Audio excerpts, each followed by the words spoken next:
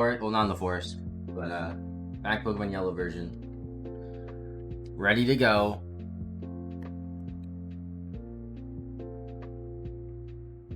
Let's just get right into it. I think I should go to the SSN now, right? Is that what I was talking about yesterday? I think it was. So SSN is going to have a decent bit of water types and some fighting types. We have Tentacle as well, which is not resistant, but neutral to grass. So I think the best course of action is to focus on Ivysaur. And then save the rival fight for as long as possible. Now, if I'm not mistaken, I'm almost certain, actually, you can leave the SSN after entering it. So that's kind of nice. Also, you don't get Bulbasaur or Squirtle till a little bit later, right? Yeah, you don't get Squirtle until a little bit later. So according to the guide, it's just evolutions.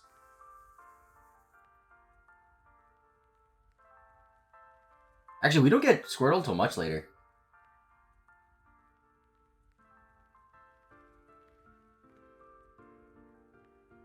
So let's look at Bulbapedia to see who we have to fight. So on deck 1, there's only 2 trainers. What's up, X-Splash? How are you? This guy's not a trainer. Oh, he's a trainer. Wait, I'm looking at this wrong. Oh, duh. Deck 1 is the deck, not deck 1 of the ship. So is this B1F? Where am I? Oh, this is just the first floor. So he has 2 Growliths. What's up, Lapras? Hamburger? Welcome, welcome. Okay, who should I put in front then? I think Charmeleon should be fine. I'm assuming that this Growlithe only has, like, Ember. So I can scratch it.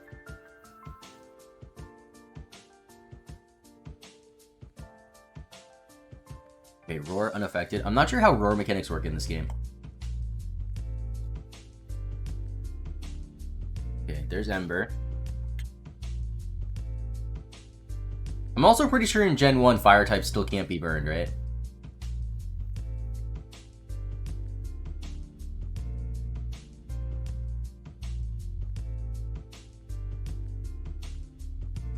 How's the music and stuff, by the way? Because I know yesterday I accidentally had it a bit low to start the stream. Oh, you have Bite. Why didn't you go for Bite?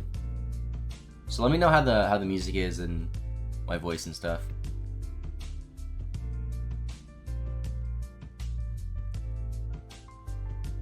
What's up, Nibla? Welcome. Still having issues with the chat, I've noticed. Like, Nibla's first message is only appearing on the stream, like right under there, down there where I'm pointing. But it's not appearing on my 2 chats that I have up, which is kind of annoying. So I do apologize if I miss chat messages again. Okay, so here, I think I'm going to stay in for as long as I can. It sounds good. All right, perfect. Critical hit, cool. Goes for Roar. Still unaffected. Bite. I think I have to switch here. 19 to 4. Yep, gotta switch here. So Swag Kirby, how are you? I think here I have to go to max, unfortunately. See, this is what I mean by, I like looking at what each trainer has, because it makes me able to prepare a little bit better with my leads and stuff and maximize the XP gain. There's been problems with Twitch chats? Yeah, it's a little annoying. River Platinum to catch all the Pokegear sample 1 Heart Gold. That's pretty cool. To do that, you have to have be in the Elite Four, right?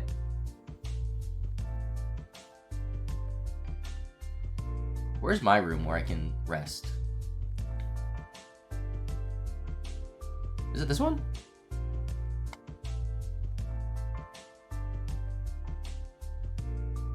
Yeah. See, as I like those cool extra things that the Gen 4 games have, but I don't like how so much of it is locked behind post-game. Where's my room that I can sleep in? Hello?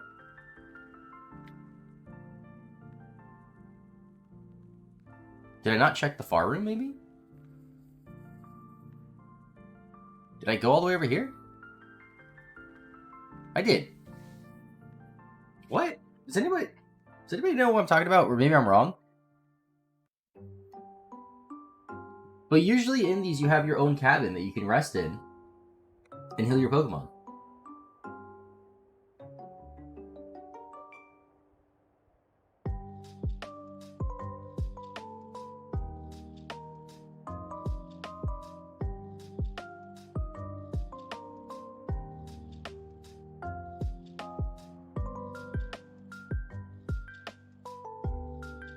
So it's not this one. This is the girl with the tray pie, right? Yeah. It could be this one. This one doesn't have anybody that battles you, apparently. No, it's not this one. No, this one does have somebody who battles you.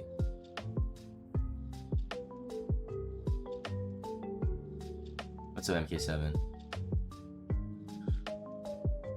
Maybe I'm just totally wrong and you have to leave the ship to heal?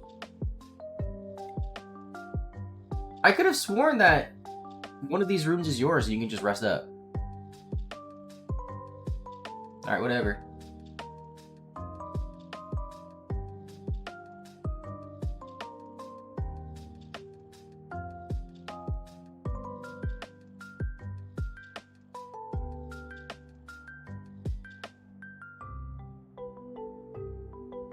Oh, he's still trying to look it up to see.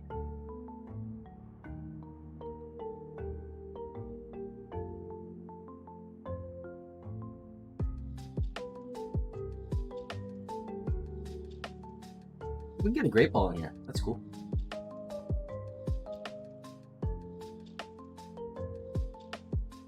I'm also anticipating to make a lot of good progress today. Now that I know how to be slightly more efficient with grinding. The way is definitely to battle the trainers first. With like optimized leads. And then grind on wild Pokemon. So that way your Pokemon are high enough level to one-shot the wild Pokemon.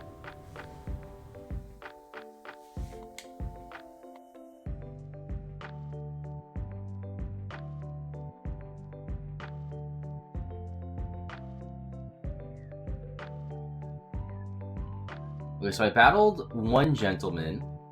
Now the other gentleman has 2 Nidorans. Level 19. So I think I'll put Charmeleon again. I think it's gonna be a lot of Charmeleon and Ivysaur here. For all headbutt Pokemon. How many of those are there?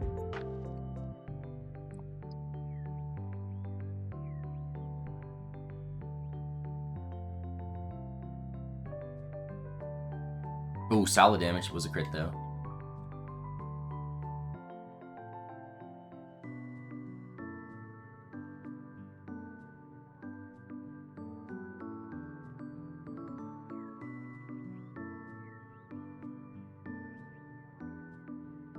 Probably have to switch on this one, unfortunately.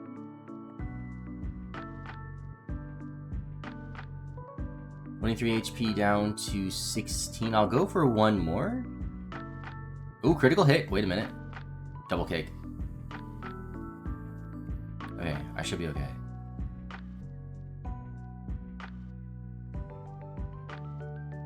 I want to see if Sandshrew could possibly get this knockout.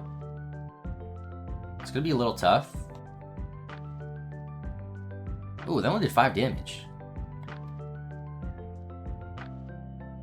Sandshrew pretty tanky. Doesn't do a lot of damage, but it's tanky. We resist poison.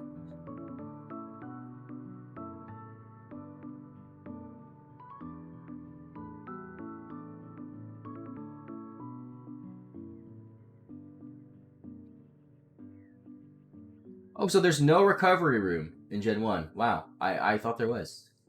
I believe there is in Fire Red Leaf Green.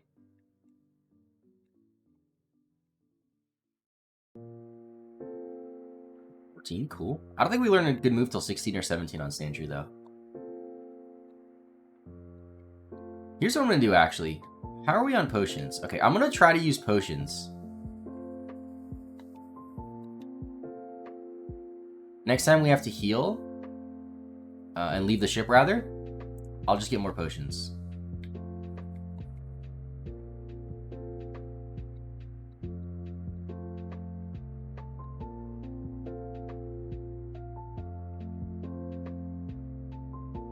Now we have a Lass with a Pidgey and a Nidoran female.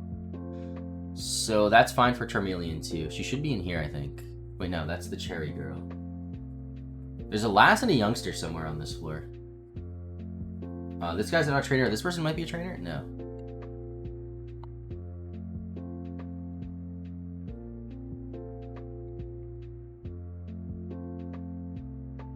I don't know if that gives you the dex entry for Wigglytuff, but I talked to it anyway. Okay, so what do we have going on here?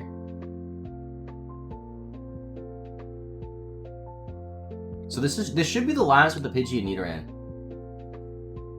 So Zappy, how's it going? You got a shiny Sawaddle. Ooh, cool. Good morning, Zamati. How's it going? Enjoy day 4. Thank you. You know, I have to say, I am genuinely, like, enjoying this challenge. Yes, it is a grind, and yesterday I was getting a little frustrated because I wasn't playing optimally, and I felt like I was falling behind. But, like, I, like, actually look forward to doing this every morning. Okay, Brent's cool. Were you hunting for the Sawaddle, or did you just get it randomly?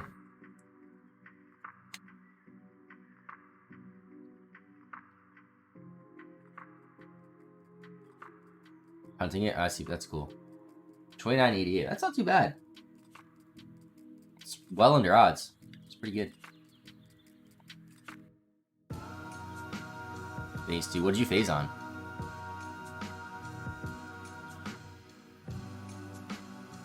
No, not Ivysaur.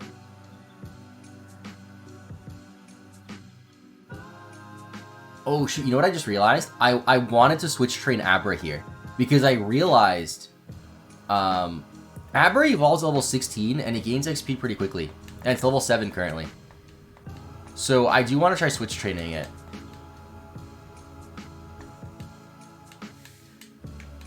You got the 5% Sun Current at 77.9? Oh my gosh. Phasing on the rarer encounter is terrible. You start YouTube or streaming first? I started YouTube first, Ghastly. I mean, that's an interesting question. My YouTube channel, well, actually, technically, my Twitch channel was created before my YouTube channel. However, ooh, you're a trainer too? I didn't know that. However, I started uploading videos before I started streaming. But I started doing consistent Pokemon stuff on Twitch before I started doing consistent Pokemon stuff on YouTube.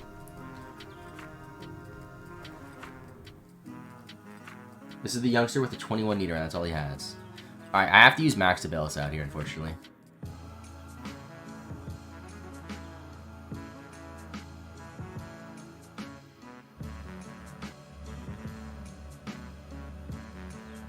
So if the question is which account I created first, it's Twitch. If the question is which did I start doing stuff on, it's YouTube. If it's which did I start doing Pokemon stuff on, it's Twitch. Or if it's which one I am more consistent on and do more, it's YouTube. TMO 8. What is TMO 8? And do I need it? Body Slam. Ooh, that's a good TM, but I think it's good to save. All the above. Yeah, kinda. I still can't believe you can't heal anywhere here. Alright, so first floor is cleared out.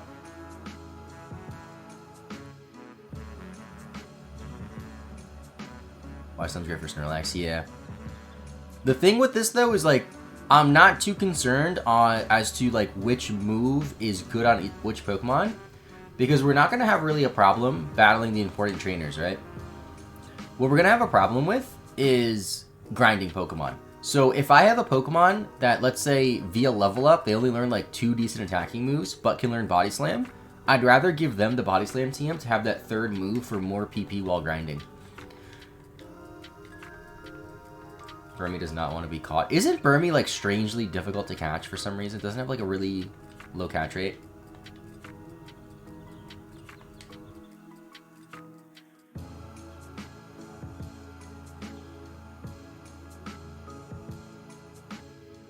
Alright, I have to deposit somebody. I guess Oddish? I guess I'll deposit Oddish and I can, like, switch train Oddish later against something. Against grinding wild Pokemon. Let's take care. Also, chat, remind me, we're most likely going to beat the next gym today. After I beat the next gym, remind me to change boxes. Because the way this game works is your boxes are capped to 20 Pokemon. And if your box is full, you just can't catch a new Pokemon until you change boxes in the PC. It's kind of silly. I believe Gen 2 is like that as well. Should your shiny Sawaddle clip, and most people who I showed it to said it's comparable to legendary shiny Ponytail clip. I don't know the legendary shiny Ponytail clip. Remember when I was in Toronto and we were like shiny hunting and stuff? I made a vlog on that, by the way. Exclamation point extra for my extra channel to see the vlog if you want to see that later. And we watched like a ton of shiny hunting clips and like reactions, and like some of them are so funny. We saw one from JCB. He's like a shiny hunter on YouTube. And he was going for Kyurem in either Black and White 1 or Black and White 2, and he was soft resetting for it. And it took him so long, and he's like, is it worth it? No. Would I do this again? No. Like, he was like mad that he got it. It was one of my favorite shiny reactions I've ever seen. Alright, we got a few water type Pokemon here. So, we're gonna leave Aber in the lead anyway because we're switch training. Duh. So, this is the second floor. We gotta be careful not to go too far to the right because I don't want to fight the rival yet. Both the Ponytail clip. If you post in the Discord, I can check it out later. Wait, why are you talking about Snorlax, dude? Don't care. Didn't ask. Plus, you're old. Okay, this guy should be a fisherman, and the next guy is the gentleman with a Pikachu. Level 23 Pikachu, by the way.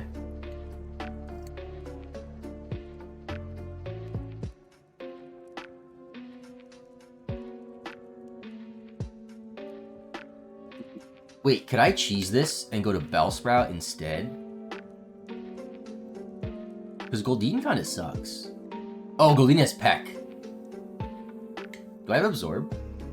I'm going to try a Vine Whip.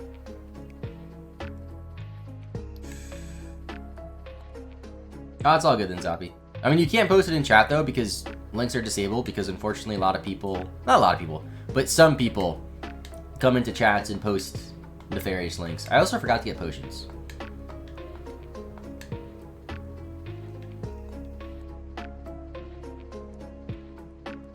Yeah, bots and trolls and stuff like that. A little annoying, but it is what it is. I'd rather disable links entirely than have somebody come in the chat, post a sus link that, like, is a phishing attempt, and then somebody in chat clicks it not realizing and then, like, has their identity stolen, you know?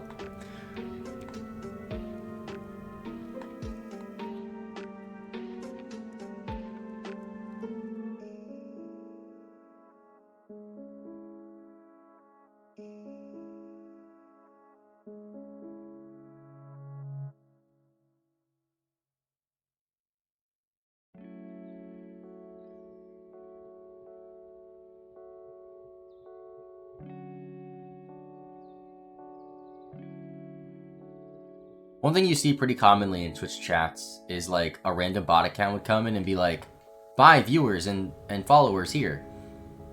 And they post like a sus link. That's like relatively common on Twitch. On YouTube though, like if you stream, oh, that's a lot of damage. On YouTube though, if you stream, it'll be like porn bots, which is like arguably more annoying. It's like, brother, I'm streaming Pokemon. Do you think somebody in here is gonna, like, see that and be like, ooh, hot singles in my area? Let me click.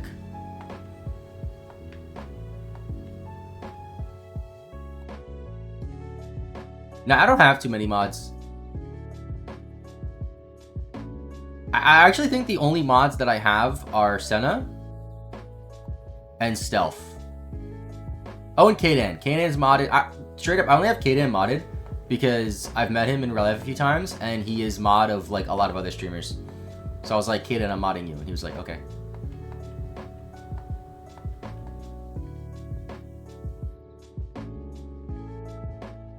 Hey, Sans True, can you attack, please? Dude, Gen 1 rap is insane.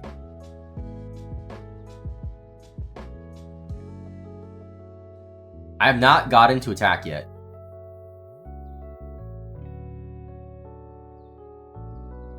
Dude, Ratless Confusion is wild. Alright, Charmeleon, finish this off.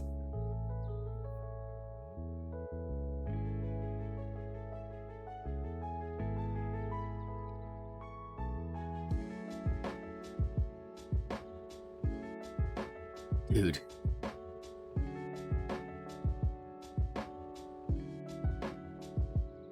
Finally. That's not even his last Pokemon, chat. Here's another Pokemon. Here's a Goldeen.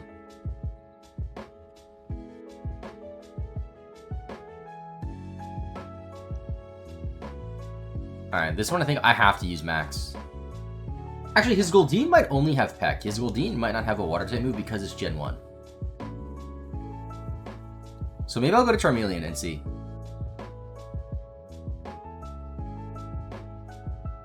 $34 HP down to 27. That's like okay damage. Scratch is doing like nothing. Tail Whip fails, so we can stay in. Under half though. 27 to 20. I'll stay in. Okay, that Tail Whip lands, so I'm gonna switch. Alright, Max, bail me out. For some reason in Gen 1, Water Gun is a TM that you can find in that move. Yeah, it is. I think it's weirder that they just got rid of that being a TM. I mean, I guess it kind of got replaced by Water Pulse in Gen 3, because I feel like Gen 3 and on, Water Pulse is a pretty common TM that you find in the earlier parts of the game that just gets immediately replaced by Surf. So I feel like Water Gun was just like Gen 1 Water Pulse.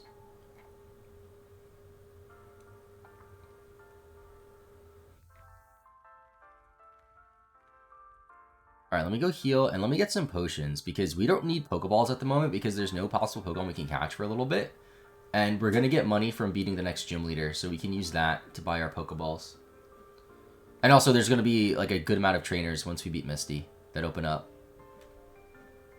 So one thing I also saw, once we start grinding in Diglett's Cave, I was looking up like guides and strategies and stuff for this.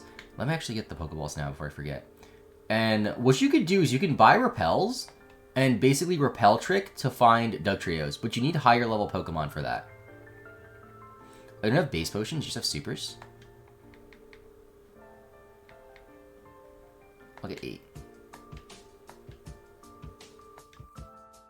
And then I'll get like 1 paralyzed heal because maybe I'll get paralyzed here. Paralyzed here rather. Got every headbutt mon. Ooh, that was fast.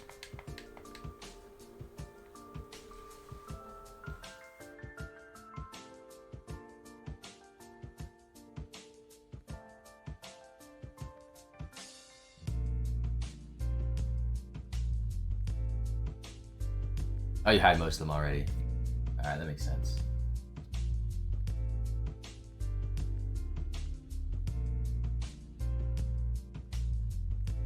I just got a notification on Twitch that the 2024 stream recap badges are live. Didn't that happen like over a month ago? How's it going, Santa? Welcome to the stream. Oh, we talked about this yesterday, but then I just kind of forgot about it. How do I give you the artist badge, and can I not do it if you're a mod?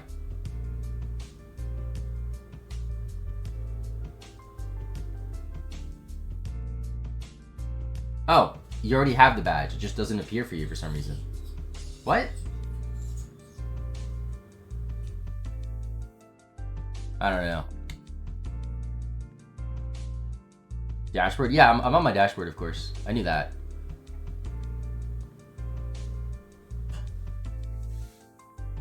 Yeah, it says that she has it, but it's just not showing up.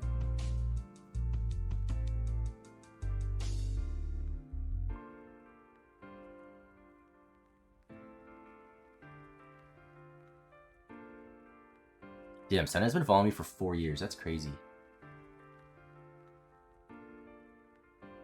Who do we have next in the SSN? We have a Pikachu at level 23, which might be this guy. No, it's not this guy. This is the Snorlax dude. We don't like this guy. He's annoying. Alright, so what do I do for a Pikachu?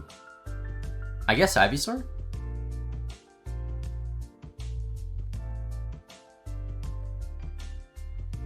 Would be okay.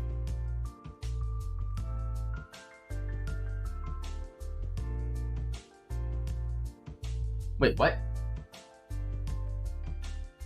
Oh! In red and blue, he has just a Pikachu. In this game, he has a Voltorb and a Magnemite. Okay. Yeah, it's funny. Like, a lot of the trainers are the same from red and blue to yellow, but there's like a few that they just randomly changed. There's actually 2 trainers in the SSN that are supposed to have Pikachu on this floor, and they changed both of those trainers. So they don't have Pikachu anymore. Which I'm guessing because you're playing yellow and like you have Pikachu, so they got rid of as many wild Pikachus and trainer Pikachus as possible. They actually got rid of all wild Pikachus. Because you can't catch Pikachu in this game. Dude, Sonic Boom is a scary move. Self-destruct, brother! That's rude. Well, at least Abra's getting XP, right? Yeah, Abra's level 12 already. Evolves at 16. That was like 3 trainer battles.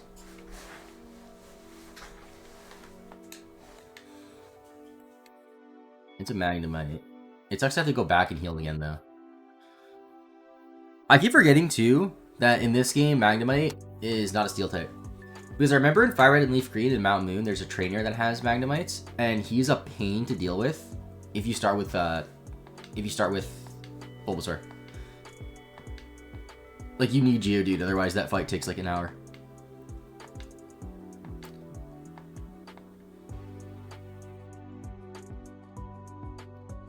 Trainers love to use self-destruct. Yeah, electric types are a bit of a problem for me. But luckily, by the time we fight Surge, we're going to have, like, a level 36 Charizard that we can rely on if we need to. As well as a 32 Venusaur. And a Sandshrew. Sandslash, rather. Which should have an attacking move, or a ground type move by then, I'm thinking. I mean, even if it doesn't have a ground type move, it's going to be immune to electric, which is still really good. Turbulence level 19. Nice.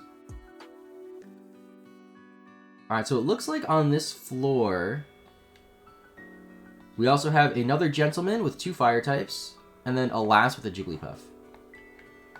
So I do have to go heal. I can't fight those right now. I feel like I am doing this part slightly less optimally because I have to heal a lot. But I think... See, I don't know. I feel like what I should have done... Like, if I was, like, super planning this out, it probably would have made sense for me to delay Geodude a little bit. Because we already finished evolving Geodude. And Geodude came in handy here for some of the fire types and the electric types. Which are the ones I'm struggling against the most. Because I have Ivysaur for the water types. Charmeleon can handle, like, a lot of the random stuff, like the Rattatas, the Jigglypuffs.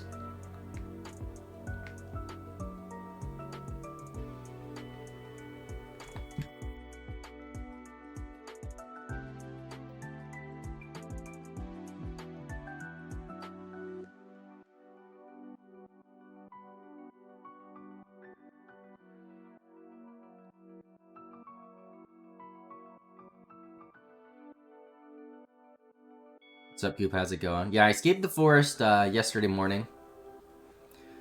Right now I'm doing some SSN grinding. I feel like I'm a little behind because I have 20 and a half hours played. And I'm only at the SSN grinding. And I still have 11 Pokemon to... Or 11 evolutions, I should say, to grind up. So I might be playing... I'm definitely playing less than optimally, but it's just a question of how unoptimal am I playing. I mean, hey, I set a target for 40 hours. So... And I have like 45 hours allotted to do this challenge.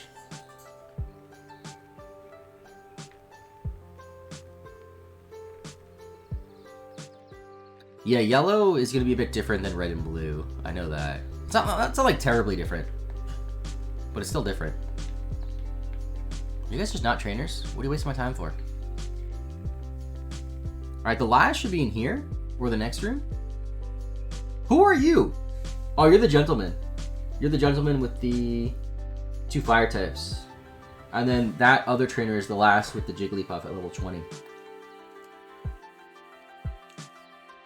Okay, there's a Growlithe. Let's go to Abra. Your pre-badge was 32 hours. What the hell? That's wild.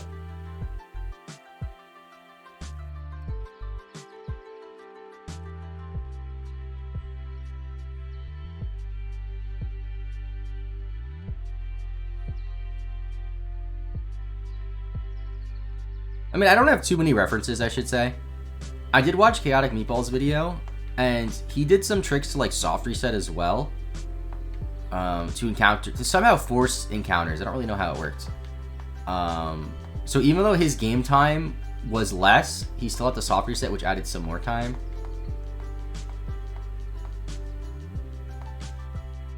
Oh, pre-badge 1 took me 16 hours. Or just under 16 hours.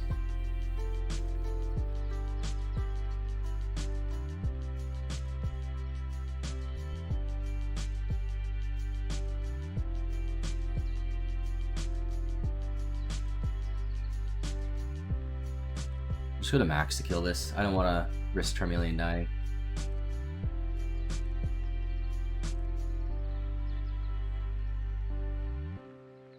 You had Bulbasaur do pre-badge 1, which I didn't have to do. Yeah, that's going to make up a lot of time. Or add a lot of time, I should say. That's another high-level Pokemon you have to grind. Because you still had Mankey, right? In red version? Alright, this person has Jigglypuff.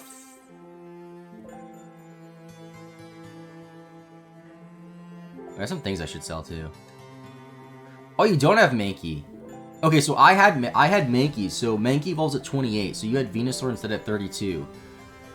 Which isn't like that, it's still a difference, but it's not that much of a difference at least. That 4 levels is probably like an hour and a half or so, I'd guess. In the forest, maybe 2.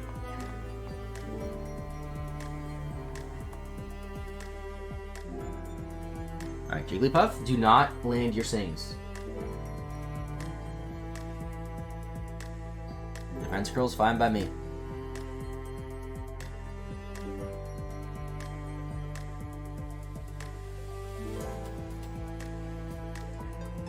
Disable, don't hit Ember. I like that Gen 1 disables a random move instead of just the last move you went for. Because it basically has a 75% chance of just like doing nothing.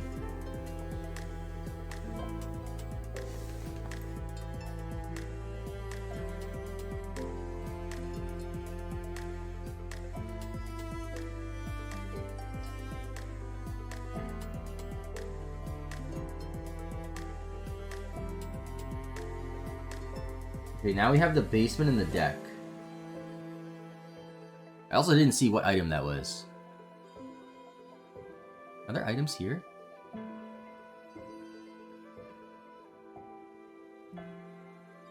No.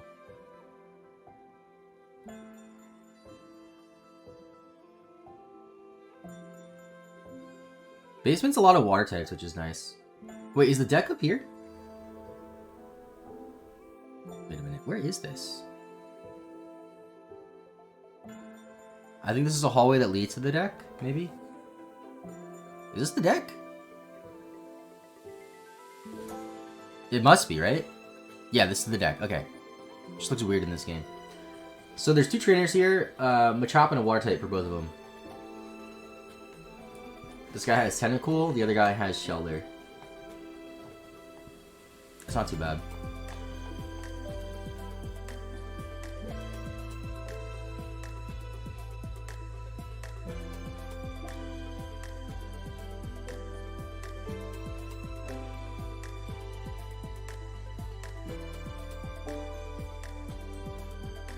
To 41, that's not too bad.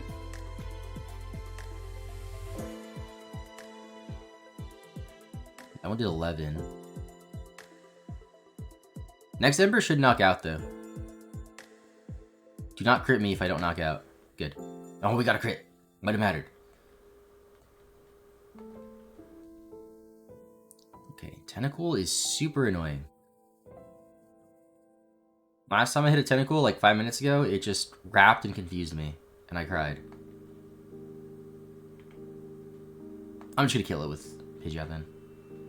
Pre-badge level between was Bulbasaur, Pidgey, Rattata, both Nidoran, Spearow, Caterpie, and Weedle. But you had Pidgeotto to grind off, I did not. Yeah, so I had... Wait, you didn't... Why didn't you have to grind Pidgeotto? Oh, I had Pidgeotto to grind off of, you mean. Yeah. I'm not sure which game yields more XP in the forest, because the doc I was looking at said that while Pidgeotto gives a lot of XP, you also don't have Kakunas, which give a good amount of XP, and you also don't have Pikachus, which give a good amount of XP, but less than Pidgeotto.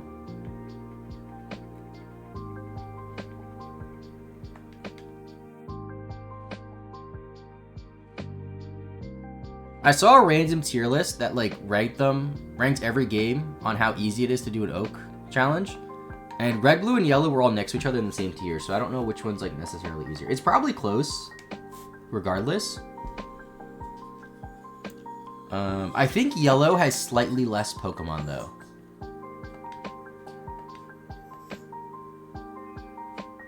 Yeah, Kuna's good when you can one-shot it. Yeah, same for Metapod.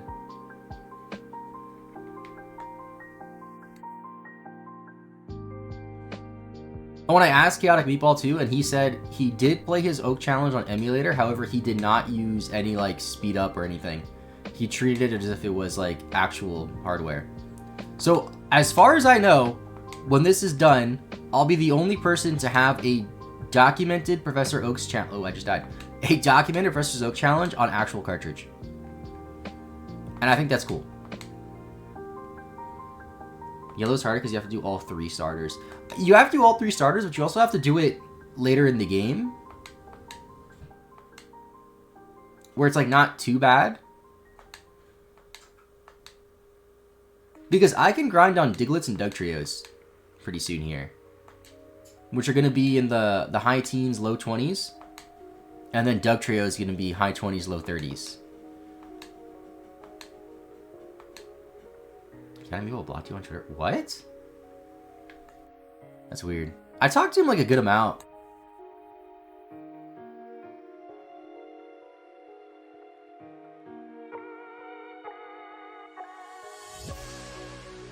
I know he used to have a tendency where he would just like block people. He just like saw something they didn't like that they posted or whatever.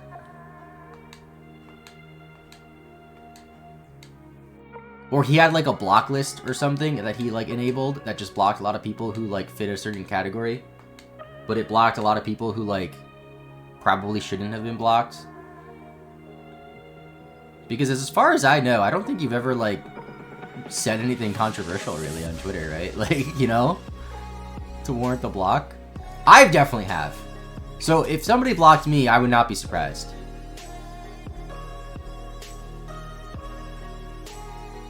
Dude, that actually happened kind of recently. What's up, Caterlearn? How's it going?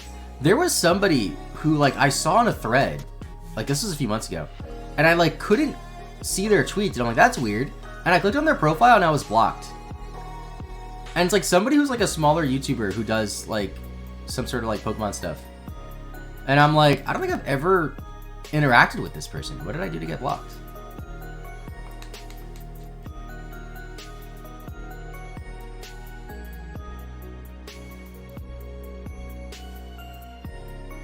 Did you joke about full out stuff with Quick? Oh, I joke about gatekeeping shiny hunting a lot. But also, I do that in person. I don't really tweet about it a lot.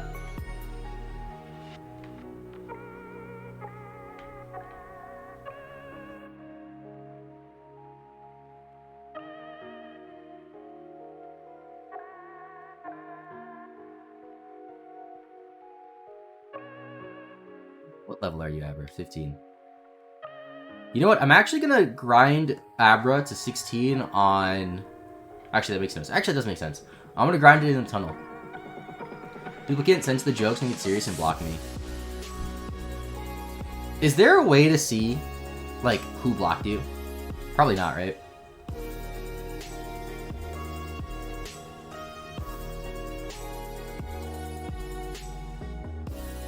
I remember one time... Oh, gosh. I forget exactly. I'm gonna butcher this story, but this was back in like the Sword and Shield are the worst thing in the world. I hate them. Sword and Shield ruined my life era of Twitter. And there was like some random like Sword and Shield hater in my replies that misread what I was saying, and I tried to like correct them, and they were like very cool about it. Actually, they were like, "Oh, sorry, yeah, I didn't misread it." And in their bio, to be fair, this is me being a class A jerk right here. Abrazol 16, nice. So you're gonna evolution. In their bio, they were like, hashtag reading is hard. So I replied to their tweet, hashtag reading is hard. And they're like, wow, you're such a jerk. And then they blocked me. We got another Pokemon at least.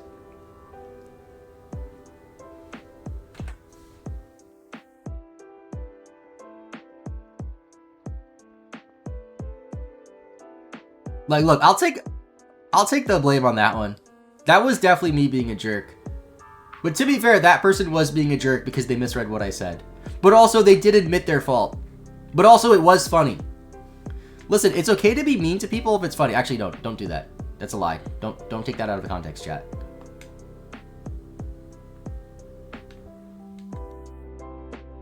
Okay, goodbye, Kadabra. Who else do I need here? Oh, I need Zubat.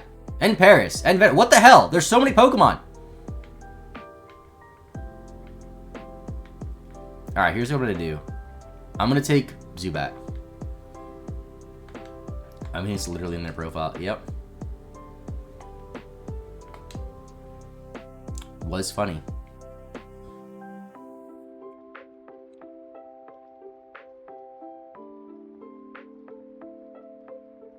Alright, now we gotta go to the basement and fight a ton of water types.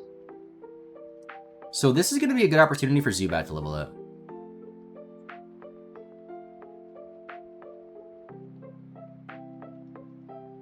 Yeah, I got the old rod. I don't believe there's any old rod encounters I can get yet, though.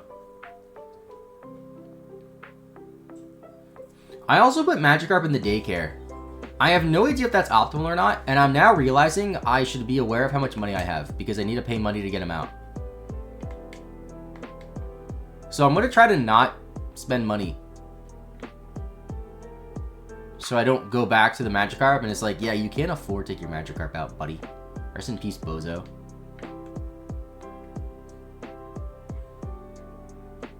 What's up, Unholy? 9% of Twitter should have hashtag fragile in their bio. Whoa there. What's up, Stealth? Using daycare? Just for Magikarp, okay?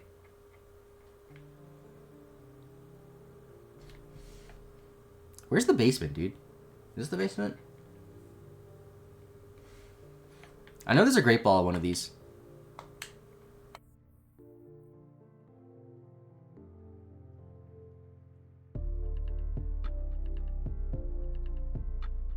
Why is everyone talking about Snorlax here?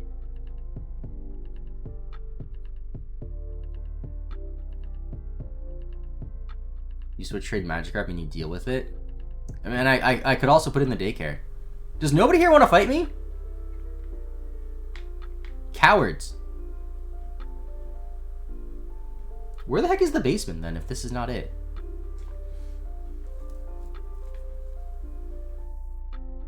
Is there a staircase on the other side? You know, whenever I play through a game with the SSN, I just go right to the rival and, like, never walk around here.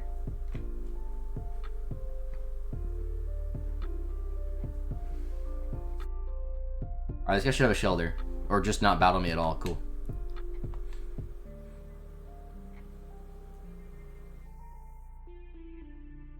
Okay, this guy should have a shelter.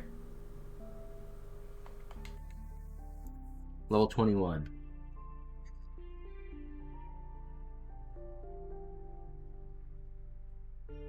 Does the daycare make this challenge, like, that much easier that people hate it? Or is it just people hate it because, like, it, you're not actually leveling up the Pokemon?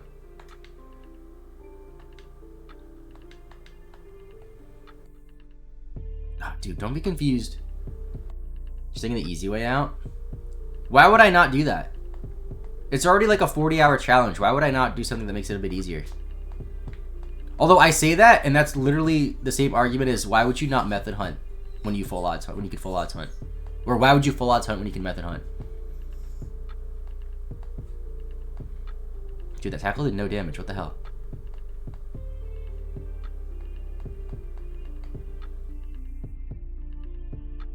Yes, we like to suffer.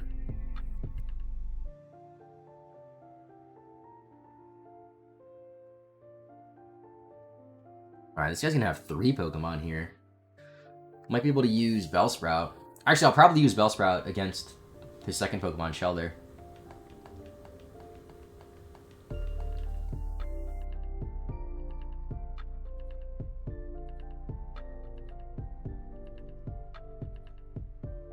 I feel like if Bulbasaur had like Absorb or Mega Drain, whatever, this would be so much better.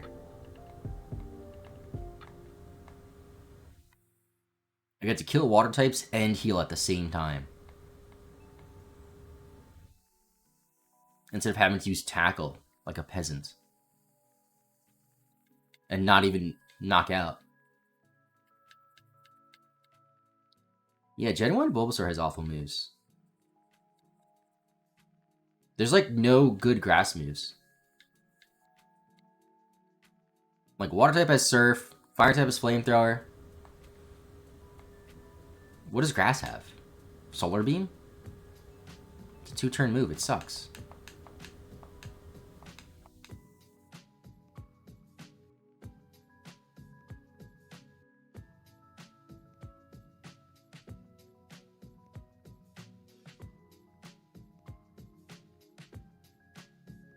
Oh, I thought Bellsprout had Absorb, I guess not. I'm thinking of Oddish then, probably. Okay, good damage. Come on, Bellsprout. Hell yeah. I think Giga Drain in this gen is like 60 base power, though. It's not like super strong. I think in Gen 4 they changed it to 75, which is pretty good.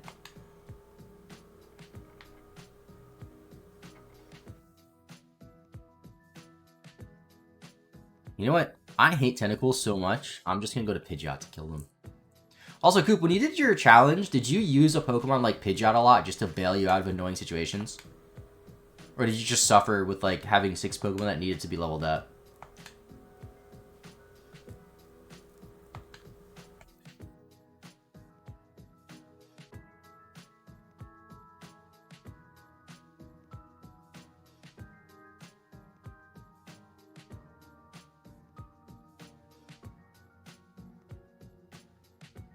You had Pidgeot with you the whole time.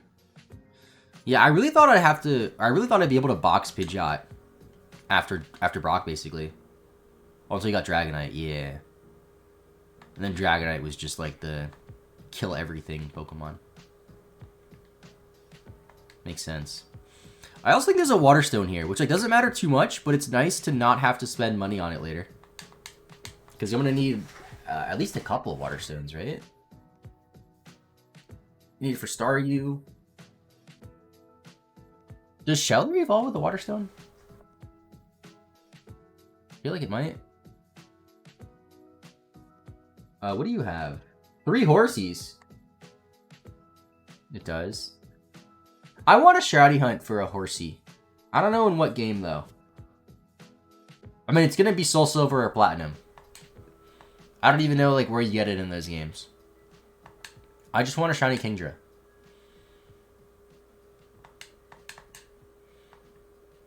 I could do it in Crystal, actually. Whenever I like get around to doing the Oak Challenge of that, and I have a completed save file of that. But I was looking into that, and apparently Crystal is gonna take like 100 hours, which is a slight exaggeration. It's just gonna take longer than this.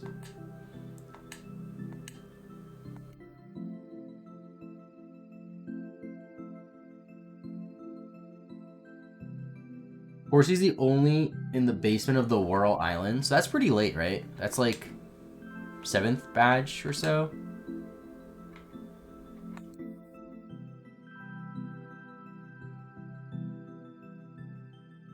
That's annoying.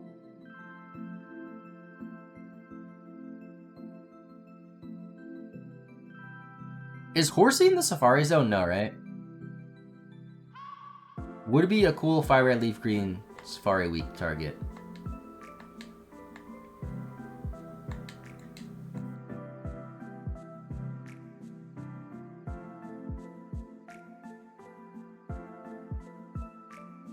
Yeah, Horsey's like randomly like a pretty rare Pokemon in a lot of the games.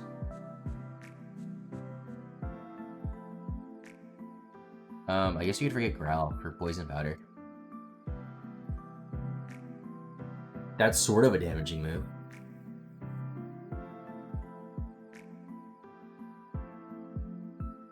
What's up, Mistgate? How's it going? Challenge is going. It's going all right. Honestly, don't know if it's going well or not. I think it's going fine.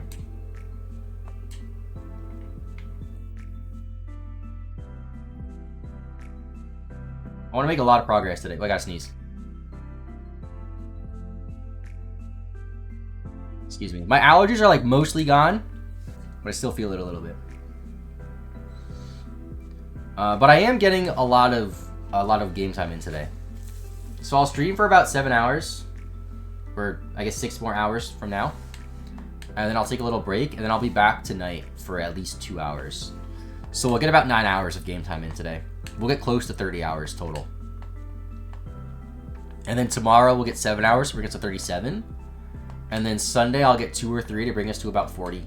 And then if I need Monday, I have 7 hours Monday to play to get us to 47 hours. And if by some reason I need more than 47 hours, I can stream Tuesday for like 4 hours and bring us to over whatever that is, 50 hours or whatever. Crystal has the same thing, but I'm doing a Shiny Oak Challenge in Silver, and you have to get the Moonstone for your mom. Oh yeah, I've heard about that. And a lot of people just skip that. I think, what was it? Absolvlogs did that though. Like he did it like legit, sort of. Not legit, but you know what I mean. He did it with like the berries.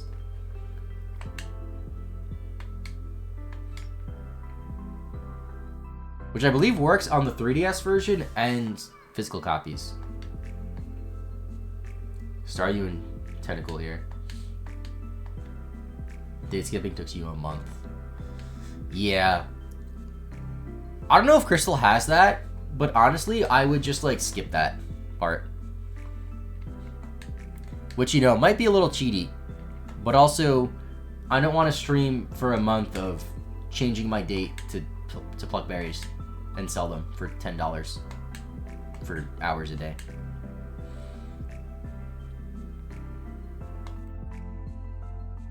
All my homies say Tentacle. Staryu? What's gonna Bellsprout? There's no way Staryu has Psychic at level 18, right? No shot. Gen 1 movesets suck. Probably have Tackle and like maybe Bubble.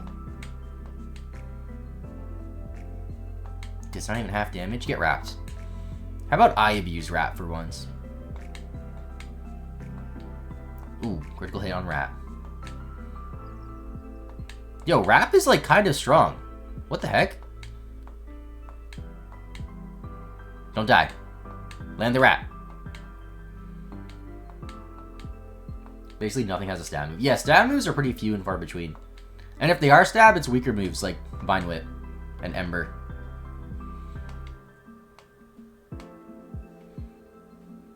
Waterstone? TM44. I'm like pretty low on bag space here. Rest? I'm selling that.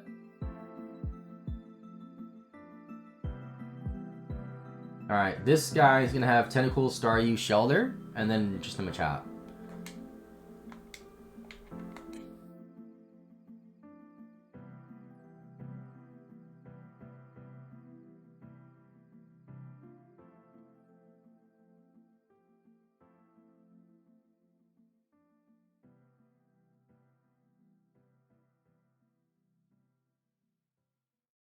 So empty belly. Oh, Coop, I don't know if you hear what I said this yesterday, but when I get around to doing this for Ruby and Sapphire, I'm going to play Ruby and Sapphire at the same time. And get, like, all the version exclusives, then trade them over to one game. Wait, what is this? Oh, Tentacle. I hate Tentacle.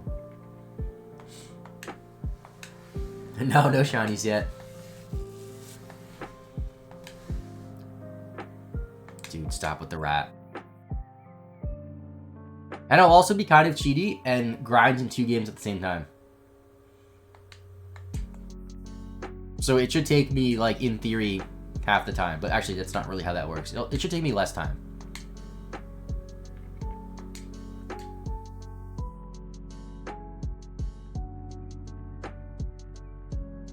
Let's go Zubat.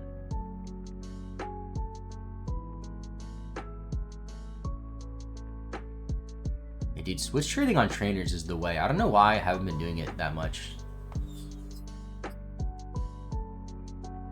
Bruh. Can you kill, please?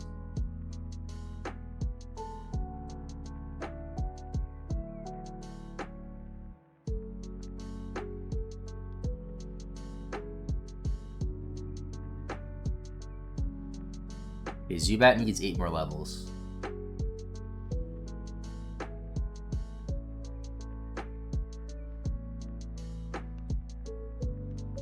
I think there's one more trainer after this guy, and then it's just a rival. Oh, and I have trainers to the right. I forgot about that. On the route to the right, there's trainers. I totally forgot about that. That's actually really useful.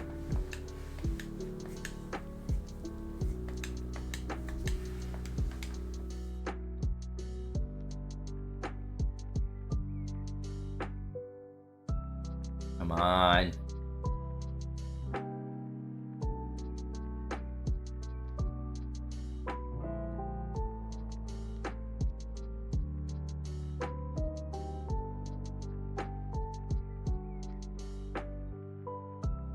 For this switch shop, I could probably just use Charmander or Charmeleon.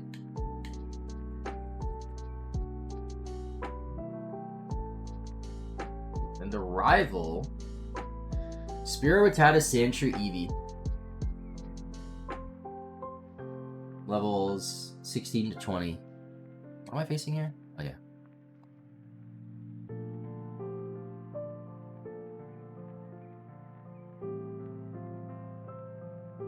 Sheesh.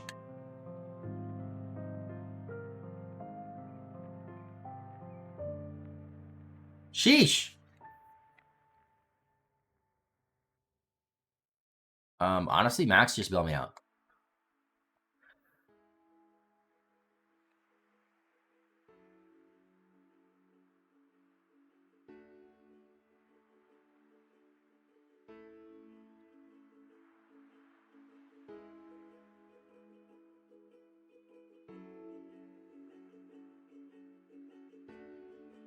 Yeah, I believe that's every trainer now. Is there another room over here? No.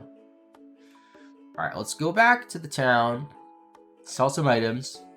Heal up. Fight the rival. Get Cut. Cut actually might be kind of useful. Just to have another move while grinding. I might teach like almost everything that can learn Cut. Cut.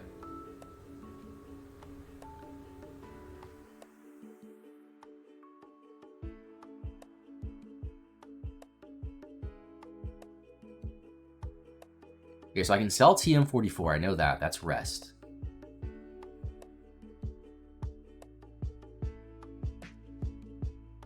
Let me just verify this.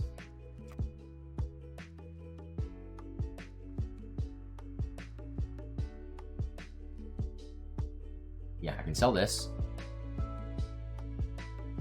What's 12? Is 12 water gun? I want to keep that. So 4. Whirlwind I can sell. Nugget, of course I can sell. What's 45? Thunderwave I'll keep, I guess. 28? Dig I'm keeping. Oh, 08? Body Slam I'm keeping. Super Potion, Paralyze Heal, Max Ether, Great Ball, Max Potion, Ether. Alright. Have to remember to... actually, when you get the bike, you get rid of the bike voucher, right? I was going to say I have to remember to box the bike voucher. I guess I have to box the SSN ticket. Because that you keep even when the ship goes away and just completely useless. Okay, so for the rival, lead Spearow. I think I just lead Charmeleon, switch into one of my grass types on Sandshrew, and then for Eevee, just like do whatever I want. Just freestyle on it. Also, still leads you back for the switch training. Yes. 21 hours. We should get to just under 30 today. So these next 2 badges are like a big chunk of the game as well. And once we get through these, it's like pretty smooth sailing. Each gym only has like a couple of Pokemon that we have to worry about. So Stalling, how's it going? Just woke up. Good morning. I woke up a little bit later today. I went to the card shop last night, so I got home a bit later. But I still started stream on time. I just woke up like a half hour later than normal.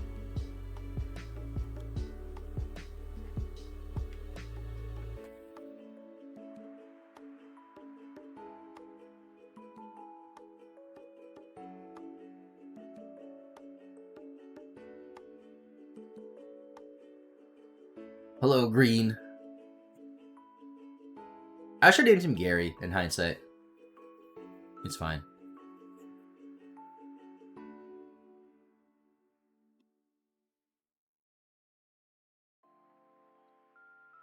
Also, I'm pretty sure he said he caught 40 Pokemon. So did I, buddy.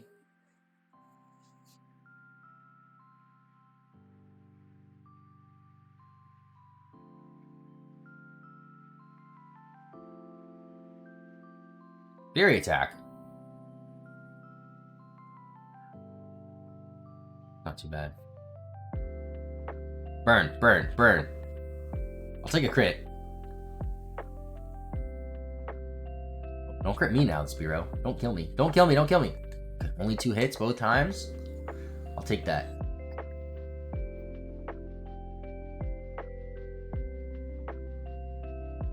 Okay.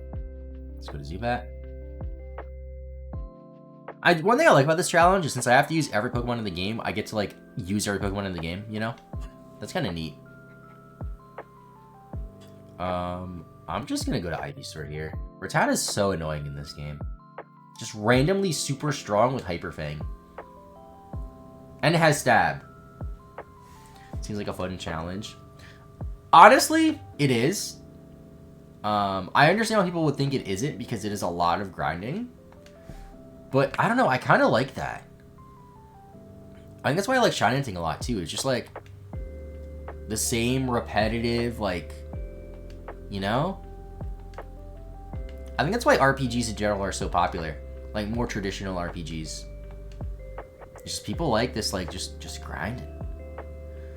Sandshrew, I will go pivot to Zubat.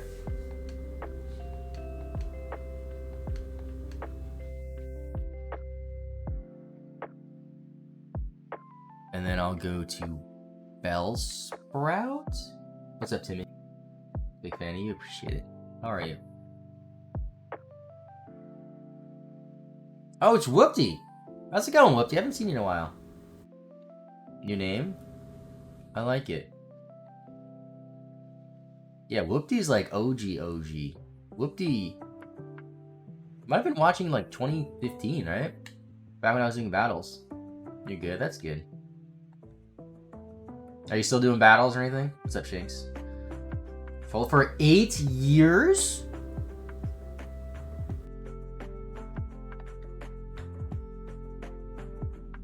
So that's 26... Well, 8 years, 3 months. So that brings us to 2015, right? No, 2016.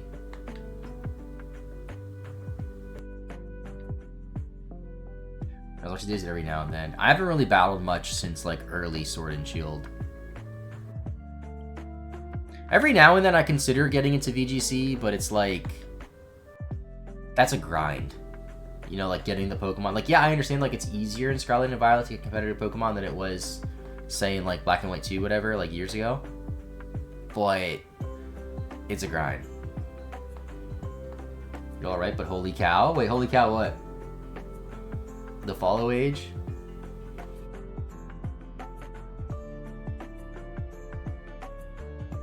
Yeah, 8 years is a long time. Although, I think this is a new account, isn't it?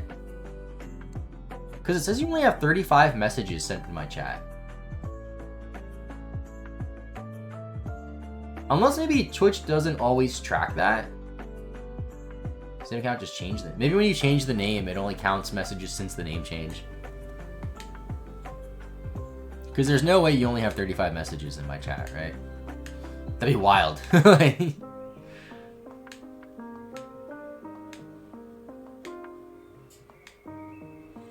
Goodbye, Green.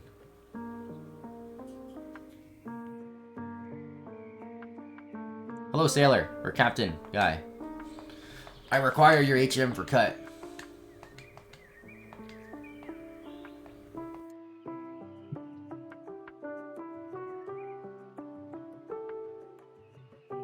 Bad didn't start tracking them until later on.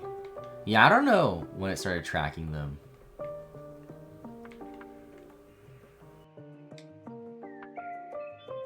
I want to see my Pokedex real quick. 40, okay. Just making sure I have the right count, because I keep messing it up sometimes. Shooting suns for falling. Almost a year, dude. In a few days, it'll be a year. Wow. Will I be live when it's a year? That's in, what, 3 days and 12 hours? Probably not. Because that means you followed me at night. Why was I streaming at 9:30 p.m. last January? What the hell? What was I doing? Unless you followed when I was offline. That's possible. Finn's been following for almost exactly a day. In a little over an hour, it'll be a day.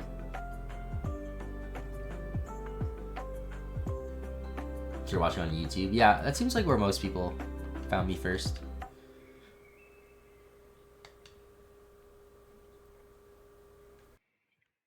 Long time stream for falling for 5 months.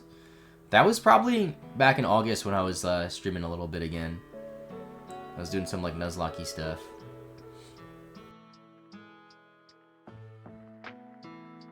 Of the guidebook series, yeah, that was fun. It's a shame that I like ran out of them because I've done every single main series one. In hindsight, what I probably should have done, and I'm realizing this now, is I think I should have done like these type of challenges much sooner. Because I made the mistake of assuming that since people like the Nintendo stuff, they would also like hardcore Nuzlocks, which was not exactly the case. That audience tends to like the more like casual like stuff like this. Not casual, but like the more like not high stakes stuff, if that makes sense. Caught at the beginning, I think, so almost 5 years. Alright, I have to check what's on this route. What route is this? You're just not going to tell me. Are you going to tell me? Notice! Route 12 may be blocked up. Shut up, I don't care. Vermilion police. Shut up.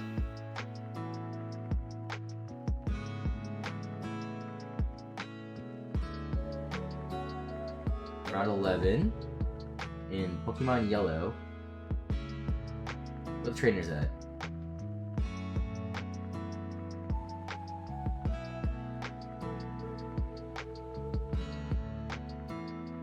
Okay, levels here are comparable to the ship.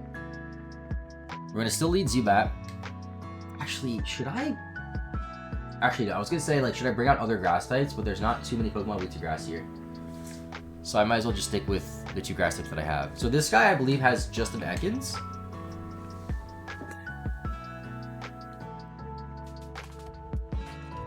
Possibly. Thank you, Snow Peaches. Or Show Peaches for the follow. There's the Ekans. Ooh, you know, if I had Dig, is it worth having Dig? Honestly, it might be. I should have probably had Dig on something sooner. I'm gonna look into that after this battle.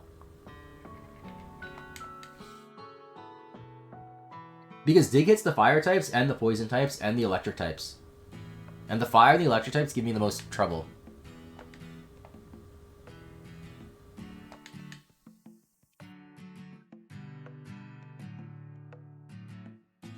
But also, I'm at a point where it's like, I don't really have that many trainers to fight. So, like, I don't want to waste the Dig TM when I could use it on another Pokemon after the next gym badge.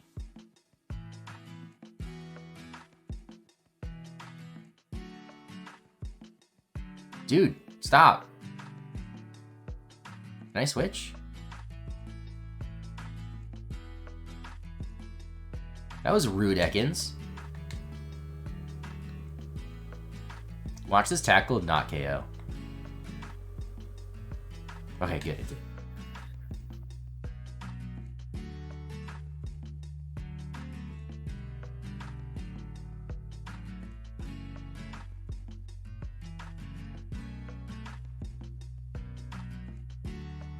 Gotta go back and heal.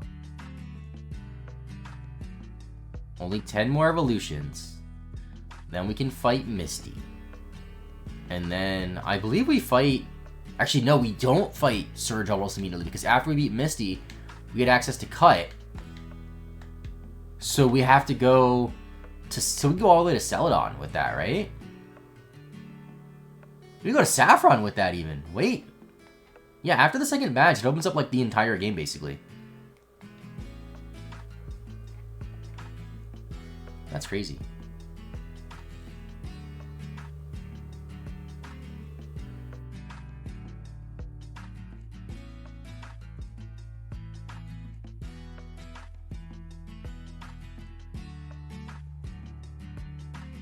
Oh yeah, I'm going the wrong way. I already finished that.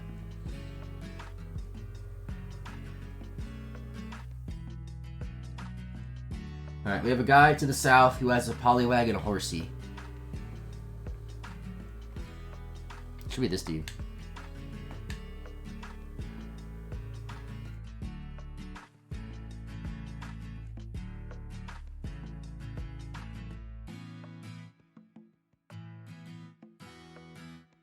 Poliwag looks so funny in this game. I'm gonna try to focus on Bellsprout a little bit more than Ivysaur for these trainers over here. So that way by the time we get to the Diglett Cave, it'll be a bit stronger. Don't land. I'll try staying in.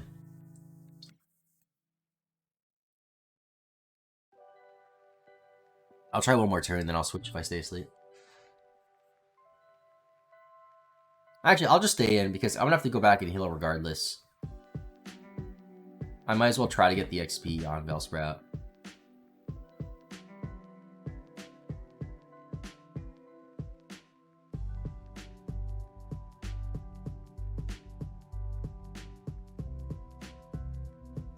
Although if I wake up and it puts me back to sleep again, I will just switch. Okay, I will just switch. That's one of the many annoying things about Gen 1, is waking up costs your whole turn. So you can wake up and then your opponent can go for another sleep move. Or they can just go for back-to-back sleep moves and be a jerk. Alright, Max, bail me out. There's no shot you go for 3 Hypnosis in a row and land all 3. Good.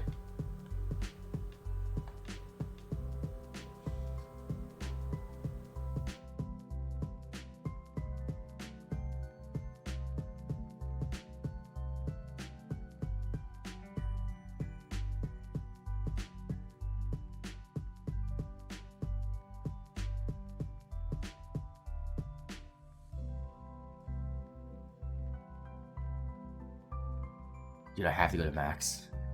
When 2 grass types are asleep, and I don't want to go to a fire type or a ground type.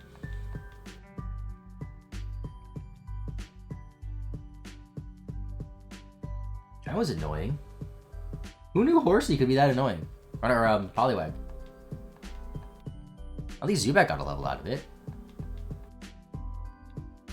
Zubat evolves at 24? Maybe 22, actually.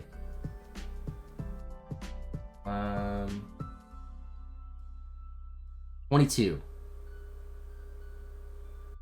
Oh, dude, I have Paris, too. I'm gonna have to switch train that. It's gonna be a lot of switch trading, folks. Pretty soon. We're gonna spend a lot of time in the Diglett's Tunnel. It's gonna be the new Viridian Forest.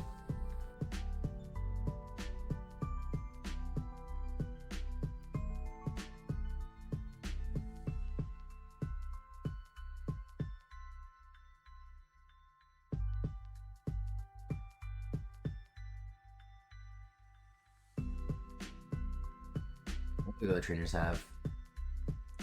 They have a youngster with a Sandshrew and a Zubat coming up. Where is that youngster? Is it this guy? Why don't you advertise your Twitch more? What do you mean by that? I plug it in a lot of videos, actually. And I post in my community tab a lot about it. And I tweet about it a lot. And I put it in my Discord a lot. And it's in the description of all my videos. I get that a lot. Like, there's a lot of times where people be like, oh, I watched so many of your videos, I had no idea you streamed. And I'm like, the chances of you only watching videos where I never plugged my Twitch are pretty low.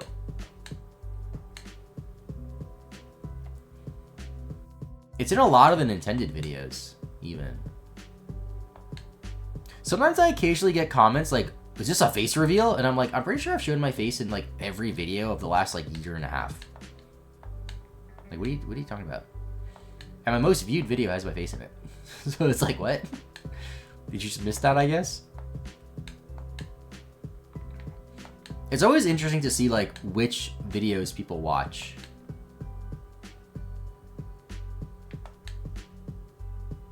Let's try Charmeleon here.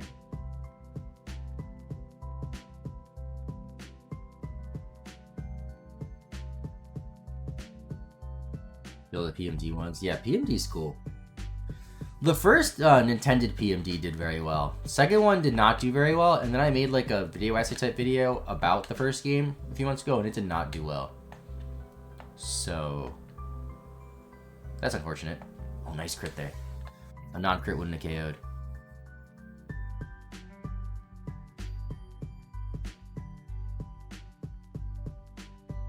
And then we have a youngster with 2 Nidorans, which I believe is this guy.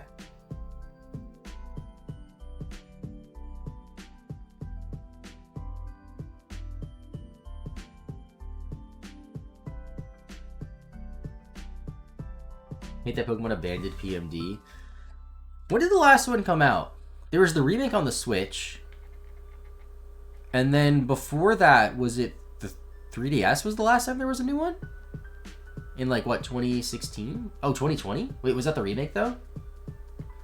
What was the last non-remake? Was it on the 3DS in like 2015, 2016?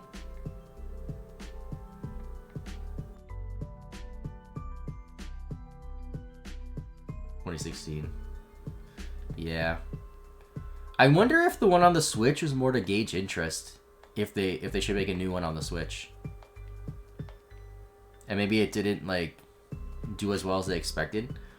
Almost 10 years ago, yeah. The thing with Pokemon, I've noticed, is like they have super high expectations for things. And Nintendo in general. Like, they shut down mobile games that would be the highest grossing mobile game if, like, any other company released it. But because it's not doing as good as, like, Fire Emblem Heroes, they're like, nah, we're good. Or Mario Kart. The mobile game on Mario Kart does pretty well, apparently. Shouldn't have abandoned it if they wanted to sell it. Well, maybe they abandoned it because they couldn't sell it. I don't know. I don't know how well the Switch remake sold.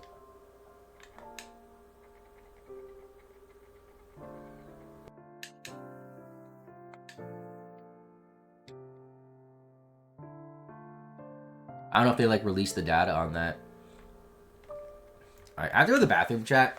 We'll be back in like 5 minutes.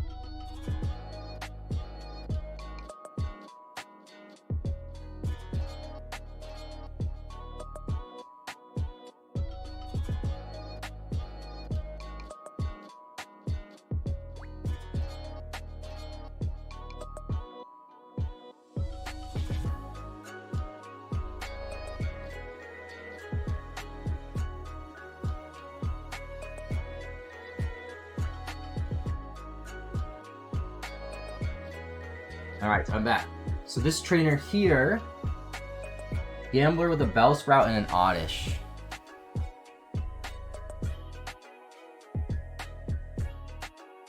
Looks like another remake at this point. It would be cool if they remade Explorers of Sky.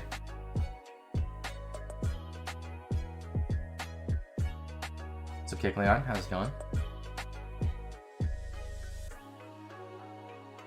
I have a flying move yet? No. I have Leech Life, which is Bug, which you're part... Wait, no! Leech Life is 4 times super effective, right? Isn't Poison weak to Bug in this gen? Can I actually battle with Zubat? Against Grass types, I can. Well, now I can't because I'm asleep. Alright, cool. Let's go to Charmeleon. Keep switch trading. I'll leave it asleep so I don't have to waste a trip at the Pokemon Center. Dude, why do you double Sleep Powder? That's so rude. You're going for growth? Brother, chill. Max, bail me out. If you go for another Sleep Powder and land it, I'll lose my mind. Okay, it's still a powder move that you landed, though. A little frustrating. So now I do have to go heal. Actually, I guess... Actually, I do have to heal. I have 2 Pokemon to sleep. And then 1 poisoned.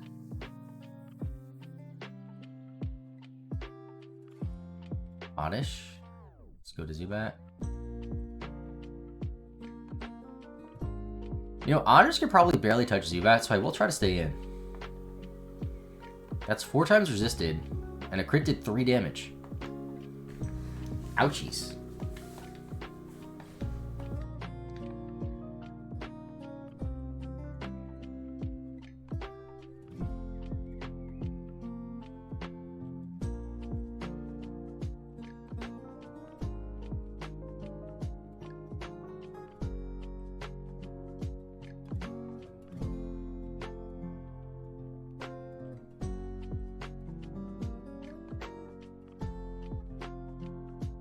Can I wake up, please? I probably should have switched, honestly, at this point. Oh, woke up? It's fine, I'm committed. I did nothing. It's like a 3-shot, actually. It's not terrible. I just thought it would do more.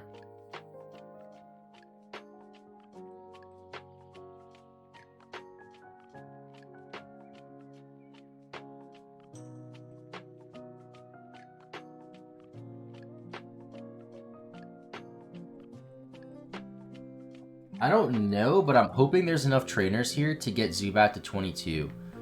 So that way I don't have to worry about it in the cave. Favorite Zelda game? I would say Minish Cap. I haven't played every single Zelda game, though. But Minish Cap is the one that I enjoyed the most.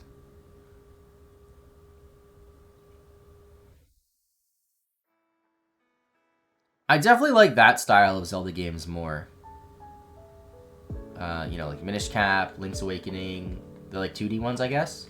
But I also liked Wind Waker. I feel like Wind Waker was a good like 3D one that also felt like the 2D ones. I never got into Majora's Mask much. I played it on the 3DS a lot. Or not, sorry, not Majora's Mask. Ocarina of Time a lot. I played it on the 3DS though, and I never played Majora's Mask. And like, hot take, I know this is like probably a bad take, I wasn't super into Breath of the Wild. Not a bad game by any means, but a little too different from what I like in a Zelda game.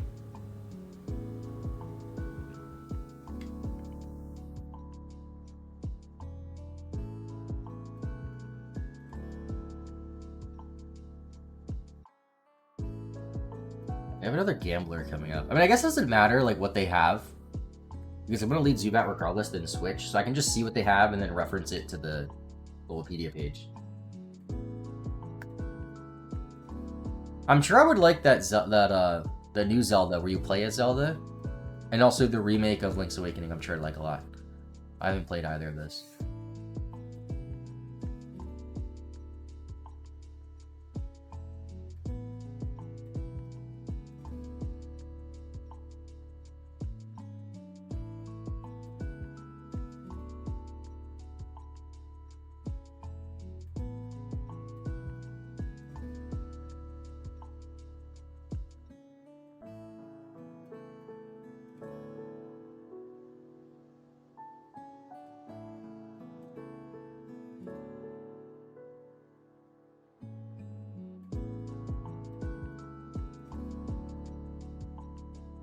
So close. Dude, why does Roar always fail? Like, what is it supposed to even do? I know it does in the newer games, but like, how does it work in this game?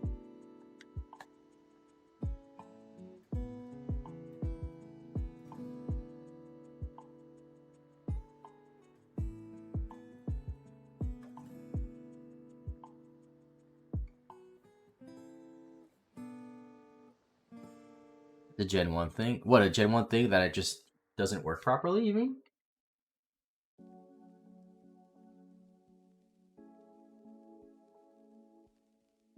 Got 4 trainers after this guy.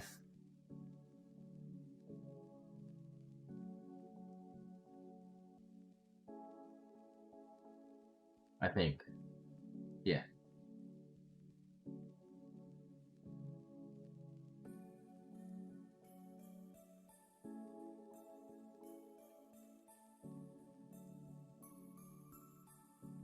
Unless it's something silly, like it only works on Pokemon that are a lower level, and it just fails if they're higher level. Because I think every time we've seen an enemy go for it, I was a higher level than them.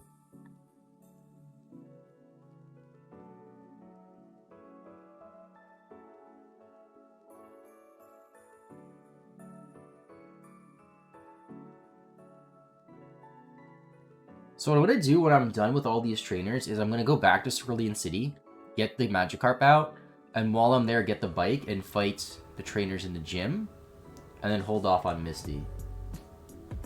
So this guy has 2 Rattatas and Eradicate. There's an engineer somewhere with a single Magnemite that I passed.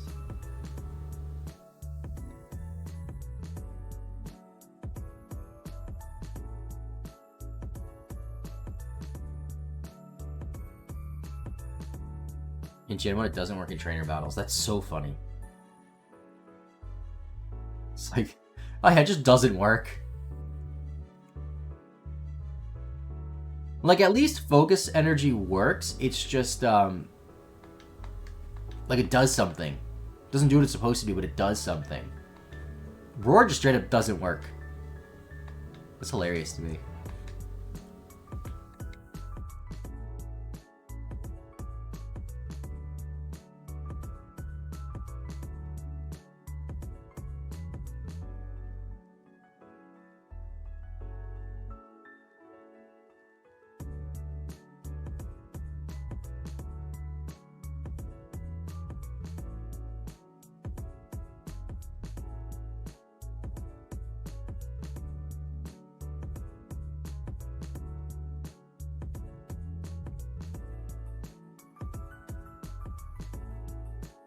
Three, cool.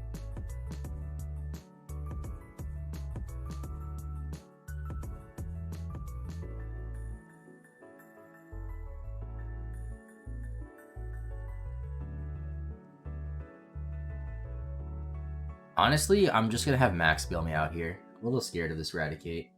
Rattatas are strong enough. Don't want to deal with Eradicate.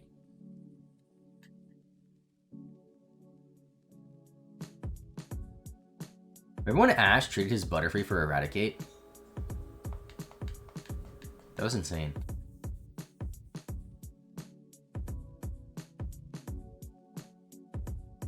I'm surprised they never put an NPC in the game who would actually do that trade in Yellow version. They should have done that on the ship. Like, hey, do you want to trade?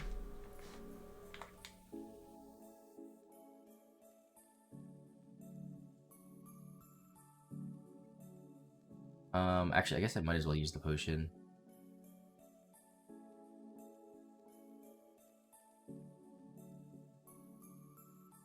So many small brains moments, yeah.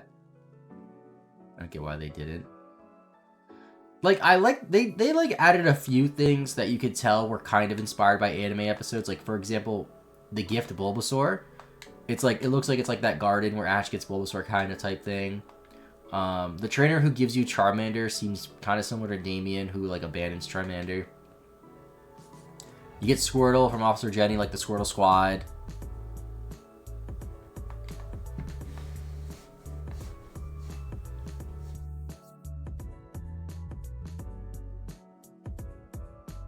Was the episode out when Yellow came out? Oh, that's a good point, or good question. I would assume yes. because yellow came out... I mean, the SSAN was pretty early on. So actually, I don't know for sure. It might have came out, but not been fully in development. But also, the episode with the Squirtle Squad happens around the same time. I don't know. It could have just been they just didn't even think of it.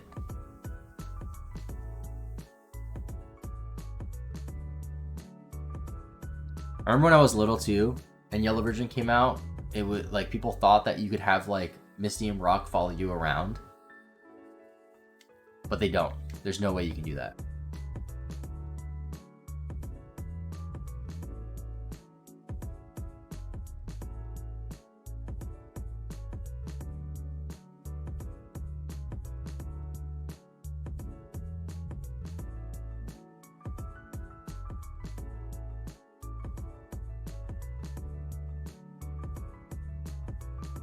Okay, there's 2 more trainers, 2 engineers.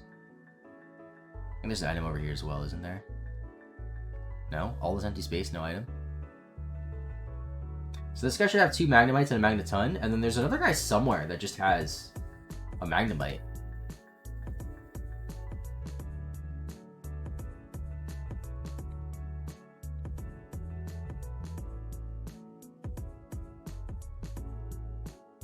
Yeah, so Zubat's not getting to 22 off of all these trainers. It should get to 19, possibly 20. But that's it.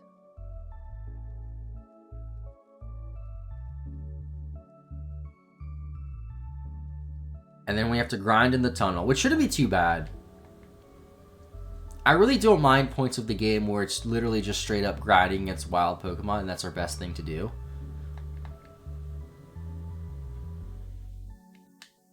I could try to, like, plan out the next part of the run while I'm grinding too.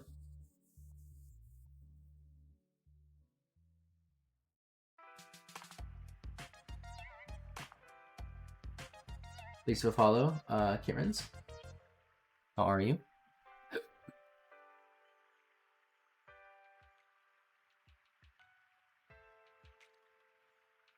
I am pretty low on other Pokemon. I might just go to max to finish out this trainer.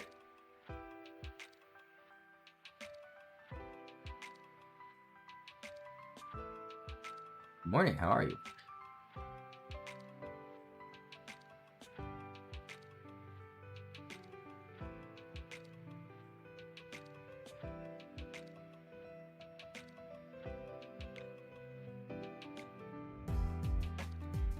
Magneton, the Zubat.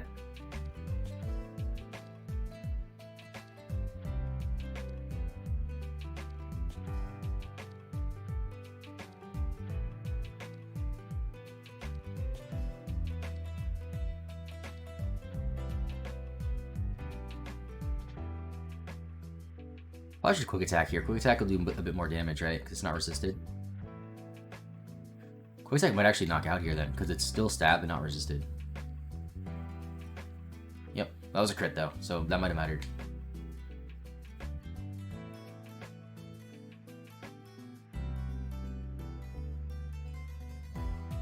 Alright, where's the last engineer? Where is he? Is it you? That is you. I always thought this route was cool when I was a kid, and I don't know why. I think I just like the route theme. I think the route theme here is also used in Pokemon Stadium. I can't play it right now. Actually, I could play it right now. Technically, hold on. I'll try that after this battle. Let's go to max.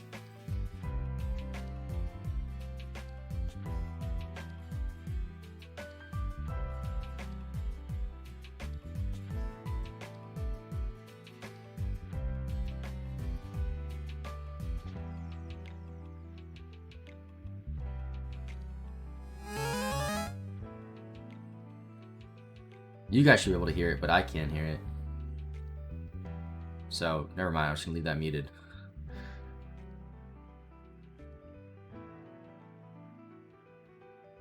So now we go. We fought every trainer in the Vermilion City area. So we're going to go heal up. We're going to deposit something so we can go back to Cerulean City. We can take Magikarp out of the daycare, see how high it is now. We can get our bike, which should actually speed things up a little bit, right? Because if I use the bike to run around in the tunnel, or to move around in the tunnel, that'll make us move faster, which would then mean more encounters, right? That's how that works. I used to skip that route as a kid. I mean, you could. That route's literally just there to be like, hey, you need to grind up for the next gym against Planet Surge? Come here.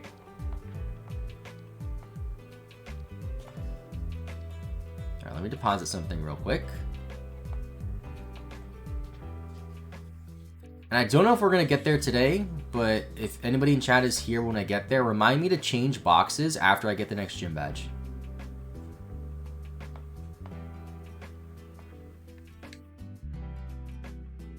And the EXP share. I don't think I can get the EXP share yet. I think EXP share is after the next gym leader.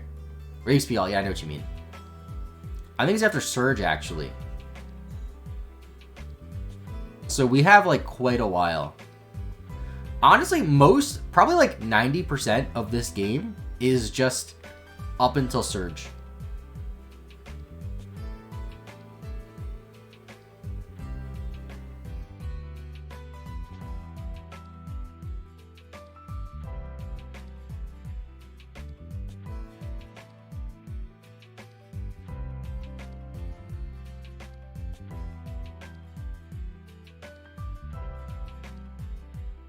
I also have to remember when I start riding, I have the cut HM, which I can teach to somebody and get more attacks in. Stupid Jigglypuff. Level 3. Why are you so low level? What, you lived? Dude, that's so annoying. Lived and then landed the Sing. I was like, fine, I'll knock it out. I'll get a little bit of XP. Whatever.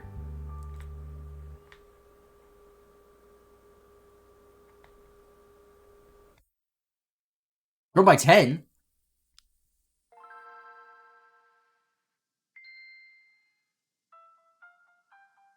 So now it only needs 3 more levels.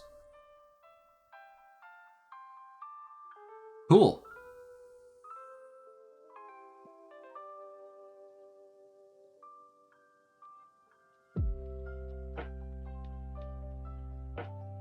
It's not bad at all.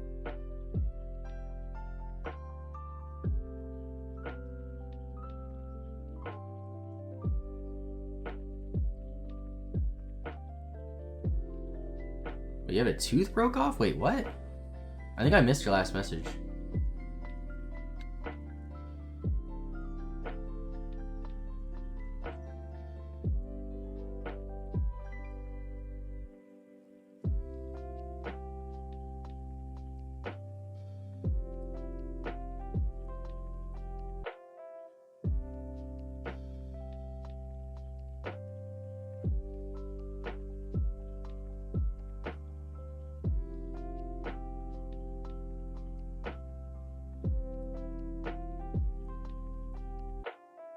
The filling came out again, so they gotta put a new one in. Ooh, that's rough. I've never had an issue with my teeth, thankfully. I mean, I had braces when I was a kid, but I don't like dentists either.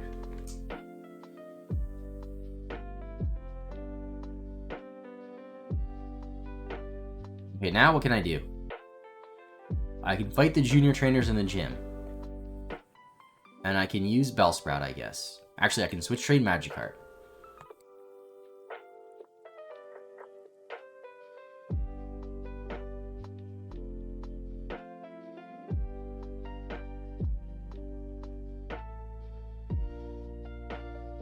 These guys should have like level like 15 or so, give or take a few levels. Probably mostly take a few levels. Oh, 16.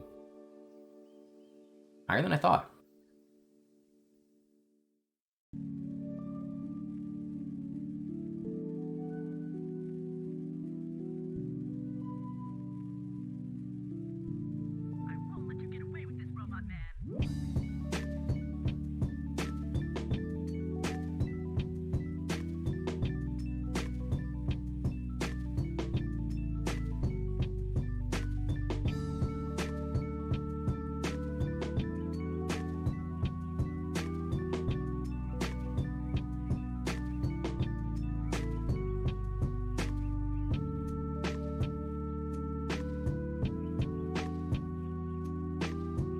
Stop missing.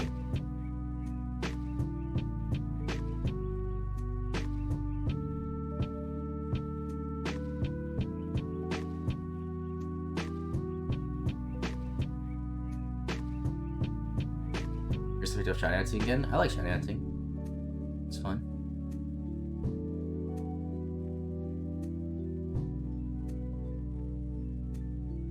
Hunting Gen 4 Spirit. Is that a pain? Is that like a pretty difficult hunt?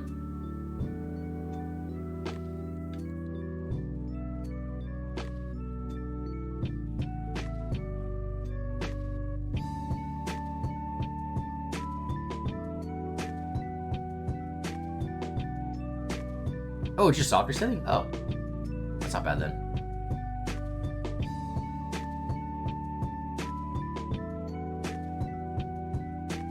Only at 70, 74. Ooh, getting pretty close to odds. I'm gonna save the game here in case I'm dumb and like accidentally talk to Misty. So I'm not supposed to battle her yet.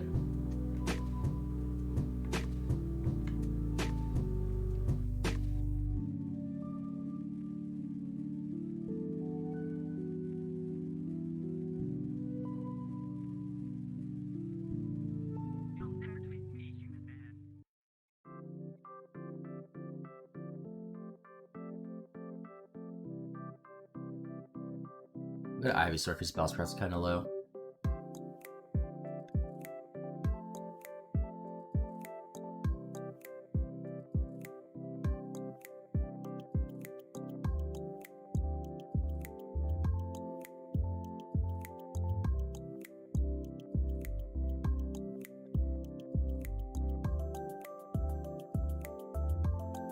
I only had one Pokemon? Okay, now we leave here and don't come back here for a little while. So...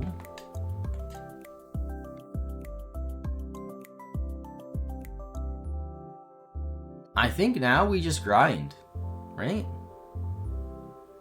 Just grind in the tunnel.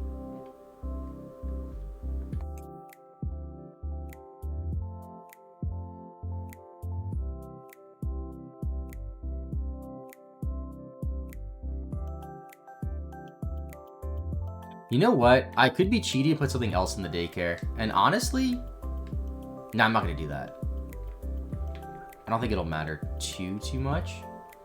Really Pokemon Pocket? I played a little bit. I'm not super into it, to be honest.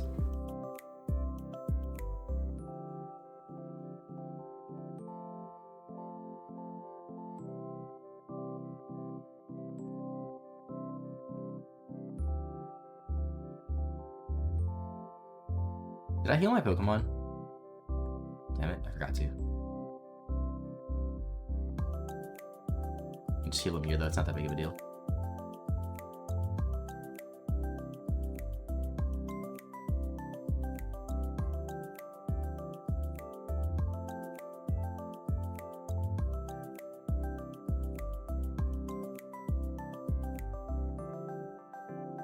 How chill these streams are. I mean, yeah, most of it's just like grinding and focusing on the game.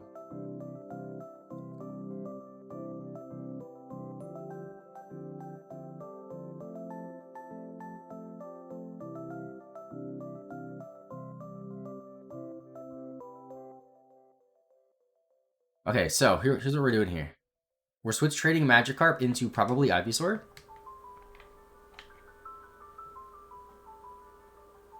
And then switch trading something else into probably Ivysaur.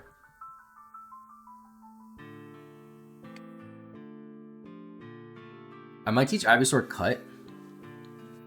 Probably, I don't know, we'll see.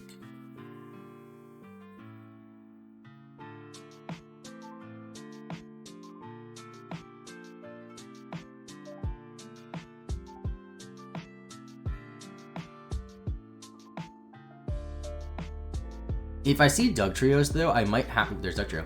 I might have to go to Pidgeotto instead. Dugtrio might be a little bit too strong for Ivysaur to deal with right now. A cat jumped on your lap. Ooh. A random cat, or was it at least your cat?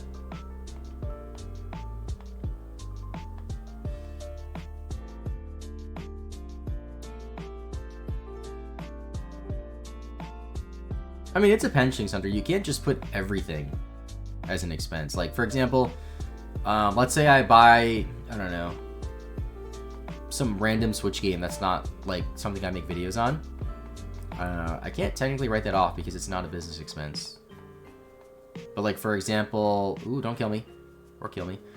For example, when like Legends Arceus came out and I played that on stream, like that's technically a business expense. Stuff like that.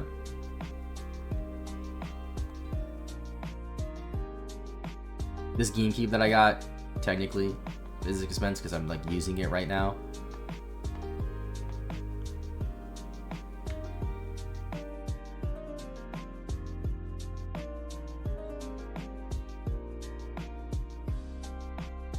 Yeah, it does technically count. Finally beat Platinum, there you go.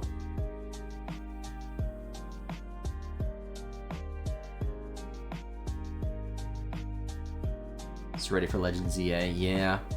I really hope we hear something about it soon. Probably not until Pokemon Day.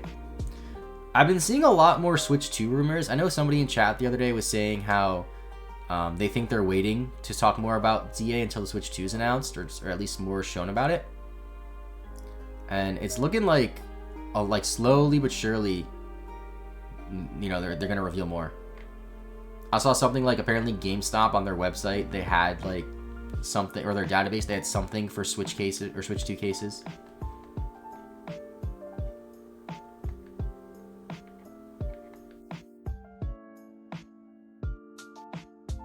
It's been a year as of next month with no news. Really? It's been that long? Wow. I'm actually gonna try to focus on Bellsprout a bit for the lower level Diglets, I think. Now that I think about it too. Really long wait means they're really polishing the game. How long of a wait is it really from the last main series game? Was the last main series game 2022? No, right? Oh yeah, it was 2 years then. Yeah, Scarlet Violet was 2022. So they have like a good amount of time to work on this game. Yeah, 2 years. 2 years at least.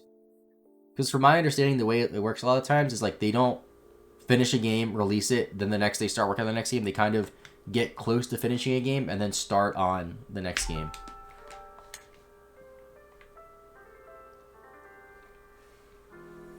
Gen 9 gets announced this year. I don't know, dude. Maybe next year.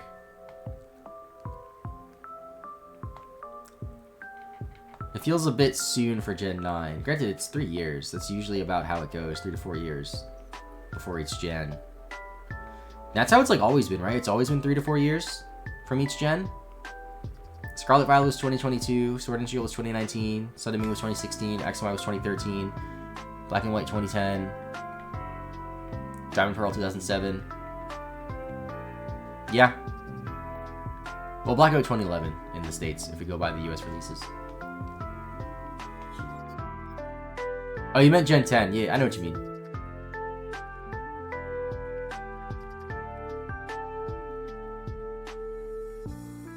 Was one of the Terra rumors that it was supposed to come out last year but wasn't finished, so it was held back to 2025? I don't know. I didn't look too much into those Terra leaks, besides like the really old like beta Pokemon and stuff. That whole Terra leak situation was so weird, wasn't it? Like, didn't the leakers say that apparently they have like a build of Legends ZA, but out of morality and respect for Nintendo, they're not going to release it, but they'll leak all this other information instead? It's like, what? It's like, okay. Shocked they let that happen. I mean, they didn't let it happen, but wasn't the way it happened is like a phishing attempt? Like somebody claimed to be an employee, sent another employee a link. That employee clicked on it, had no idea that it was a bad link until like it was too late. And then that person who got in like downloaded like their entire database.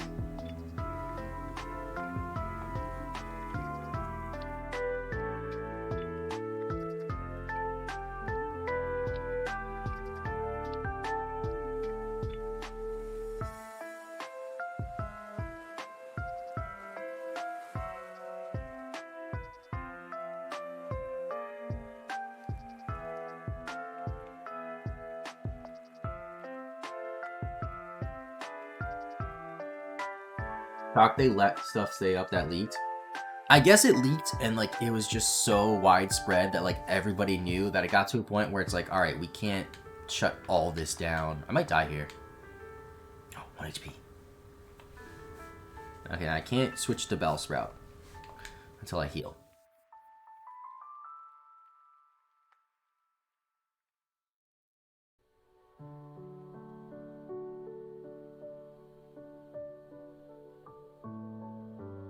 Lawsuit's gonna go crazy. Did they catch the guy who was like responsible for the leak, or the group who's responsible for the leak? I honestly don't know. At least they didn't put up much stuff about the new games. Yeah. Kind of weird that they didn't. I feel like that is what people would want to see the most. I don't know.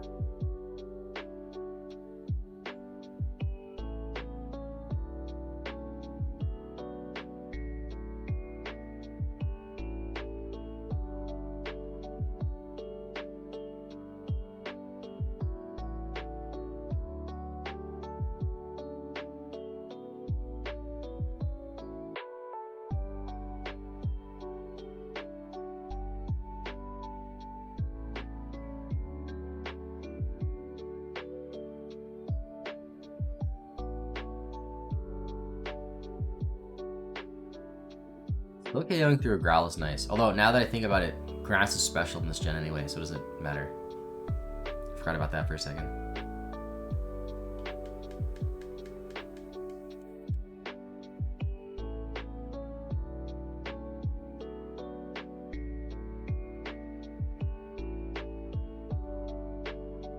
Oh, I didn't see that, Shinx. That's kind of weird.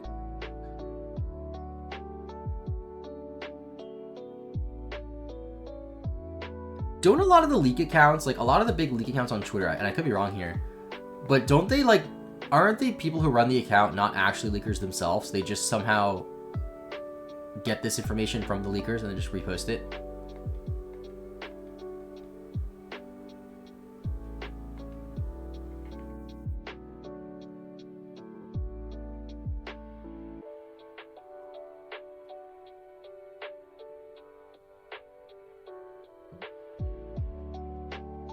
Still faster. Still one shot, nice. I'm gonna try Charmeleon for a bit.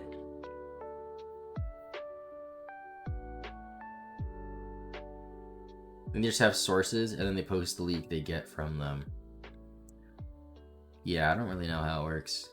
But I know there's a lot of like drama and controversy among like leakers and leak accounts.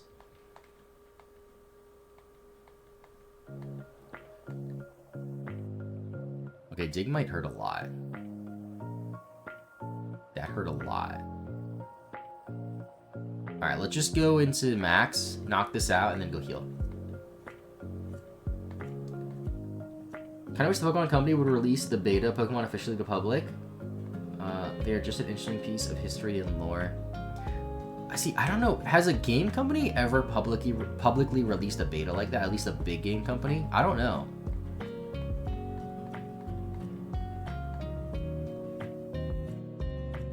It would be cool if they at least like talked about beta stuff.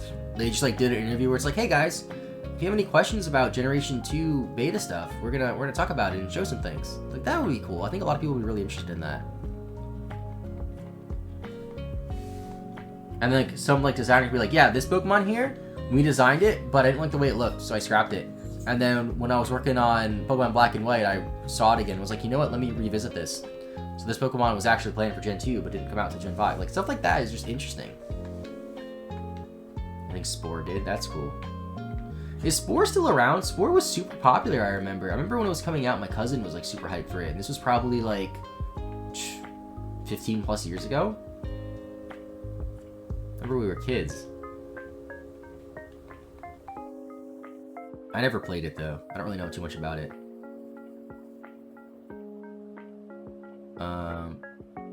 I guess I'll switch training to max. Actually, no, I'm gonna go heal. Switch training to max is pointless when I can just go heal and switch training to a Pokemon that also needs XP.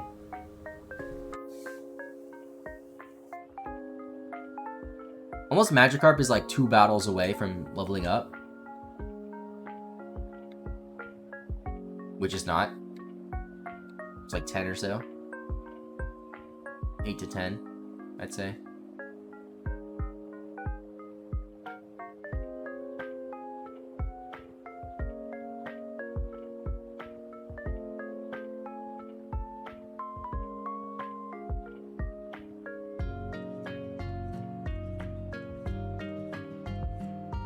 I'm also wondering if repel tricking to get Dugtrios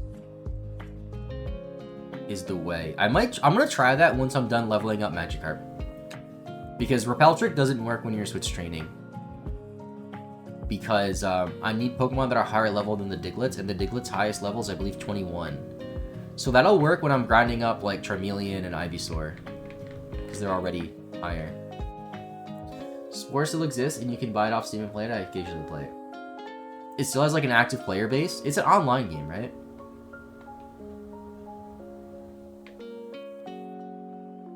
That's a low level. Diglett 15. We don't see those too often.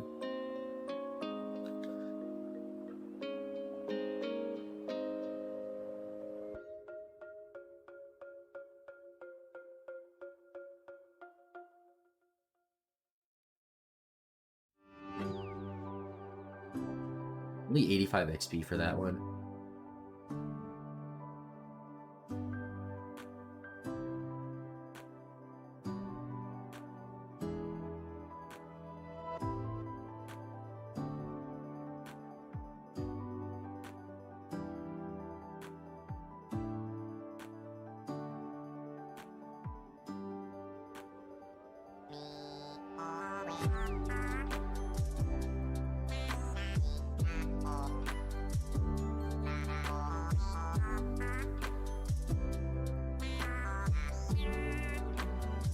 Ooh, that didn't even do half.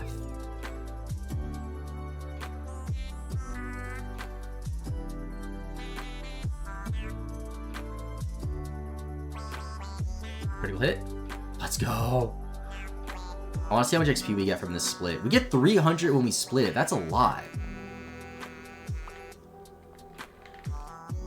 So that means it'll be about 600. Oh, Repel Trick is definitely going to be worth it once I get higher level Pokemon. Ooh, back-to-back Dugtrio.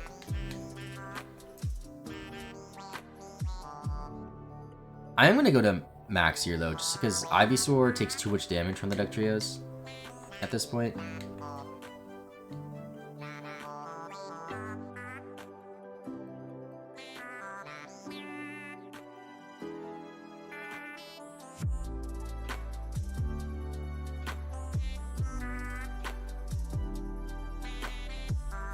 So Magikarp should only need about 200 to 400 XP, probably around 300, I should say. 22 Diglett, that's pretty good. So Kenji, how's it going? How's your deck entry filling up so far? We have 10 more Pokemon before we can fight the next gym, but it's all evolutions, so it's going to be a lot of grinding. Oh damn, that was a lot of damage. Alright, I have to just go to max here to bail me out.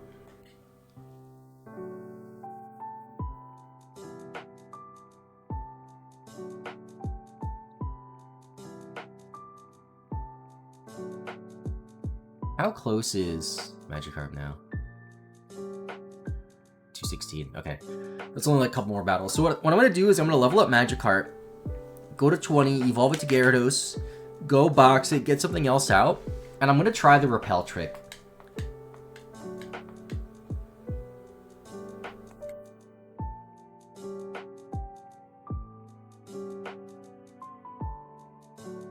Because Dugtrios give so much more XP.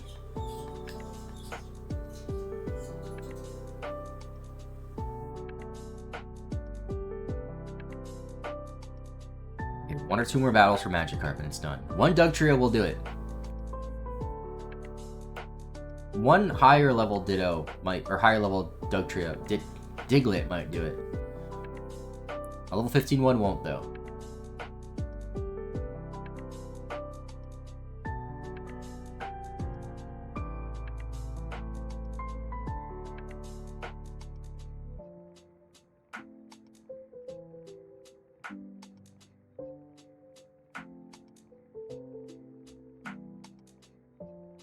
Hopefully the next one.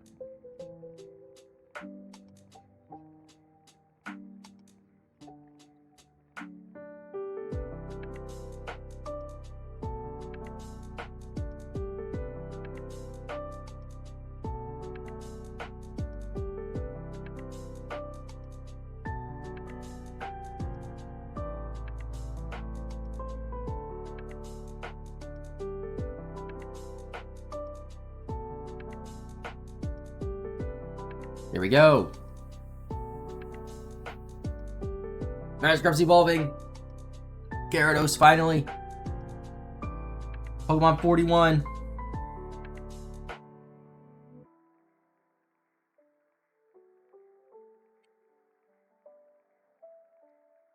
Nine more to go.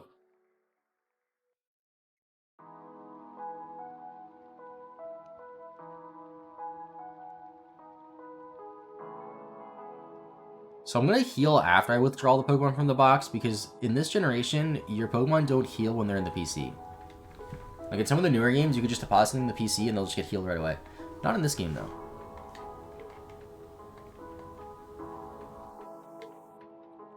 Okay, so what do I need to level up here?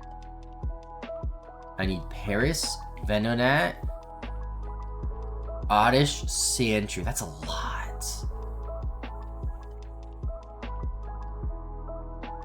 I'm gonna focus on... Let's see what evolves the soonest. Where's Drowsy, actually? Do I have a Drowsy?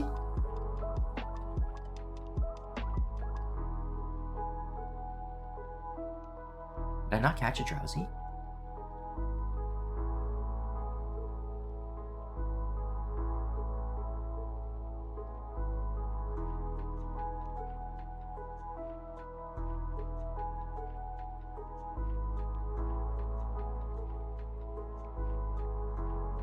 I'll focus on Bellsprout because it evolves the soonest, but Bellsprout's already on the party.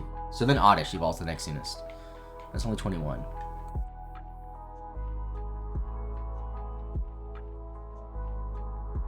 Do I have them in box 2, maybe?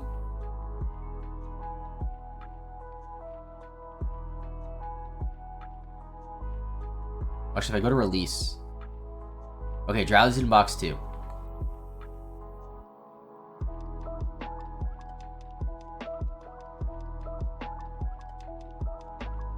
Okay, so now what we're going to do is... Honestly, I think I'm just going to lead Bellsprout and focus on Bellsprout for a minute. Because Bellsprout evolves at 21. That's a bit sooner than I thought. I thought it was later in the 20s.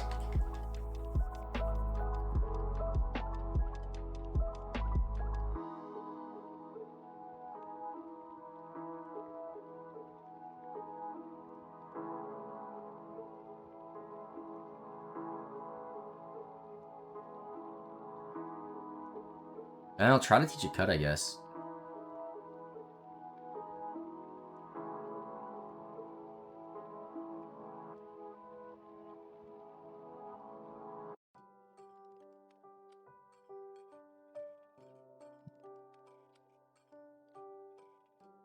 Let's have another attacking move. And I'll buy the repels, but I'm not going to use them just yet.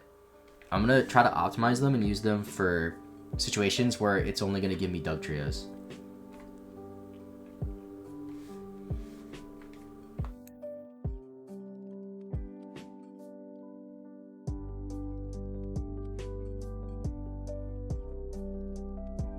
I still get 20. No idea if that's too much or too little, but it's fine. I also want to see the Diglett Cave real quick, and I want to see what levels the Diglets are at exactly. In yellow version. 15 to 22. So once we get above 22... Now my bike. Oops. What's up, Asha God? How are you?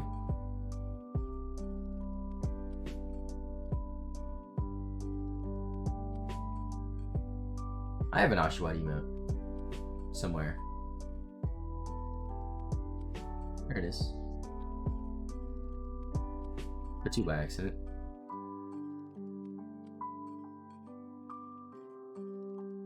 I like Oshawott. I have an Oshawott plush behind me. You can kind of see it, actually. Right there. You can see its head. Oshawtt's one of my favorite starter Pokemon.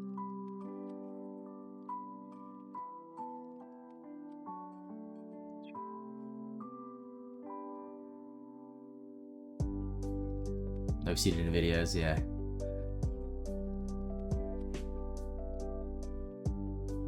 It's funny that that shelf is mostly like Bulbasaur stuff, and then randomly Oshawott.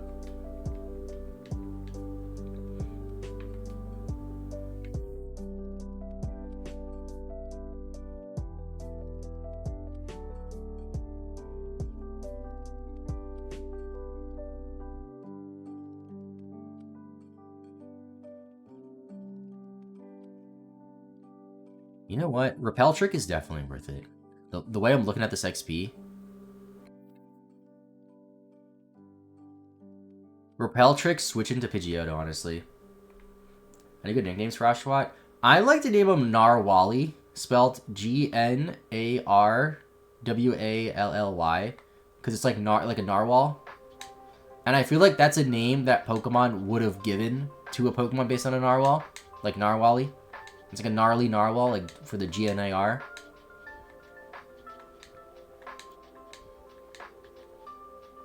That's what I would have named Samurott if I was in charge of naming that Pokemon when it came out. Granted, Samurott probably fits better.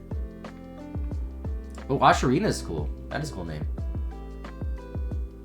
Yeah, when I first played Black and White 2 and I picked Oshawott, that's what I named it. It's like Narwhally. Because it's a gnarly narwhal.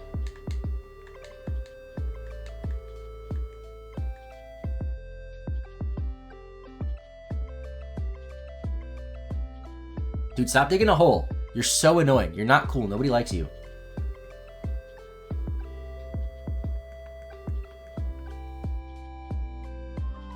What's up, Ghost Toast? Use one of two nicknaming structures, human names or German vocab. Okay.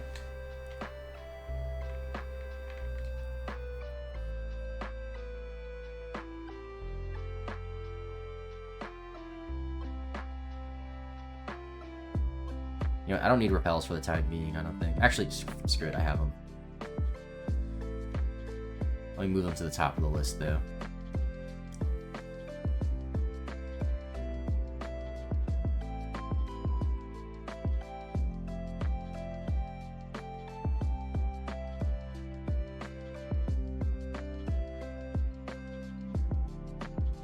It's probably not worth it, actually, until after I'm done switch training, mostly.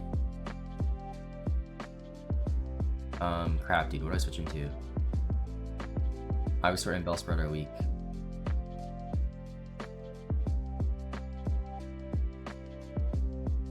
Ah, crap. I think I have to go heal. Unless Ember knocks out here, which it might. No. Go for Scratch and don't kill me? Huge. Great. Didn't waste XP.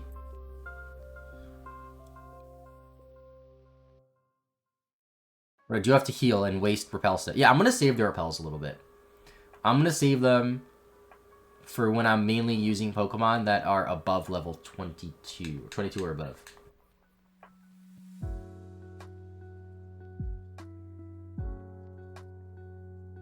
Which is going to be Venonat, Ivysaur, Charmeleon.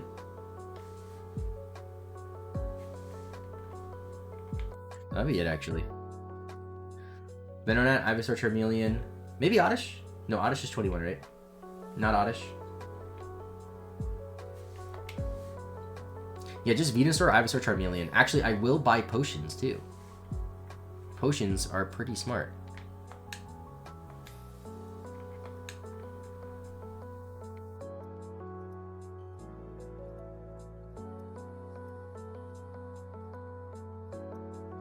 Oh, and Drowsy. I have to level up Drowsy as well. So it's Drowsy, Ivysaur, Charmeleon.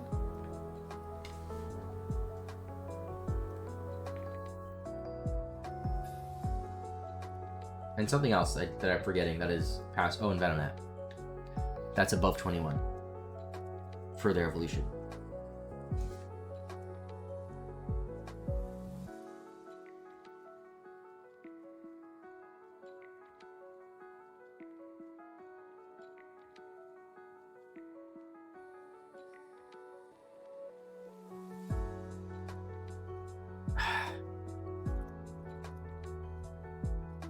It's digging holes.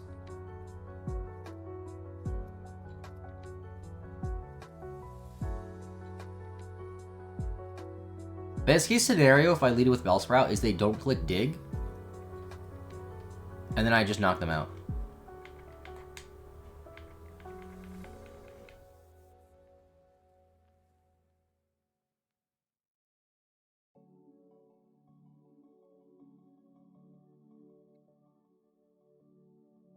"22 hours, 23 minutes. 1 badge.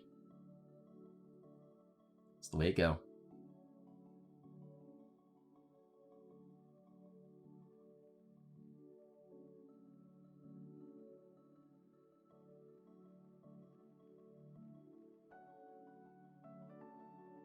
The dig. Why the dig?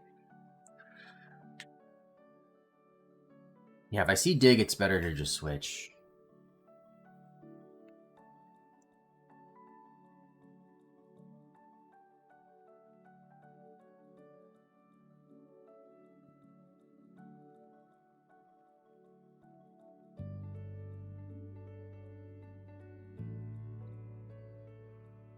$375 or $357 to 20, and then I don't know how much to 21. That's a 1 Doug Trader level up though. 1 Switch Trade Doug Trader level up. Okay, this one's level 17, so I think I can stay in and vinyl it. Perfect. Keep growling me, Diglets. If you see Bellsprout, just growl. That's best case scenario for me. 1 more Diglett might get us to 20. What's up, Redneck? How's it going, dude? You made it to work today? Good. You feeling better, I guess? Critical hit, though. Please knock out. Dang. Not too bad, though.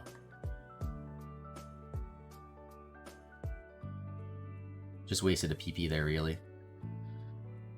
And Wildwood is still hurts. At least you're better. That's good to hear.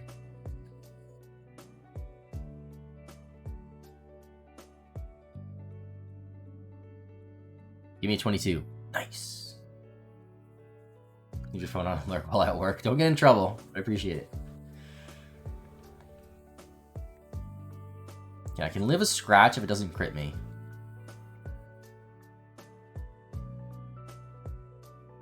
Cannot live a dig, though.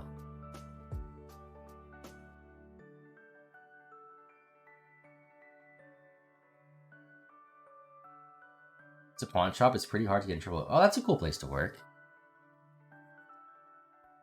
Do you ever get any, like, sick Pokemon stuff in? Like, random older games or DSs? I've never been to a pawn shop, but I've seen videos where people, like, who, like, collect retro games go to pawn shops and they find, like, insane finds. Shall you know, otherwise you take it all. Understandable.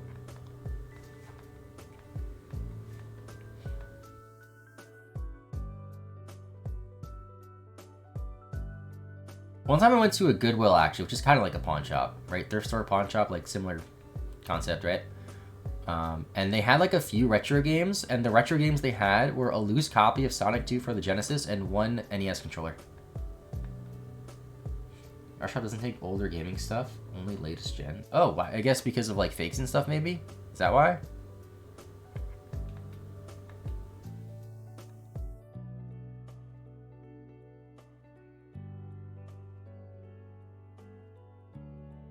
Get a couple of DSs I found in the back that were expired pawns.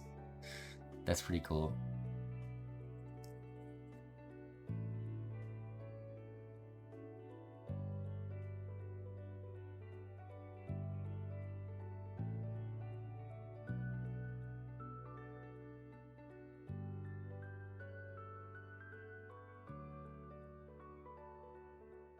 622 XP, that's not bad.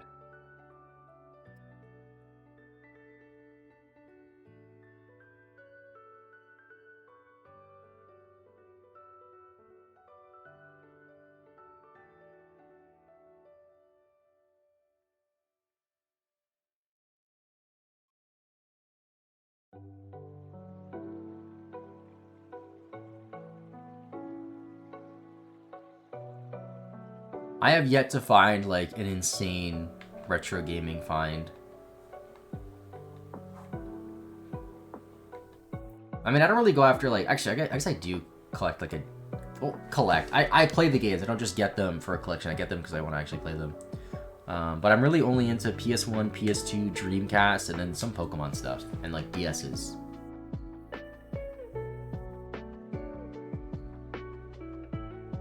But I'm at a point where I have pretty much all the PS2 games that I really want, I have. The only ones that I really want that I don't have for PS1, PS2 are the first Crash Bandicoot, Spyro 2, Ape Escape 3. Those are the only ones that come to mind. Some of the Digimon World games I would like, but they're very expensive for the PS1. Monster Rancher 2 would be a cool one for PS1.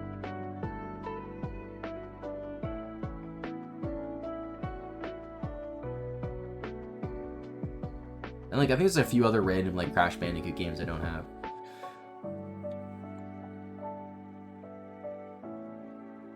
And then when it comes to Pokemon stuff, I would like another copy of Heart Gold Soul Silver, or a Japanese copy of Heart Gold Soul Silver, I should say, and a Japanese copy of Emerald. But there really isn't like a game for a Pokemon game that I need when it comes to like content and making videos. Really, maybe a Japanese Fire Red, or sorry, Japanese Leaf Green, because I have an English Fire Red Leaf Green and then a Japanese Fire Red, so having like a fourth one would be nice because pretty soon I'll be able to play 4 GBA games at the same time on stream. So like that would be a cool thing to set up, because I have 4 Hoenn games to play, plus Emerald I guess is the 5th one. I only have 3 Fire Red Leaf Green games though.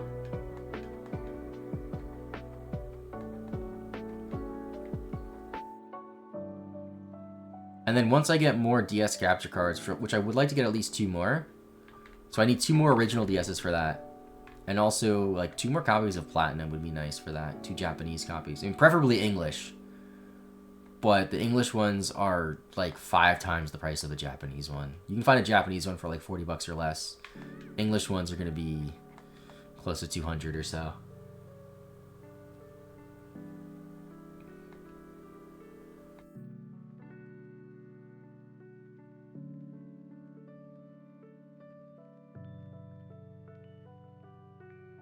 $21 on Bellsprout.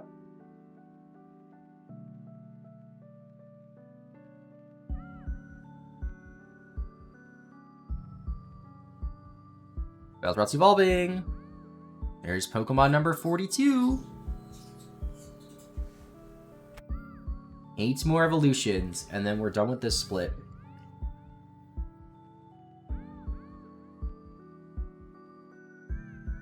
Let me go put you away. Let me go heal up. Let me go take out something. I think I have 2 more Pokemon on the PC that need to be leveled up. But everything in my party needs to be leveled up too. So that is something. Also, can you talk to the PC from the side in this game? I think you can. Did they patch that? I think in Red and Blue you can talk to the PC from the side. But not in this game.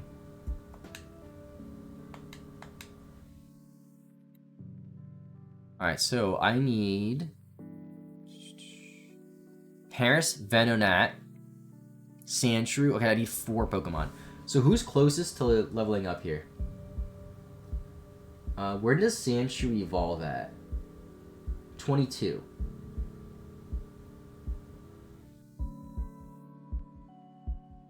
Oddish is 21, but I have Oddish in the party. Venonat's 31. I think the next closest is Zubat. Wait, is Zubat in here? Or is Zubat on my party? Zubat's on my party. The next closest is Sandshrew then.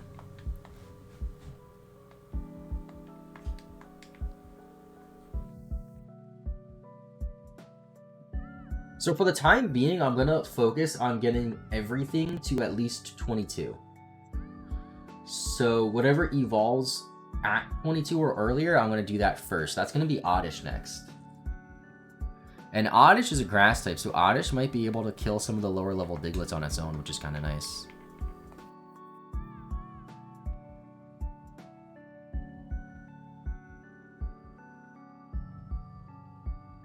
Yeah, we got a decent rhythm going. It's going to take some time, but we got it going. I'm very confident that we can beat this at the latest Monday. And if I absolutely need time Tuesday, I can stream a bit Tuesday.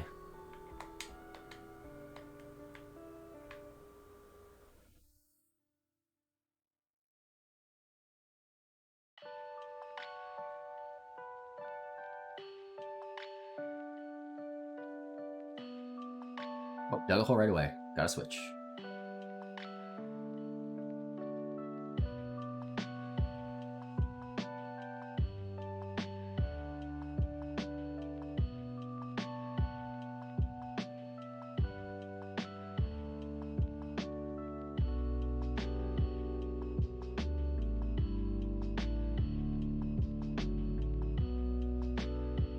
Level 15? Level 16. Okay, you're probably staying still.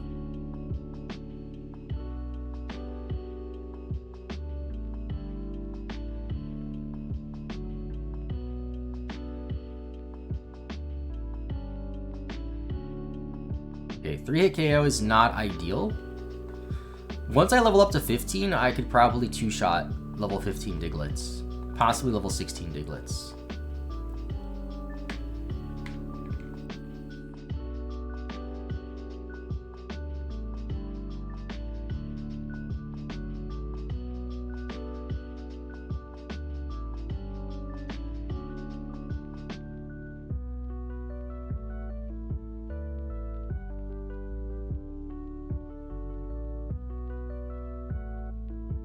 You know, I should also try switch trading to Bulbasaur more again. Instead of having this wasted XP on Pidgeot. Because Pidgeot getting XP doesn't help at all. Well, it might help a little bit for like the Elite Four to have like just another higher level Pokemon. 22 Diglett. If we see a Dig though, I might have to switch again. Let's see how much a Vine Whip does. Oh wow, no crit, we could knock out level 22s? That's pretty solid.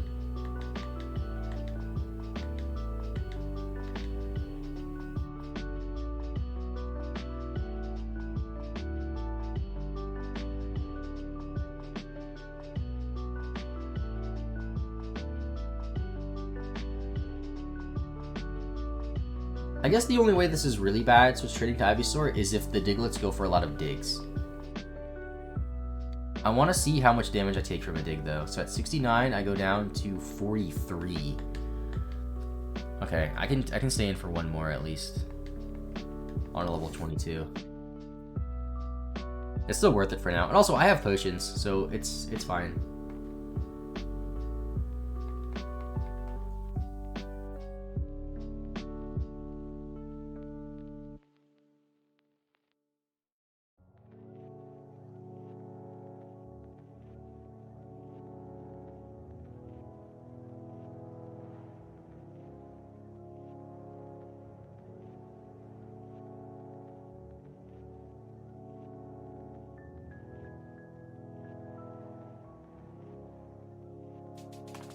Get a bit less of wasted XP that way. Yo, what's up, Barry? Thanks for the follow. Appreciate it. Barry's the one that fixed my Pokemon Yellow, so I can stream it. You can see it right there.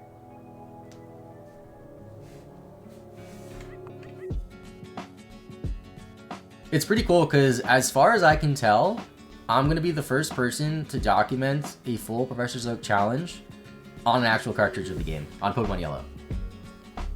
You also play Pokemon Yellow? I saw you posted on Instagram that you were playing Yellow.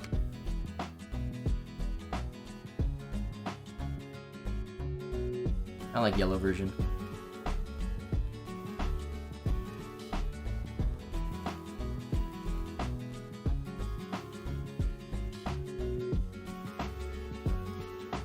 Otters can stay in at level 15, which is good. Using all the starters. Yeah, I'm close to getting Bulbasaur. I have to beat Misty. Oh, I have to beat Misty and Brock. Or not Brock. Misty and Surge. Actually, I'm not that close, because by the time I beat Surge, it's going to be a while. What's up, Cash Howard? How's it going, dude?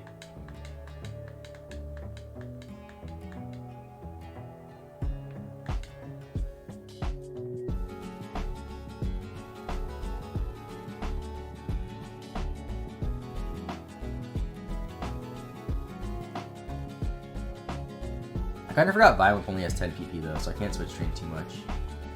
Your Clefairy and Nidorina, probably gonna swap Nidorina for Cubone ASAP. Wait, where do you get Cubone?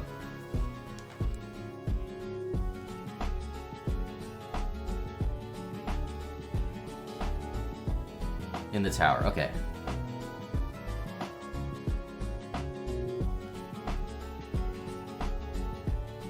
Yeah, some of the spawns in this game are different from Red and Blue. And a lot of the spawns in Red and Blue are just the same as Fire, Leaf, Green. So Yellow is like really unique with a lot of the spawns and like the encounters. Because I don't think you can get Cubone in Red and Blue in the tower.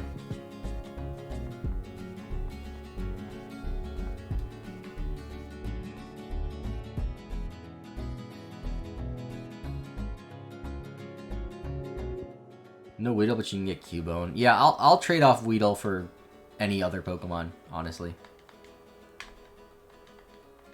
Butterfree is just way better in this game, anyway.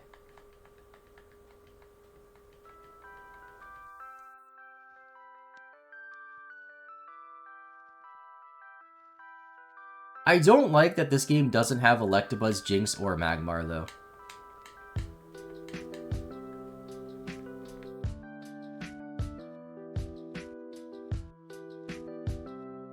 I feel like those are all like decently popular Pokemon, and they're also pretty strong.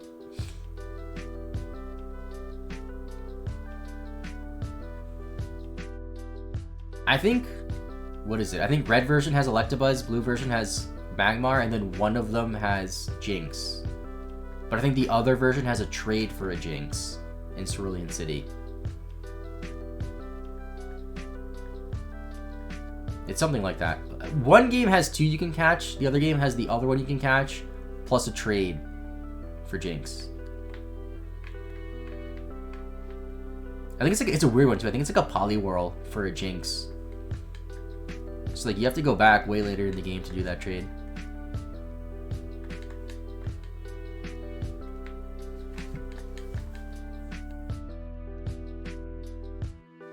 Okay, Diglett at 7 or Oddish at 17 can two-shot an 18 Diglett, which is really nice. And Absorb also heals us. Okay, it can't two-shot. I lied.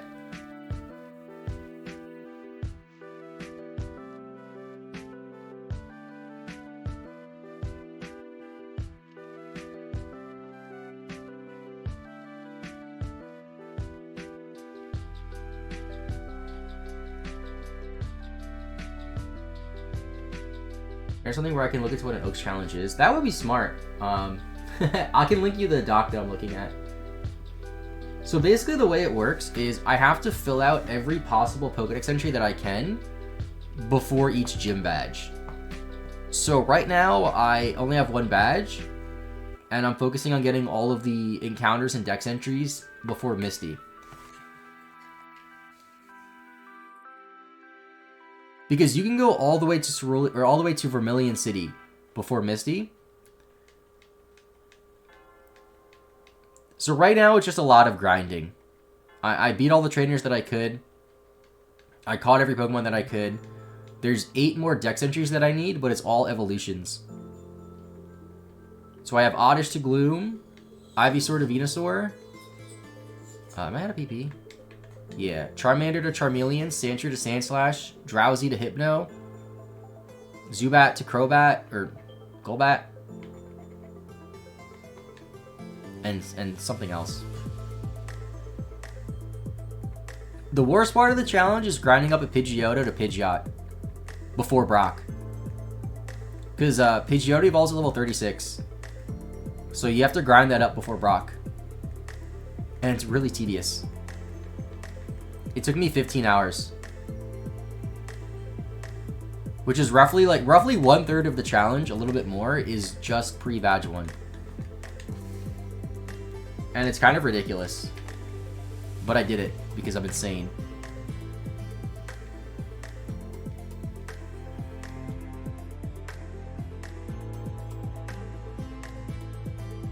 But once my Pokemon get to level 22, I can Repel Trick in here and encounter Dugtrios, which are level 29 to 31. And those give a lot more XP. The challenge itself should take 40 hours total or so. Once I get the next gym badge, most of the Pokemon are already caught after 3 badges. Like, there's some badges where the only Pokemon you need is like 1 or 2. I think between badge 5 and 6, it's literally just Squirtle into Blastoise. That's all you need.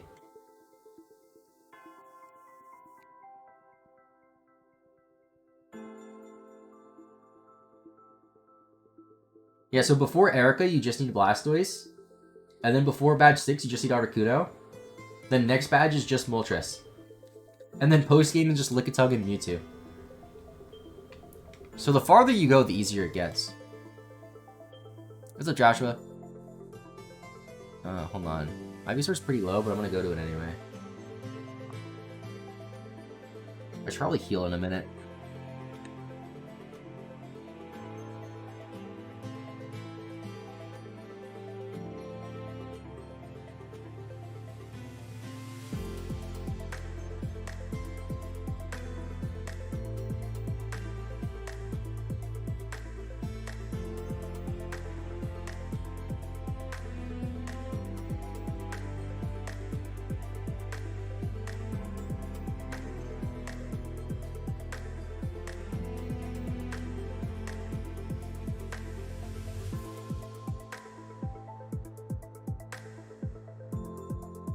Yeah, last Vine Whip. I'm gonna go heal now.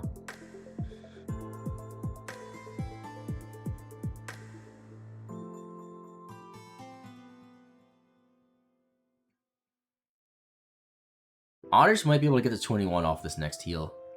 Possibly.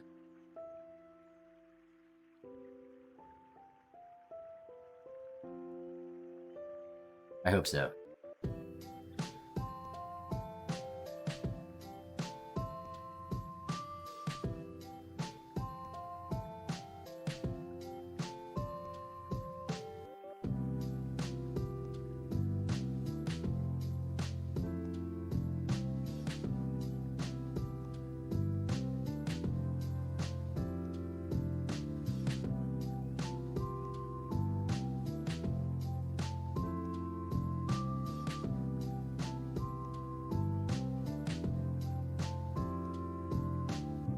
I really hope that we can finish all the grinding by the time I end stream. So that way when I stream again tonight, we can just fight Misty and then catch Pokemon. And then tomorrow, we can just grind. Although, I have to catch a lot of annoying Pokemon coming up. I have to catch Safari Zone Pokemon, which, yeah.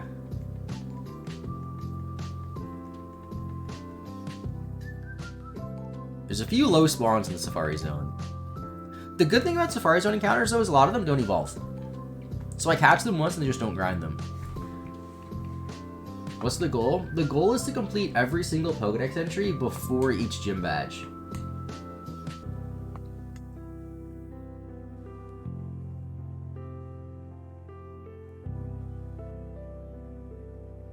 So, like, a lot of the Pokemon that I get after the next badge are Stone Evolutions of Pokemon I already have, Stone Evolutions of Pokemon that I'm going to catch, Pokemon that don't evolve, although Dragonite's the big one. I'll have to grind Dragonite to 55. But once I do that, I can like I can beat every troop. I didn't mean to leave. Once I get Dragonite, I can beat like every trainer so easily. And it can just sweep the Elite Four for me. So it's kind of nice.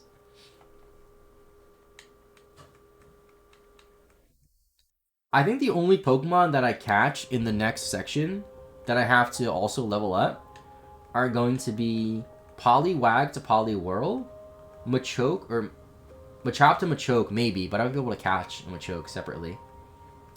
Tentacool to Tentacruel, but that also might be a situation where I can catch a Tentacruel as well. Ponyta to Rapidash, Magnemite to Magneton, Dodo to Dodrio, Krabby to Kingler, Cubone to Marowak. Okay, it's kind of a lot, actually. But compared to how many Pokemon it is, it's not a lot. Because it's 1, 2, 3, 4, 5, 6, 7. So after the next gym badge, before Surge, there's 10, 20, 30, 40, 50, 51 Dex entries that we're going to fill out. And of those 51, probably only about a third we have to actually level up. Maybe less. There's a lot of Stone Evolutions and stuff. Yeah, I bought the Magikarp. And I evolved it to Gyarados. Okay, on Dugtrio, we go into Pidgeot.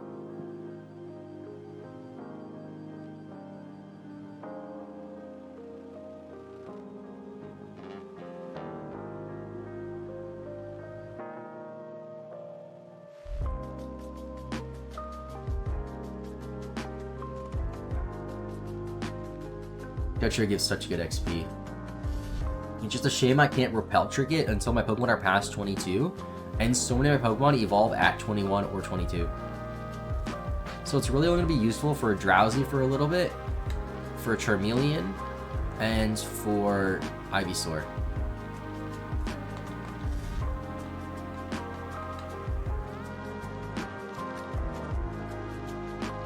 I should definitely get Oddish before I have lunch, though. It's only 2 levels. I might be able to get Oddish and 1 more Pokemon evolve before I have lunch. Because I'll have lunch in like a half hour to 45 minutes or so. But I'm going to eat on stream and just mute my mic because I'm that dedicated to the grind.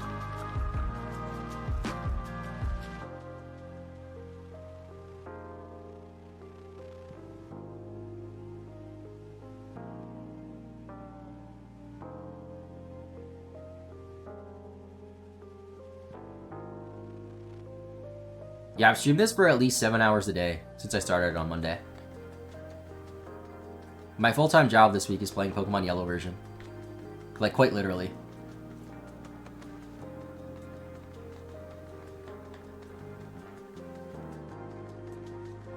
Like, I'm gonna have at least 40 hours clocked in at the end of the week. Well, including Sunday. Because Sunday I will stream a little bit.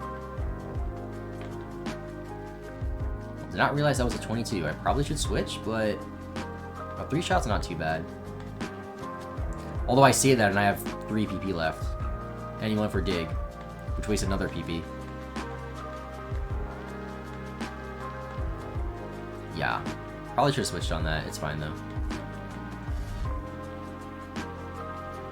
How much XP is Oddish at? It should be kind of close. 446. That's like 3 battles or so, maybe? If we're lucky. I can't speed the game up. I'm playing on an actual cartridge.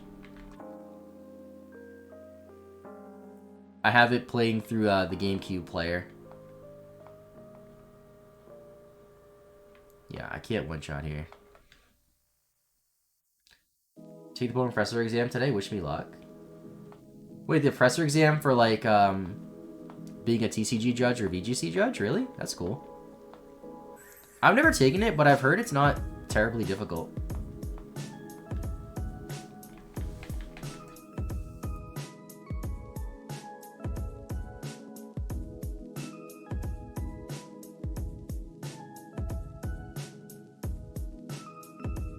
I remember I took the Yu-Gi-Oh one in like 2019 just to see if I could become like basically the Yu-Gi-Oh equivalent of a professor, and I passed.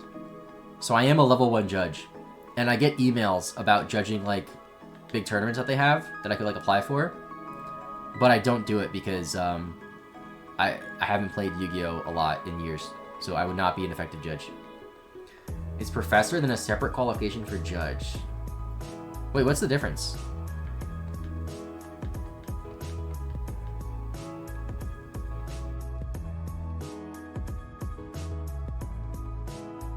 Is Professor just for like... You're asking questions? I haven't studied for yet. Okay, cool. Because I thought both of them were for like hosting events for TCG and VGC, which I don't know if you guys plan on doing that. I know Josh told me a while ago they were planning on doing that, but that was a long time ago.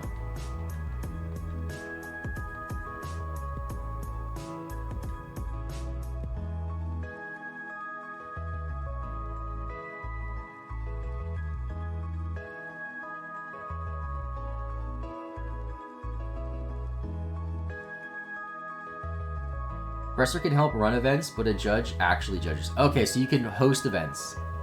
That's cool.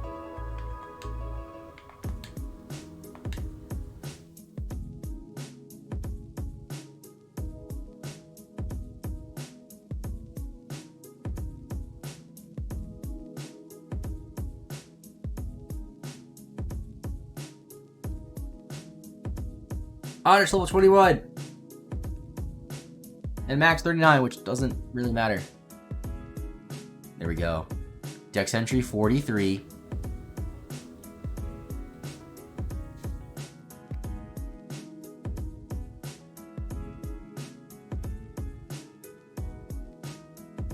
Yeah, I think we box Gloom, get something else out, and we focus on Zubat next. I think Zubat is the soonest evolution that we have to work on.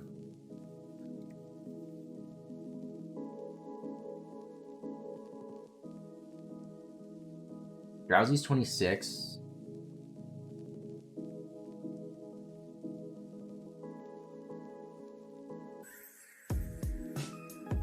Oh, I have Paris too. Where's Paris? Paris is 24? Yeah, so we're gonna do Deposit Gloom. We're gonna take... Wait, what are we taking? I already have Zubat. I guess I'm taking Paris.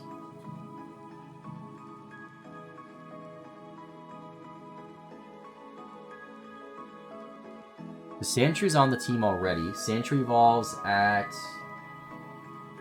22. Okay, so we have to do Zubat and Sandshrew next. Zubat's 19, Sandshrews 14, so let's do Zubat first.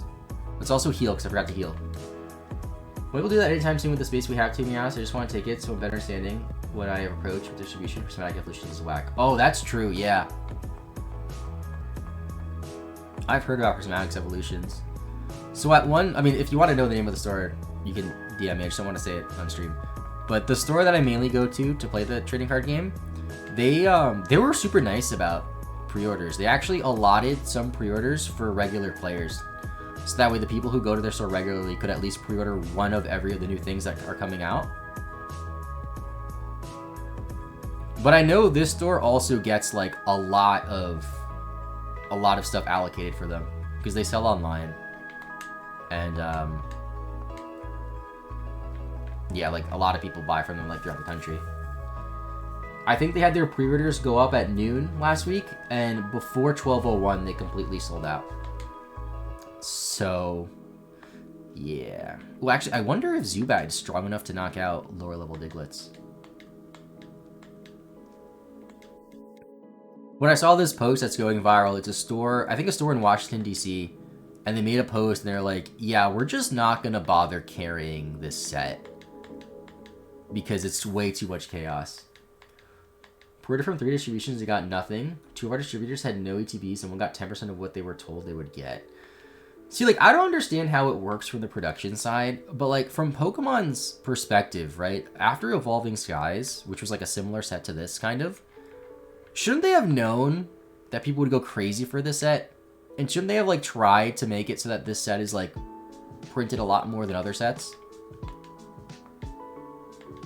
Because I can only imagine how chaotic Targets, GameStops, and Walmarts will be the day the set comes out.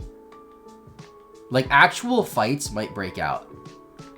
Because there's going to be multiple scalpers at the same target at the same time, waiting for the restock. This was Washington State. They are local to the Pokemon Hub. Oh, wow. That's even worse. Most infuriating thing is that big box stores are completely unaffected. Like, screw that. I guess big box stores, like, they're more likely to sell stuff, so Pokemon Company prioritizes them, which does kind of suck because at the same time, like, the small businesses is kind of what carries the game, at least from like a player perspective, because I can't play the trading card game at Target. You know, I can play the trading card game at a local shop though.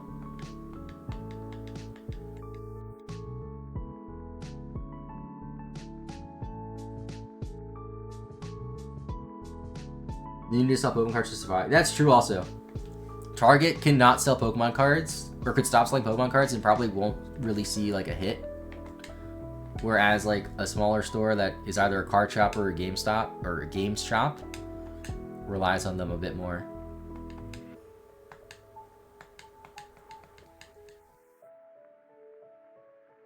Critical hit, nice. Good job, Zubat. Okay, Zubat holding its own is really nice. I'll get off your soapbox now. No, I get it. I've heard from like other card shop owners too, like how it's frustrating. Like, I know some card shops stopped doing pre-orders entirely because they would do pre-orders and then they'd be like, hey, we only got 25% of what we were promised. So, you know, we have to cancel 75% of your pre-orders. But also they want to keep product for people who didn't pre-order. It's just like a whole mess. I really hope that there's a big second wave. So this was before scalping with Pokemon was as big of a problem, but back in I think like 2019 or so, there was some sort of shiny set that came out. It was like Shining Fates or Hidden Fates, one of those Fate sets. And there was a similar issue then where like, you know, stores were bought out, whatever, not nearly as bad as it is now, but then they overprinted the heck out of that set like a little while later. Being told we will get a dozen blisters maybe for the second wave. That's like nothing. It's like the ETBs that people want the most. See, I was dumb. I only pre-ordered an ETB. Like the store I was talking about before, they allotted one of each thing for all their regular players. And I was like, I'm good with just an ETB. And that was before I knew how bad it was. Granted, a lot of the cards that I don't really, like, I'm not a collector, I'm more of a player. Like, I'm only getting an ETB of this set because I like the evolutions. I live in Arkansas, and WM home offices are here, and my brother-in-law has been working at the IT for at least 10 years, and they give him a home office store. Wait, what? They have a home office, and they get stuff for so cheap, that's how I usually get my things. Wait, what's WM? Is that waste management? What do you mean Walmart? Walmart. Okay, I saw a WM. I just assumed waste management. I was like, wait, what? What are you buying from waste management? Walmart home offices. That's pretty cool. Come on, stupid Diglett. Why are you going for Dig? I'm a flying type. The fun thing about Gen 1 AI, and I don't know this for sure, but I think wild Pokemon just go for a random move. I don't think they go for the best move every time. Here's which card shop you go to. I'm assuming it might be. I don't want to say where people can find me on the internet.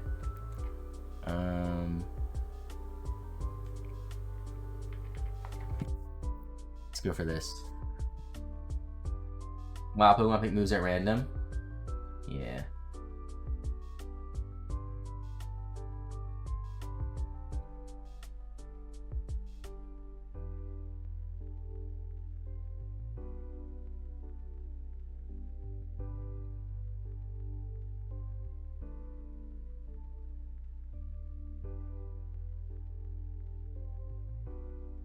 I think trainer Pokemon go for optimal moves, so to say.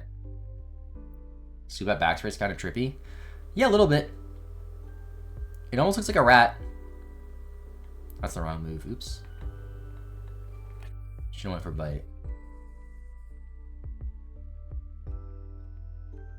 It's funny because the back sprites are the same as... Ooh, don't die. As I think all the back sprites are the same as red and blue, but a lot of the front sprites are different. The range looks like a lump. Yeah. Charmeleon's is weird. Charmeleon does not look like how Charmeleon should at all. I would show it, but I don't want it to die.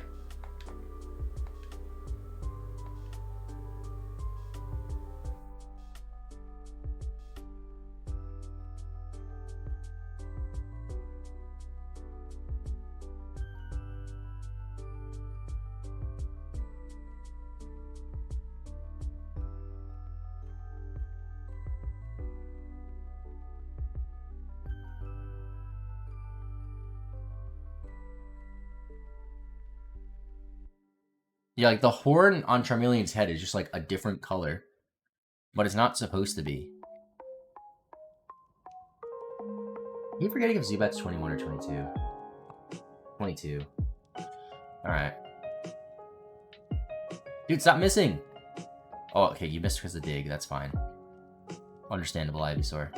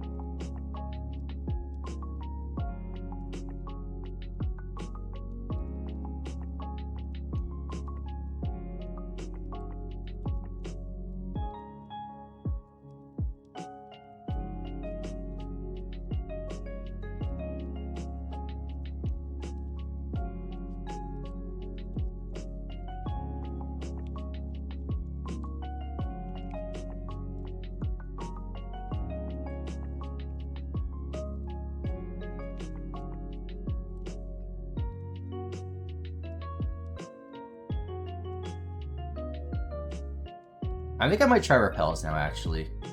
Because Repels will give me at least 22 Diglets and then Dugtrios. So I think it might be worth it. And then if I hit a Dugtrio, I have to go into Pidgeotto. Or I keep saying Pidgeotto. I mean Pidgeot.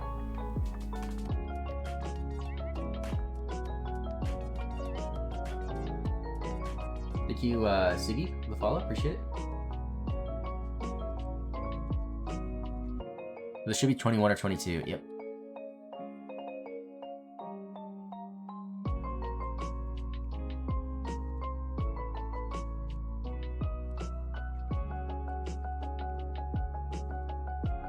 Dug a hole. Long time YouTuber, finally got to find you on Twitch. Thank you, dude. Appreciate it.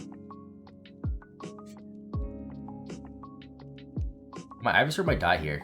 I don't know why I didn't Vine Whip there. Yeah, that was stupid. Well, Ivysaur's dead. I guess I'll go heal. No, I used a Repel, though. Alright, then I'll just be slightly suboptimal and use Max. Until the Repel wears off. Zubat's one level away. Let's go. Confuse Ray, that doesn't help us.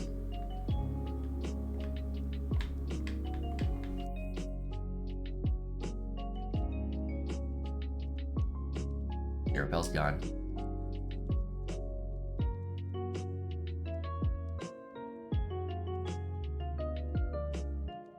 I just realized too, for Dragonite, when we grind that up, I'm gonna save all the rare candies for it.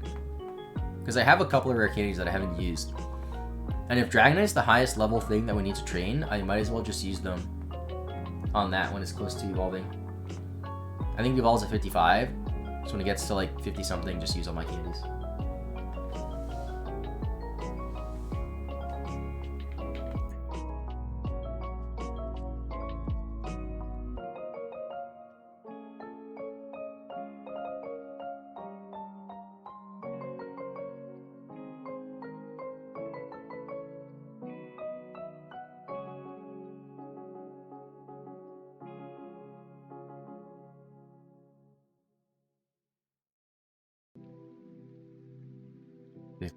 And because Zubat can actually handle its own on these lower level Diglets, I'll wait for Repels again.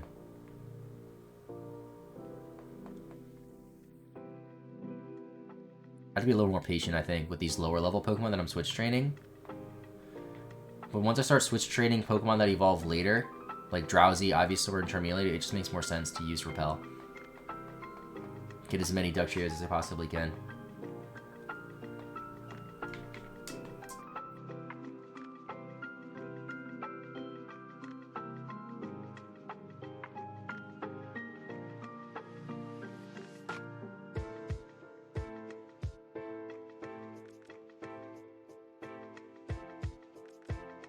Left.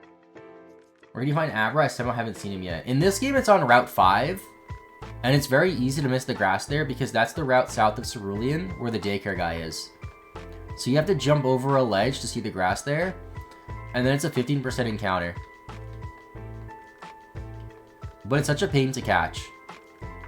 So I had to level up my Bellsprout so that way it was faster than Abra. Lead with it and then go for Rat. Because the first one ran away.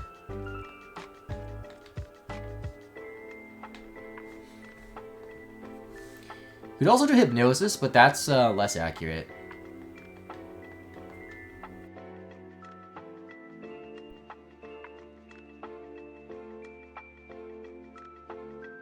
Couple of Gym 4 trainers, and I'm so tired of Rap. Yeah. Rap in Gen 1 is just unfair. It's like, yeah, you're just not going to attack for 4 turns, and then when the Rap wears off, if I'm faster than you, I'm going to Rap again, and unless I miss, you're not attacking for 4 more turns? Ooh, Dugtrio.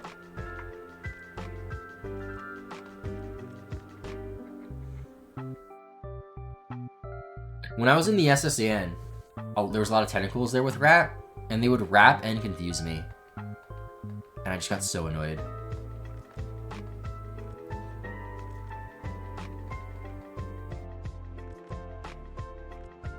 Abra evolves into the J-Rose Pokemon? I don't know what the joke is there.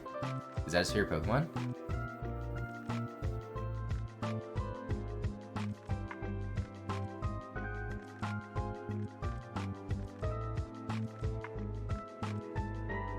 How close is Zubat?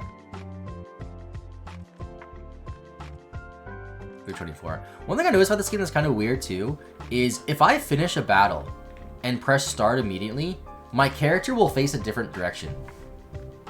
I'll try to do it after this battle too. And I'm not touching the joystick when that happens. I don't know if that's something with the GameCube controller on the Game Boy player or just something with Pokemon Yellow. Oh, don't die, Zubat. Don't die, Zubat. Okay.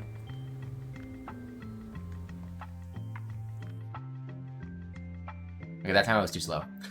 But he did move up forward a little bit there before I touched anything. I think the input might be buffered before the battle, and then when the battle ends, it moves. Which is something weird that I noticed happened a few times while grinding throughout this week. This I will switch on.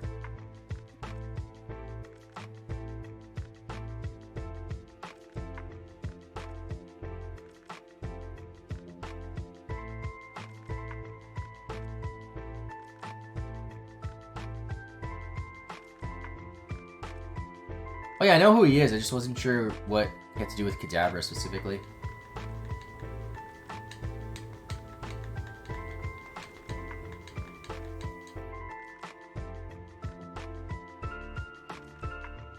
When Diglett digs. Yeah, I mean, at least it gets more XP than Viridian Forest. I'll probably be here all day still. But once I get to a point where the only Pokemon I have left to level up are Ivysaur, Charmeleon, and Drowsy, I can Repel Trick to encounter a lot more Dugtrios. And there's Zubat done. Zubat to Golbat. 44. That's a weird spray. Why is he like falling backwards, Golbat? What are you doing?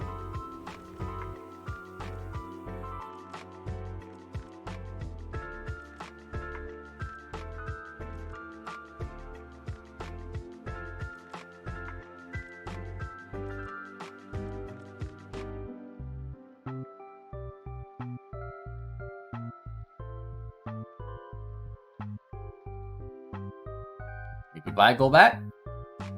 We are done with you. Now I need Venonat later. Where's Paris? Did I withdraw Paris already?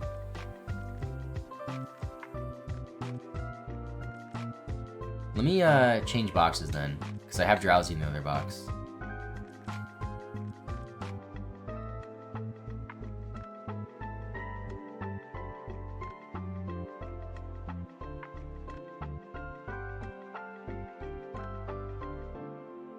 Does Drowsy evolve sooner?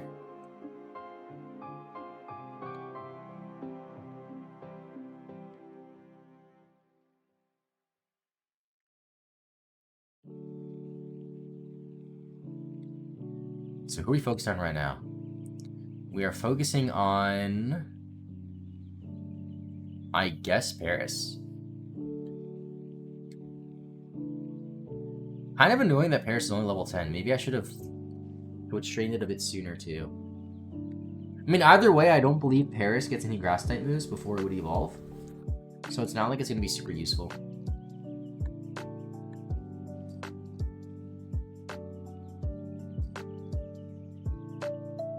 You'll tell us terrible Wi-Fi, 4 megabits per second. That's pretty bad. Yeah.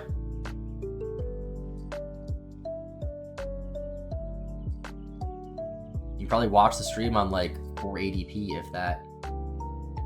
But it's Pokemon Yellow at least, so it doesn't have to look great.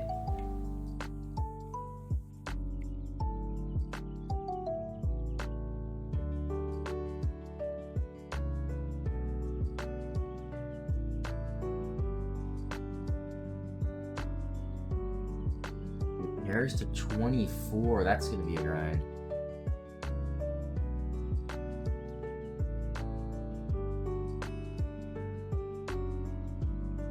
I don't see how much a scratch would do at level 10.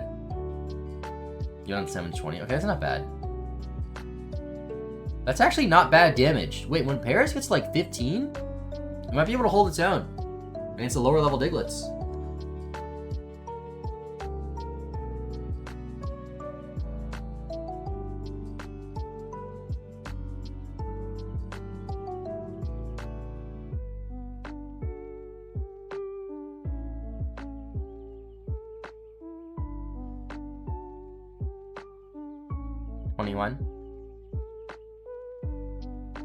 It's way too high level.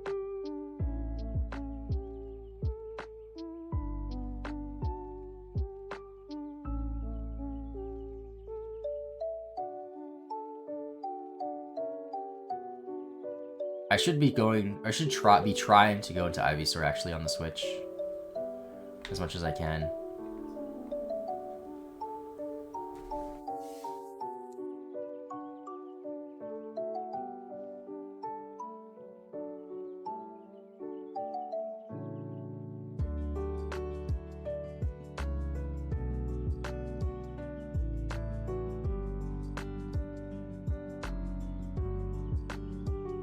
It'd be so much easier if Ivysaur had like Absorb or something. Just to heal that little damage I'm taking from scratches having to switch in.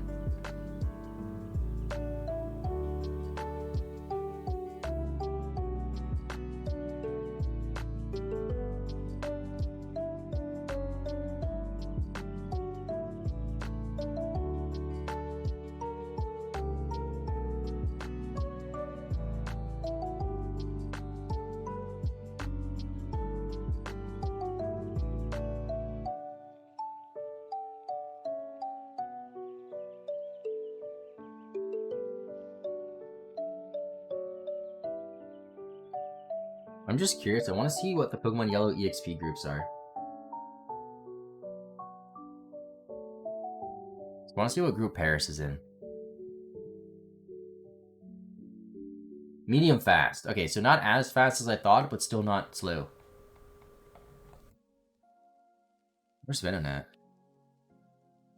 Medium fast also. What about Drowsy? Medium fast also. What else am I needing to level up? Besides, Ivysaur and Charmeleon. Is that it? That is it. Okay. Oh, Sandshrew. Is Sandshrew also medium fast? Okay, so they're all medium fast. Alright, CMK7. Have a good rest of your day. I'll see you later.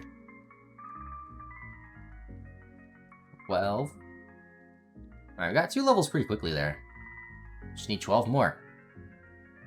And every time we level up, it just gets harder and harder.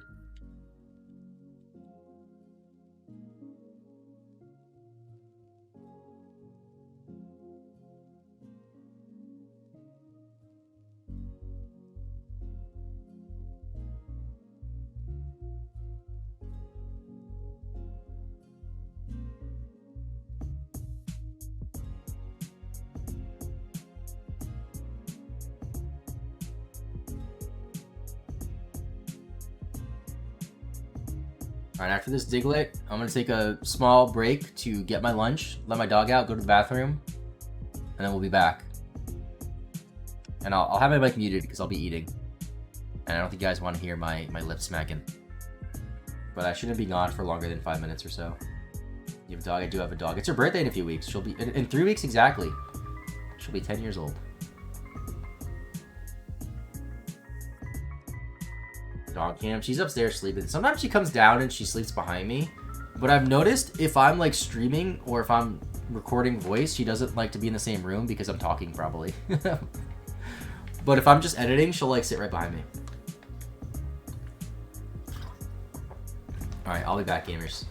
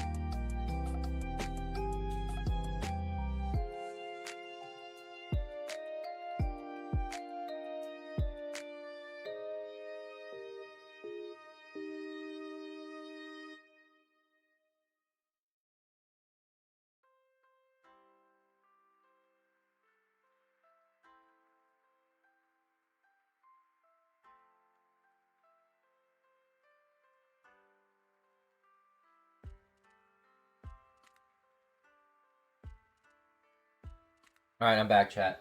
Although, my mic's gonna be muted a lot because I'll be eating lunch. But I just made a sandwich, have some popcorners, and a poppy. And now I'm just gonna mute while I eat and grind.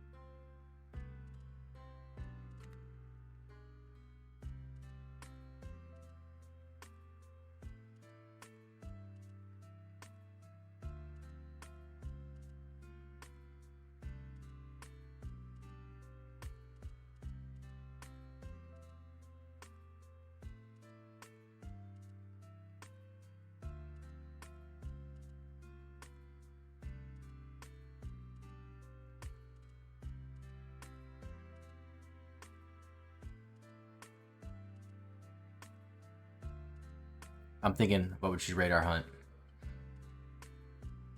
What's up, JB? Can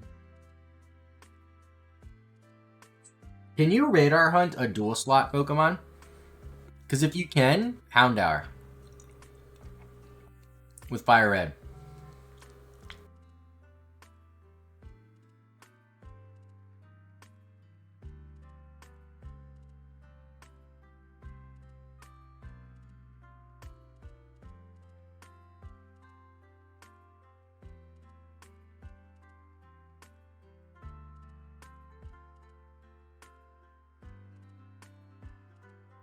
Can you radar hunt, Wait, you mean you can't because you don't have a copy of, Fire Red, or you can't because you don't have, like, a dongle DS? Or, like, a DS Lite?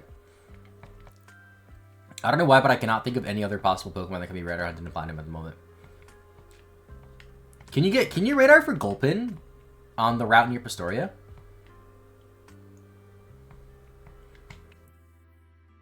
Oh, if you're playing on Steam Deck or emulator, then yeah, you probably could do that. I believe emulators have a way where you can emulate dual slot, which is kind of sick.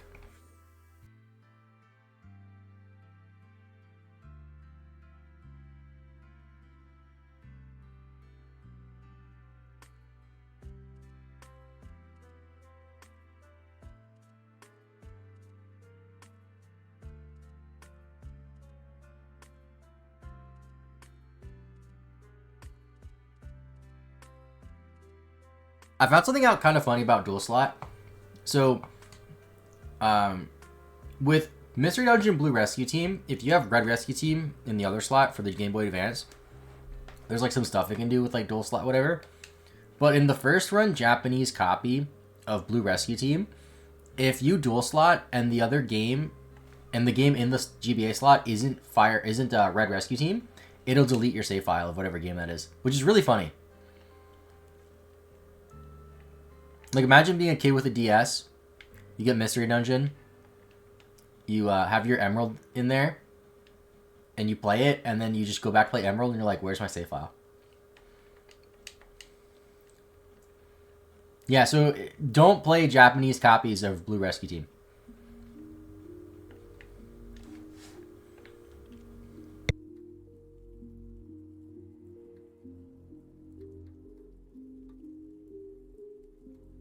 I've never tried that myself, though. That's just according to Bulbapedia.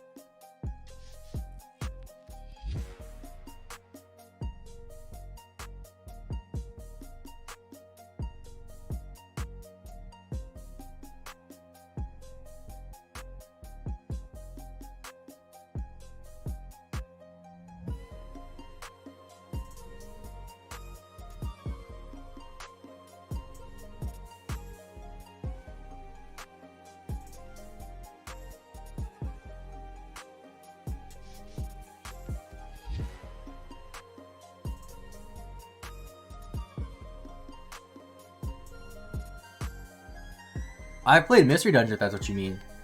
But never the Japanese copy. I have a Japanese copy of a Mystery Dungeon game, but it's not blue.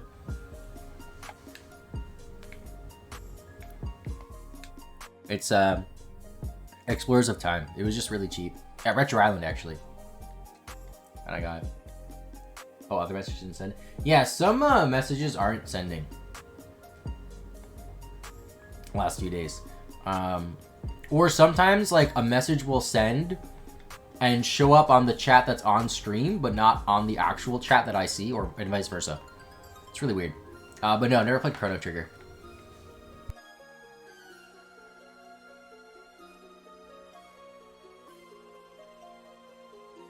Apparently the chat thing is an issue with Twitch this whole week. That's somebody else was saying.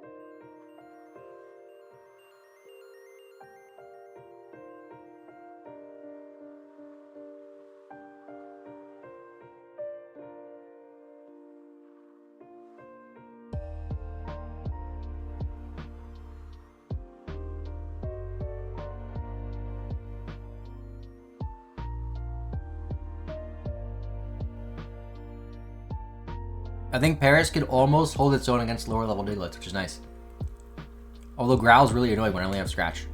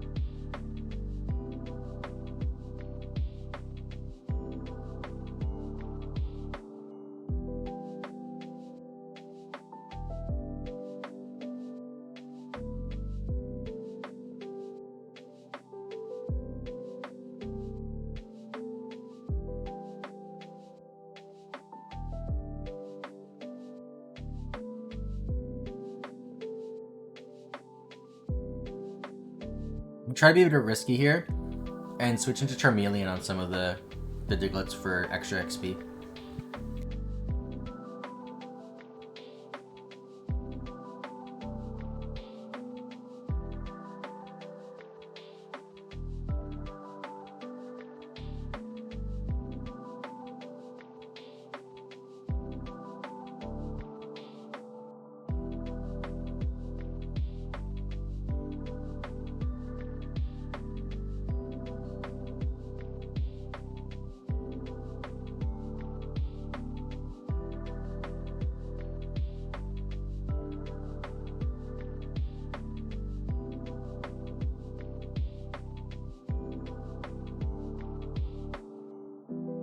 I actually don't know if that's worth it with how much longer it takes Charmeleon to kill a Diglett at this point versus Pidgeot.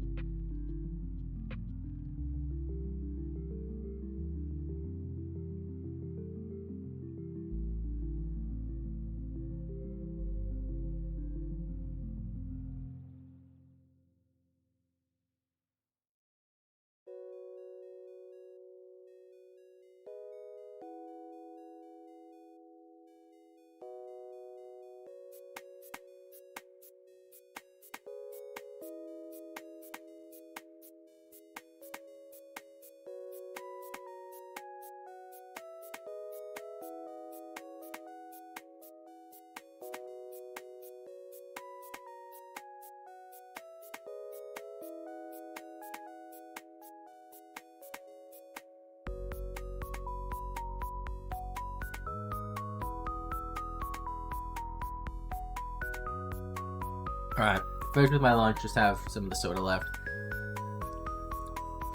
What's up, Lucifer? Yeah, today is gonna be really chill. Lots of grinding. Have 6 more dex entries to get with evolutions.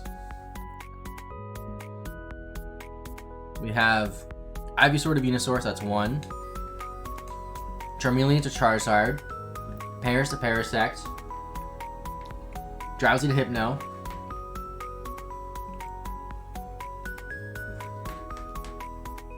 And there's two more that I cannot think of. There should be 6. Sentry to Sand Slash.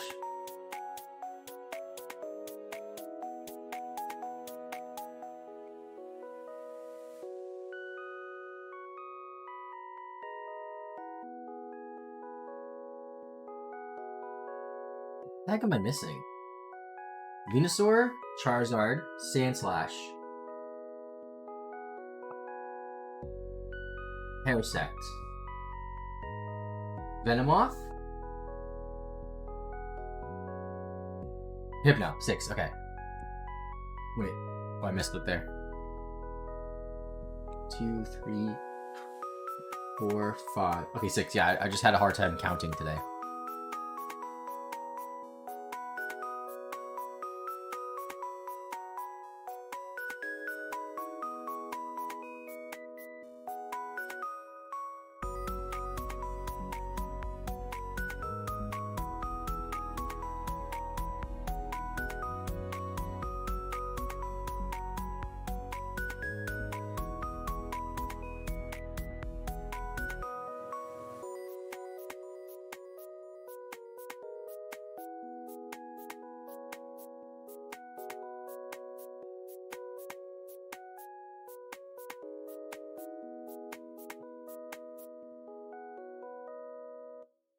I do think that we could actually get all the grinding done today that we need for this part.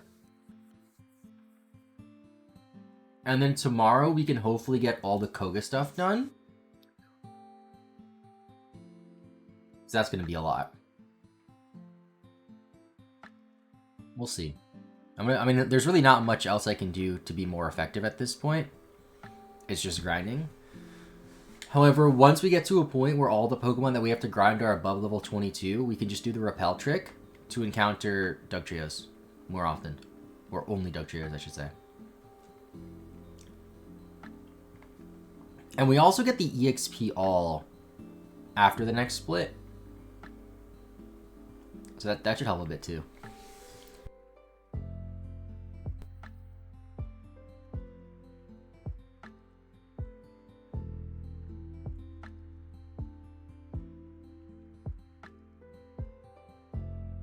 Actually gonna go heal too. Because Paris can hold its own against like level 15, 16 Diglets. And Ivysaur is really weak now.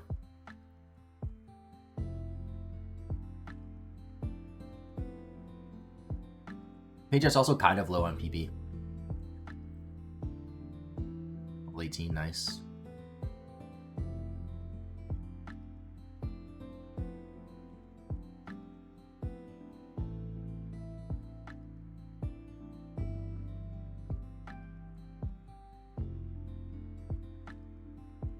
Kind of my way through Platinum with Gary's Fire Red Team as I watch your stream. Just one less evolution for the team to complete. Ooh, that's pretty good. Wouldn't be too long for your team's done then.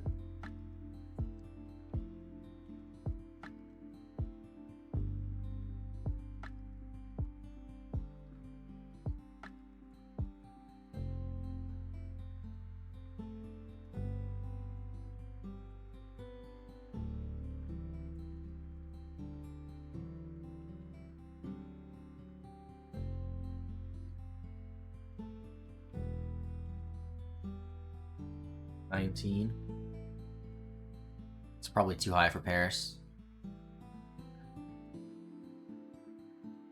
It's just annoying when the Diglets go for Dig when I switch to Ivysaur.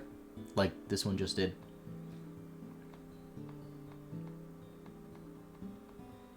So that does the most damage to Ivysaur. So Zin, how's it going? So you're an Emerald, Fire Red, Platinum, Heart Gold, and... Is WW2 white too? With the DS Lite and DSi XL, not gonna lie, excited for the touch. That is quite the haul, dude. That's gonna be fun to play. That's awesome. Oh, thanks for the follow, PK. Thought you already followed.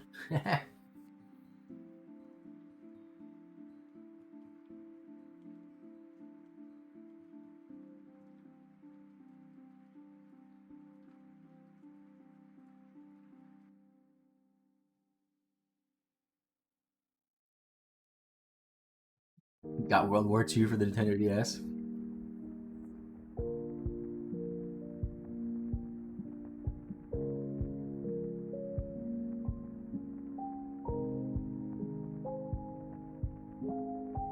I hope you got them from like a... Oh, white and white team. Okay, that makes sense.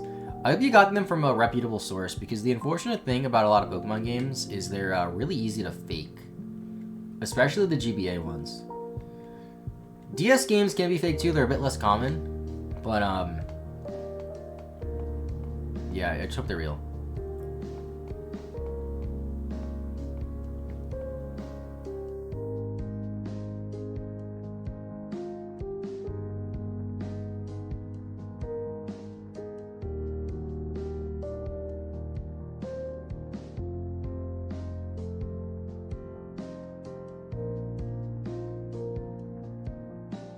Poundstone selling white for $13. Are you sure that's real?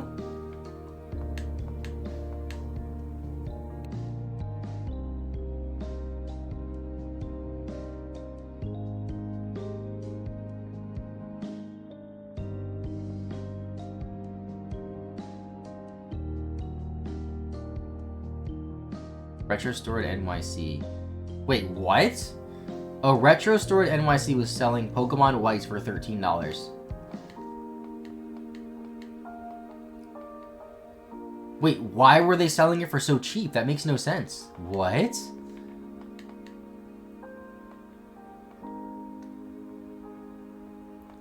There's no way it's real. He has no idea what he's selling. I mean, maybe if it's a Japanese copy and it's loose. Doesn't white loose go for like $80? Name drop. Yeah, what's the store, dude? Too much inventory? What?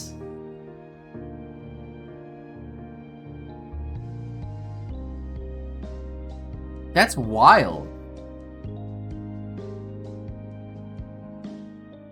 I'm looking at Pokemon White right now. Pokemon White loose in English goes for $70. And they sold it to you for $13? That's like 80% off. What? DS Lite was $77. That's a bit high for DS Lite. But I guess it balances out.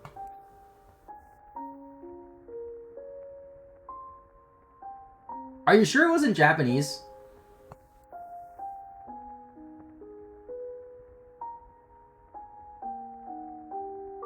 It was rank A? No yelling. What does rank A mean?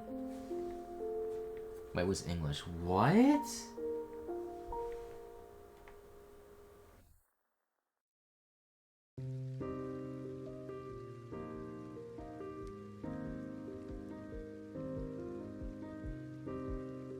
If you don't mind me asking, what is the name of the store? Because NYC is not too far from me. And if they have Pokemon White for $13, I mean, I don't need Pokemon White, but if they have other games for cheap, I will get other games that I need.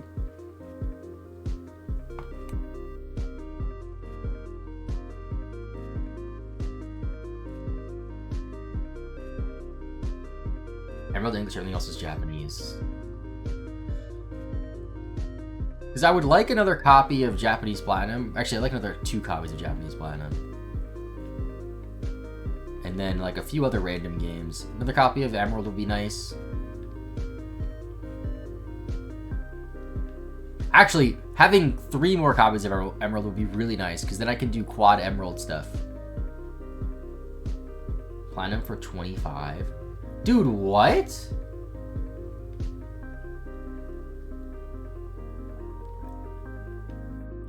Even Japanese for $25, that's a good price. Heart Gold for $37, that's still a good price for Japanese.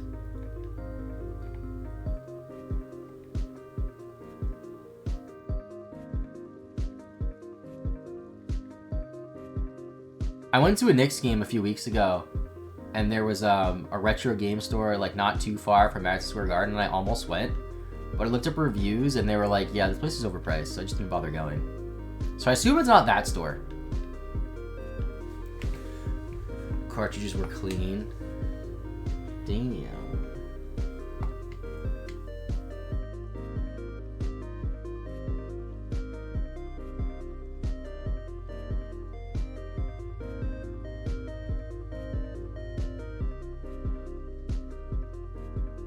I'm going to a retro store next weekend that I haven't been to. And apparently the store has like Japanese stuff. So hopefully I can find some Japanese stuff there. Although I got lucky when I went to get my yellow battery replaced because they also had a Japanese sapphire and a Japanese crystal for a good price that I picked up. It's the one in East Village.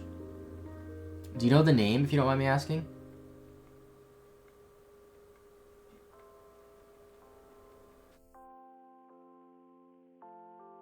Because if they're still doing that sale, I will literally go there soon.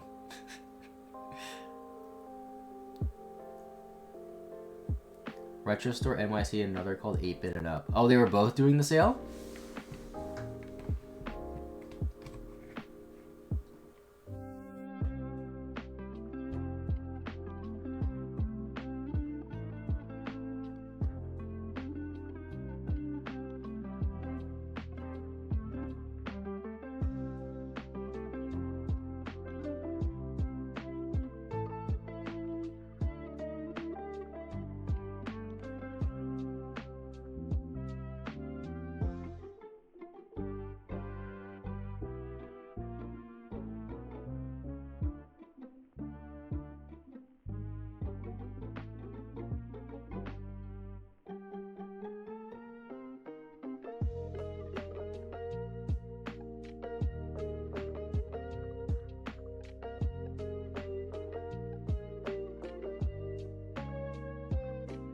Lazarus by homies from Street Fighter a long time ago. Oh, that's awesome.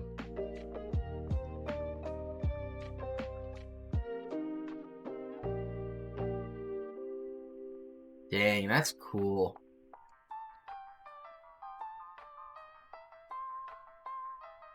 It really does suck how, like, not only Pokemon, but retro games in general really, like, shot up in price the last few years. PS1, PS2 is still not terribly expensive. Like, you can find multiple really good PS1, PS2 games for 20 bucks or less, which is awesome. But, you're not gonna find a Pokemon game, or really any GameCube game, or really Nintendo game, for that matter, that's really good for, like, 20 bucks or less. It's all demand. It is all demand, yeah. It's all demand and the fact that there's a finite supply. Because they're not going to make more copies of Pokemon Emerald or Pokemon Platinum. It's just whatever you got. And as time goes on, there's just going to be less copies. Because copies will get lost and destroyed and, you know, thrown in the back of a closet and forgotten for decades.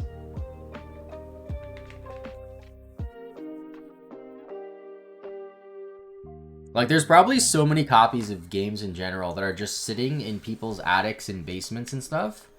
Because it was like their children's, they don't use it anymore, and the kids didn't take it when they got older, and they just have it sitting there. And sadly, a lot of that will probably end up in the garbage. I remember, so when I was younger, I don't know exactly how my dad got them, but he got 2 retro arcade cabinets. One we still have is Miss Pac-Man. One, I forgot the name of the game. It was some sort of like space shooter game. And it was sitting in the garage for years. And it didn't work properly, but like it was still like the cabinet, you know? And one day we're cleaning out the garage, and I go inside for a bit, and I hear like really loud banging outside. And I go outside, and I see my dad destroying this arcade cabinet. And I was like, what are you doing? And he's like, oh, it doesn't work. I'm like, dude, like it's an arcade cabinet. Like what? Even broken, those things are a few $100s. Like, it's not so much the money, it's more so the fact that, like, those things are not made anymore. Like, it's, you know, a cool thing. And it's just gone. Like, I'm sure that thing could have been fixed if somebody who knew what they were doing had some time with it. But it's like, dude. I still have the Miss Pac-Man one. The Miss Pac-Man one's on the other side of this wall. That one's cool.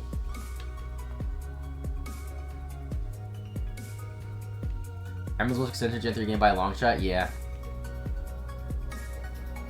For DS, I think surprisingly it's like Black 2 or something. It's one of the Gen 5 games, I'm pretty sure. It could be Heart Gold Soul Silver.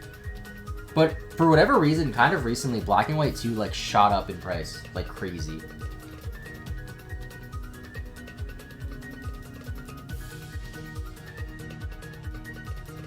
For when I got came with a battery plate, so I can swap batteries when you do without soldering. That's awesome. That's especially cool for the Gen 3 games because there's some things you can do in the Gen 3 games, specifically Ruby, Sapphire, and Emerald, that required a dead battery. So you can just take it out. For the Gen 1 and 2 games, it's nice. Although the only time you're ever going to need to replace the battery is when the battery dies. As far as I know, there's no benefit to not having a working battery in a Gen 1 or 2 game, because then you just completely lose the save file. Whereas with Gen 3 games, you still have a save file even if the battery's dry.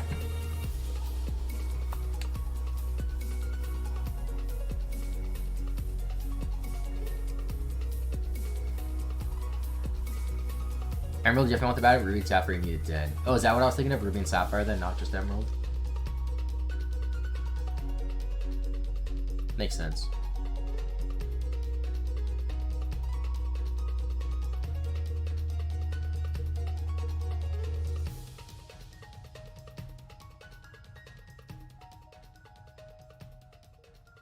Nice. Ooh, Leech Life. Ground resist bug though in this gen, right? Or always.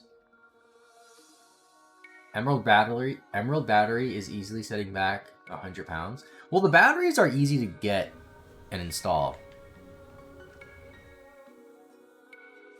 Emerald Initial Seed is always 0 battery. No, I didn't know that.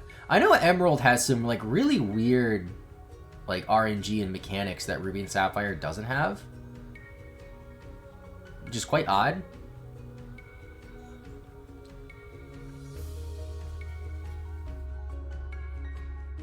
I'm gonna go heal, because Paris can hold its own against a lot of the Diglets now.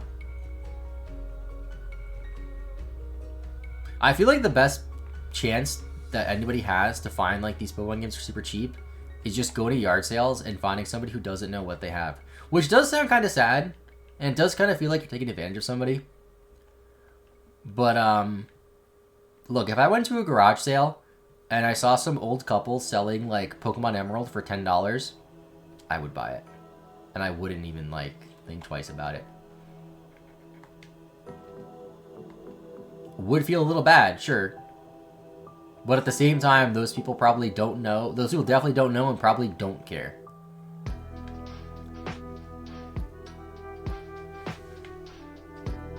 Their stores are Goodwill.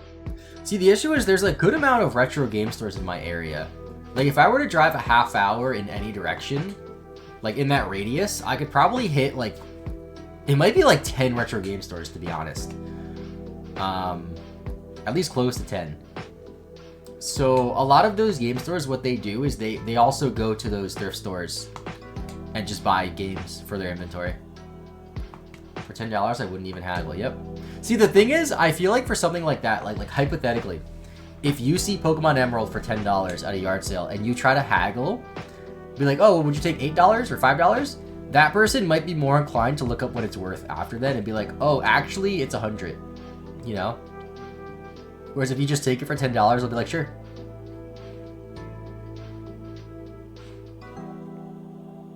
You know what I mean? Because I feel like if I had a yard sale, right, and I had everything at a sticker price, and somebody was like, hey, will you take this, and it was like $40 instead of $50 or whatever, which is like an extreme example because things don't usually cost that much as yard sales. But anyway, I'd be like, let me think about it. And like look it up, be like, whoa, it's actually worth $5 million. There's this YouTube channel that I've been watching for years called The Game Chasers. And what they do is they just go around to game stores, flea markets, yard sales, looking for retro games. It's like it's a really cool series actually. It's been going on for like 15 years. And they have some crazy finds like that where they go to like an estate sale or a yard sale and it's like, yeah, I have this box of Super Nintendo games with a Super Nintendo. I'll sell it to you for 20 bucks. And they're like, sold. Don't even haggle.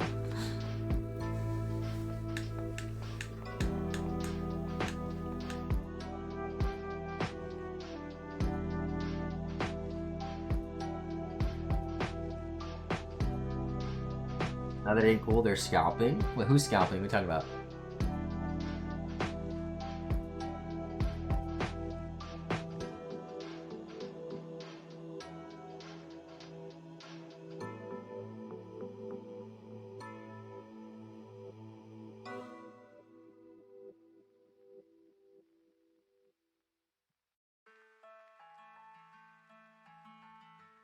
almost clicked stop streaming by accident. Oops.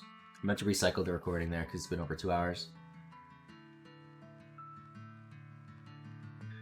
Not a few people who do this for business. It's fine for use. Oh, I'm almost positive that the game chasers just use this for personal use.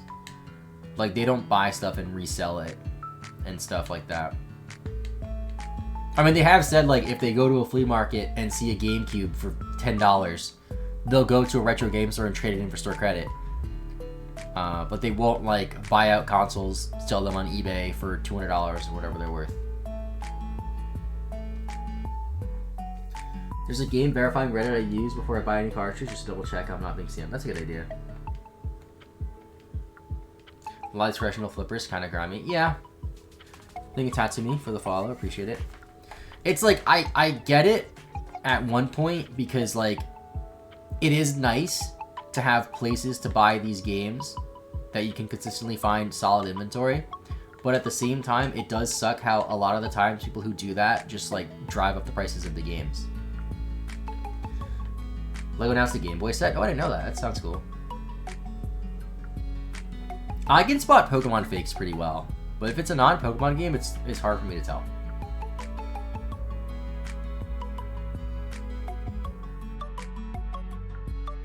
Granted, I don't buy cartridges of non-Pokemon games, really. I am a little into the Genesis. The Genesis is really hard to find games for, though. Like, good games for a good price. There was a time... I was actually with PK, I'm pretty sure. You were with me. I was at a game store, and they had Mega Bomberman for the Genesis for $20. And I'm like, what? And it wasn't marked reproduction or anything like that. And I look at the cart, and like the cart just looks like so off.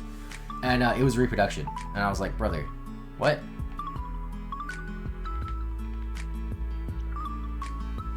Because Mega Bomberman's one of my, like, most wanted games. And I should have got it, like, 10 years ago when I first got into the Genesis, because now it's worth, like, so much more.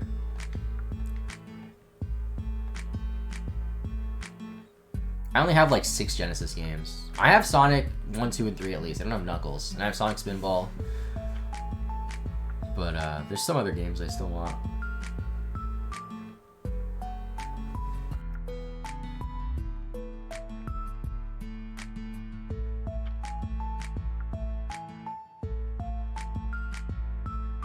I sort of got conned when I first got my Genesis 2 on a Mega Man game. I got Mega Man The Wily Wars for $50, thinking it was an official cartridge. I had no idea that Mega Man The Wily Wars was not officially released on the Genesis, and it was a reproduction cart. So I spent $50 for a reproduction cart of a Mega Man collection game. It's a good game, though. But... you know, I don't like the idea of spending $50 on a reproduction game. Sometimes I see stores, they sell like Pokemon ROM hacks on a cartridge for $30. And I'm like, what?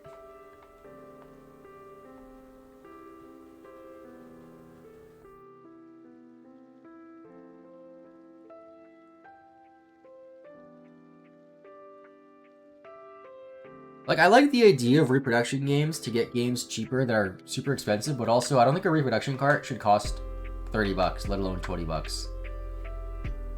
Like, considering what it is, I feel like it should probably be like $10. Because if a reproduction game is $30, but the full game is like $100, like, yeah, that's a big difference, but also, like, I'd rather just get the actual game. The only time I'd ever be willing to spend $30 on a reproduction game is if the actual copy of the game costs like hundreds or thousands of dollars.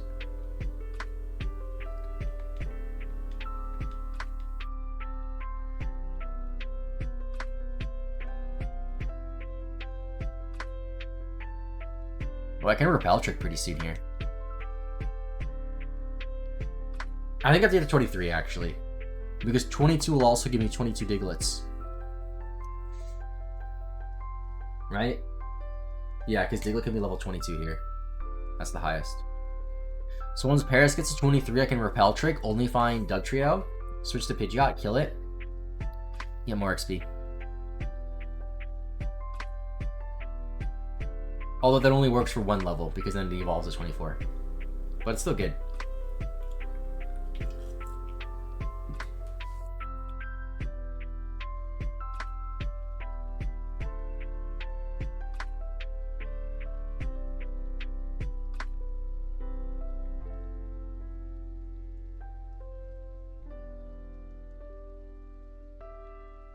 I'm excited there's been some new tech in the last week for Fire Leaf Green. Oh, what do you mean? What do you mean new tech? Like a new mechanic was more understood or discovered or whatever? I haven't heard about that.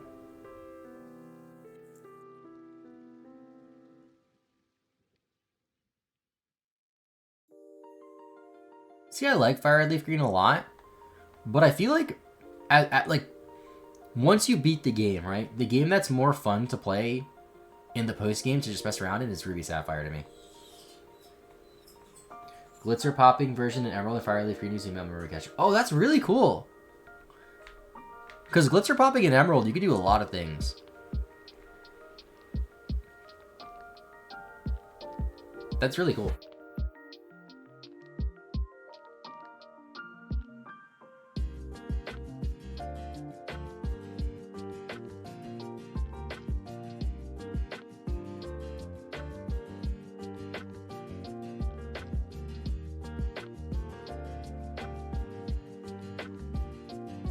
Basically change any Pokemon to anything you want, messing around with the male structures.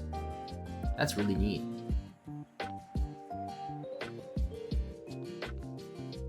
It makes sense that it would be in Fire Red and Leaf Green, because if I'm not mistaken, Emerald is built on a different, not necessarily a different engine, but like a modified engine compared to what Ruby and Sapphire was on, right? And it's more similar to Fire Red Leaf Green. I could be wrong on that, actually. I don't know. But that would explain why Emerald has a lot more quirks and weird things to it that Ruby and Sapphire doesn't have.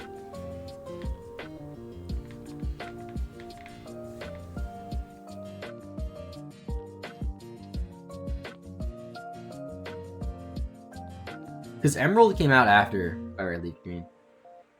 Change a Parasite to Gardevoir? Sure. Don't have friends to get Gengar? Here, change this Dugtrio.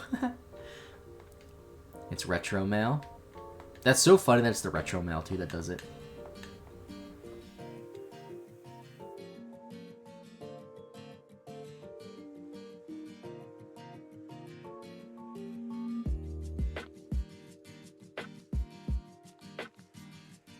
I remember I did glitzer popping in Emerald a while ago for a video. But I don't really remember how I did it or how the setup worked. Glitching is slightly different in Emerald.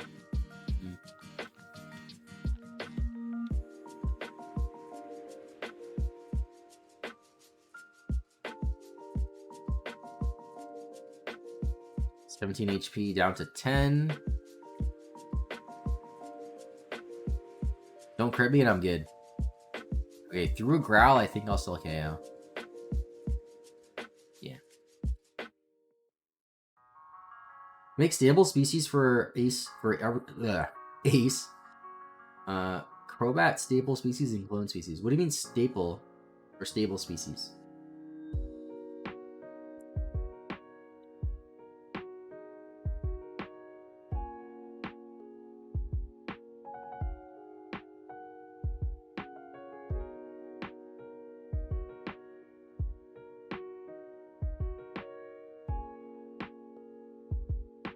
It won't crash if you inspect glitch moves in summary. Oh, that's cool.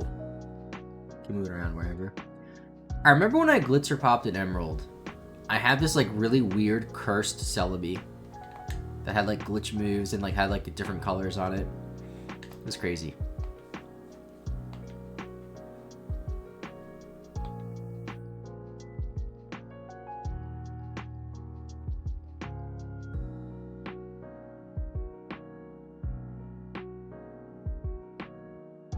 How much XP do I need for the next level? 1,000? Sheesh. I will go heal though. Oh, the Celebi was an egg technically? I don't really remember it. But I do remember eggs being involved. Yeah, it's pretty weird. What's glitzer popping? Glitzer popping is the name of like a really convoluted glitch in Emerald version. And apparently a very similar thing was found in Fire Red Leaf Green. I didn't do a great job explaining it, but basically it's like a really cool glitch setup in Emerald that lets you do like so many things. And something very similar was found in Fire Red Leaf Green recently.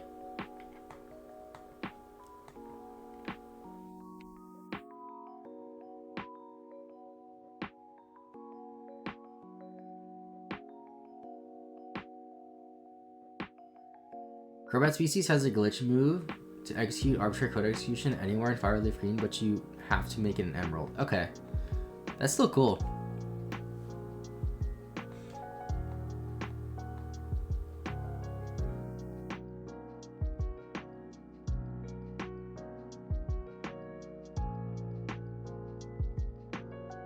Okay, Dig should do like no damage to make some bug grass. Yeah.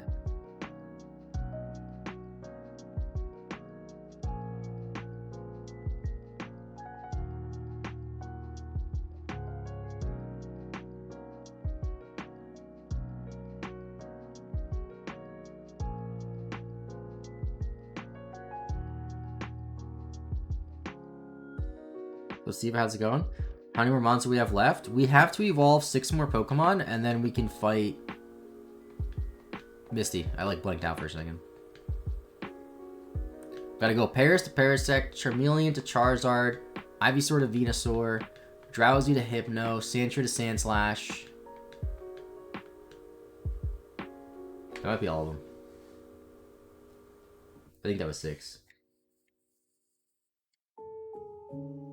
Oh, and Venomoth. Or Venonat to Venomoth. That one's gonna take the longest. That one's 31. Ivysaur and Charizard are a grind. They shouldn't be too bad. Because Ivysaur's already 26. And I can Repel Trick them pretty soon. To encounter Ductrios. I have not found my shiny Turtwig yet, no. I haven't shiny hunted much since I started this challenge a few days ago. I've been really focusing on this. Like, if I'm playing Pokemon in the last few days, it's literally this. I did mess around with my Pokewalker to send stuff to my Soul Silver. Because I'm doing a shiny batch quest on Soul Silver as well now. But yeah, once I get my capture cards in, my DS capture cards, I'm going to do some double hunting streams on Turtwig again.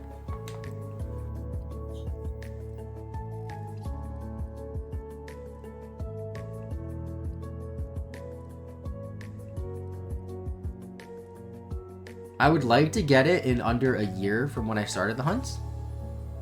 Parasitball's at 24. I'm pretty sure it's 24. But once it gets to 23, I can Repel Trick to encounter Dugtrios. The only downside of Repel Trick into Dugtrios is I have to go into my Pidgeot to knock out the Dugtrio. Which, like, is annoying because Pidgeot gets the XP and Pidgeot doesn't need any XP. But Dugtrio is going to give me 300 XP on whatever I'm switch training versus this Diglett, which is giving like 100-ish to 200. So it'll be worth it, I think.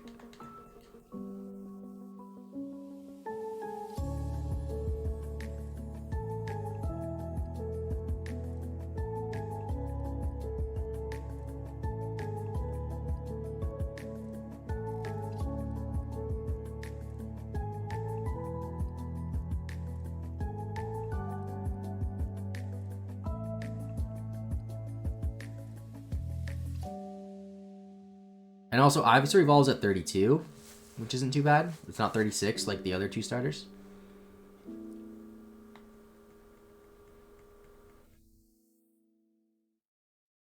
And we most likely won't have to switch train it. We could just lead with it and just kill stuff.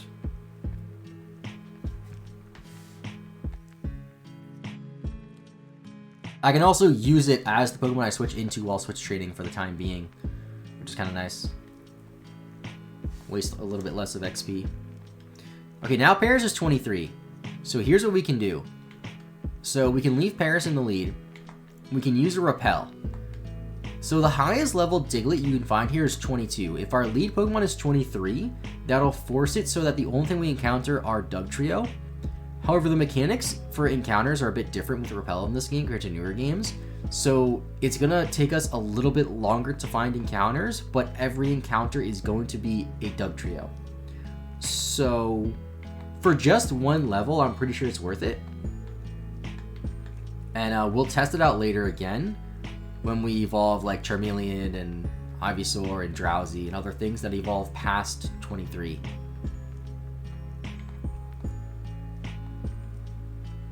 Because this will give about 300 XP, right? Yeah, I think that's worth it. It would be better if I could switch trade into something that's not Pidgeot, that needs XP, but actually this might not be worth it. Yeah, I got one Dugtrio off that whole Repel. What the heck? Maybe that's not worth it.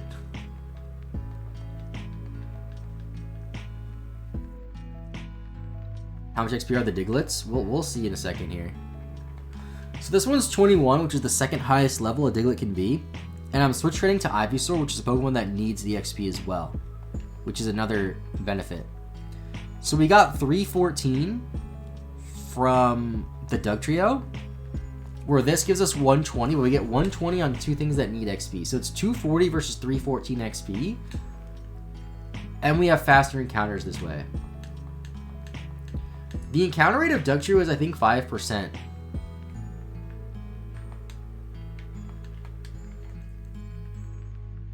I should just heal Paris, too. Paris can hold its own against sub-level 20 Digletts.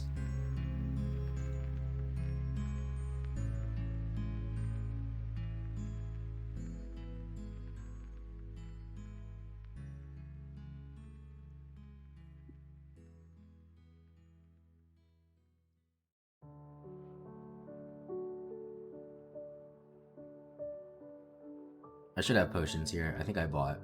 Yeah.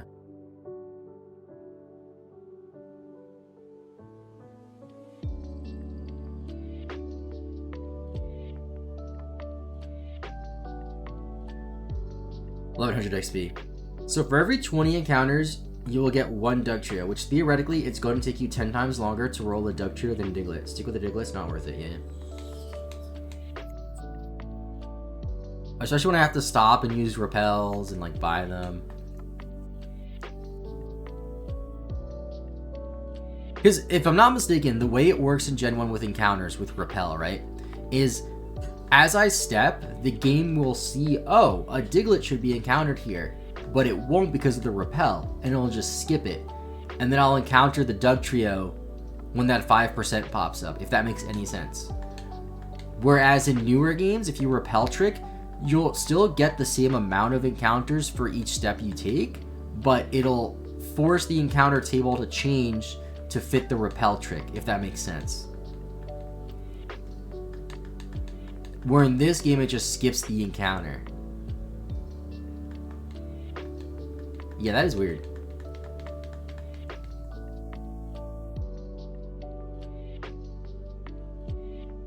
I guess the best thing is to stick to Diglett, and then when I hit a Dugtrio, switch to Pidgeot. Right?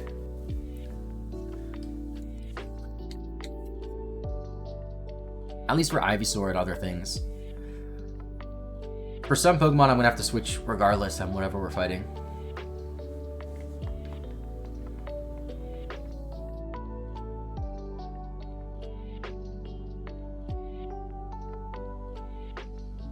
Yeah, 200 XP right there is pretty good.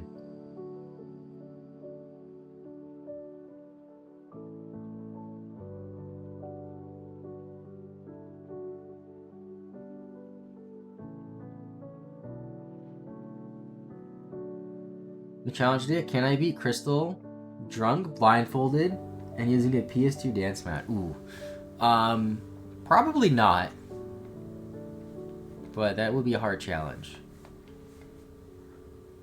I've also thought about this, so for Crystal, instead of doing an Oaks challenge, I might just complete the Pokedex in Crystal. Which is like slightly, actually significantly easier. Because then you don't have to grind before each gym. I don't know, we'll see. Either way, whenever I do the next Oak Challenge or Dex Challenge, I won't stream it all day, every day until it's done. It'll be streamed sometimes. Because I have an idea for a video I want to do that will only take like 2 or 3 streams. And I'll probably focus on that starting next week. How much XP do I need? I know checking it doesn't like matter, just waste time. But I'm doing it anyway. 56! Let's go! So I might as well switch stream this because I'm going to get 56 XP regardless. Virtual console made it possible to get steadily legit, which is good from the Podex. That is true, but I'm going to play this on an actual cartridge copy of the game. I'm not going to play it on Virtual Console. With how grinding is in Crystal, don't do an Oaks challenge. I don't know, we'll see. Oh, don't kill me. Well, I might have messed this up. I have to switch again. I might need to battle one more Diglett now. I tried to be greedy with the XP.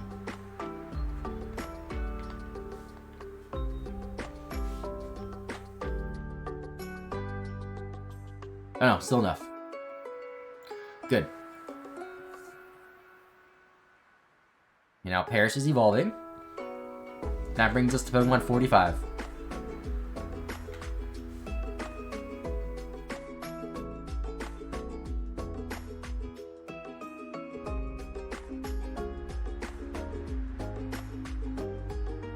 I do know that when I do Ruby and Sapphire, though, which I might just do Ruby and Sapphire first, honestly, instead of Crystal, is I'm going to play Ruby and Sapphire at the same time on both of my GameCube setups. I just have to wait for my second Game Boy player to come in the mail. And I have to get a second capture card and figure out how that's going to work, too.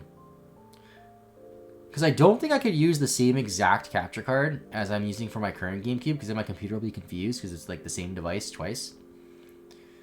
So I'll take a different capture card. We'll see.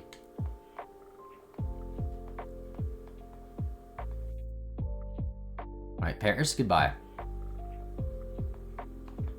What else do I need? Is it just Venonat?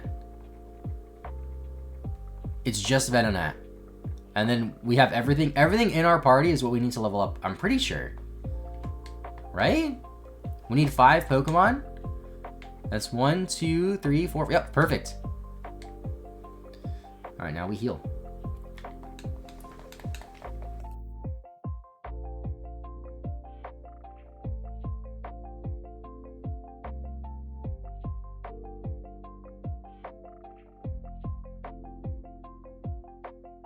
Alright, who are we going to lead with?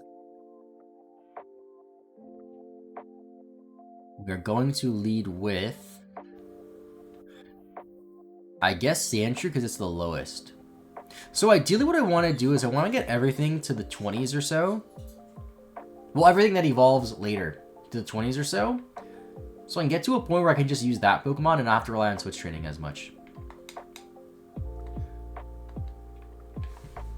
But looking at the levels,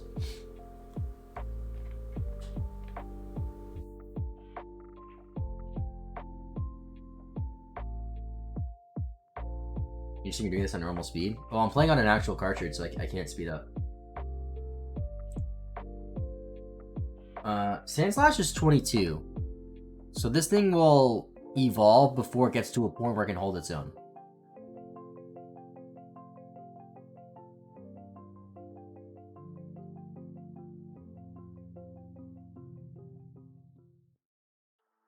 It's like a chill stream when I'm here for it. Yep.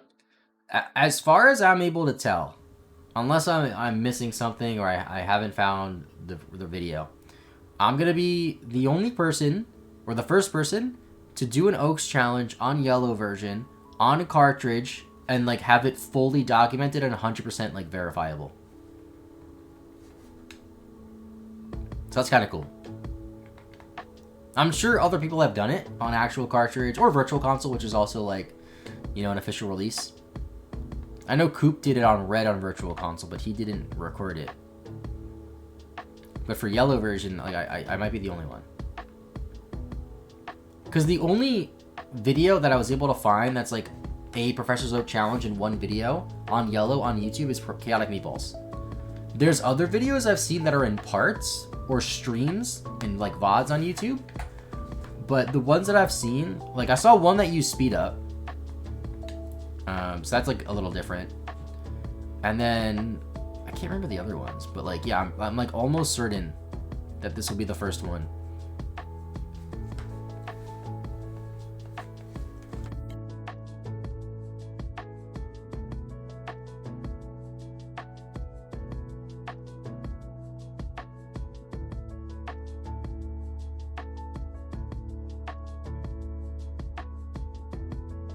I always found that a bit strange though.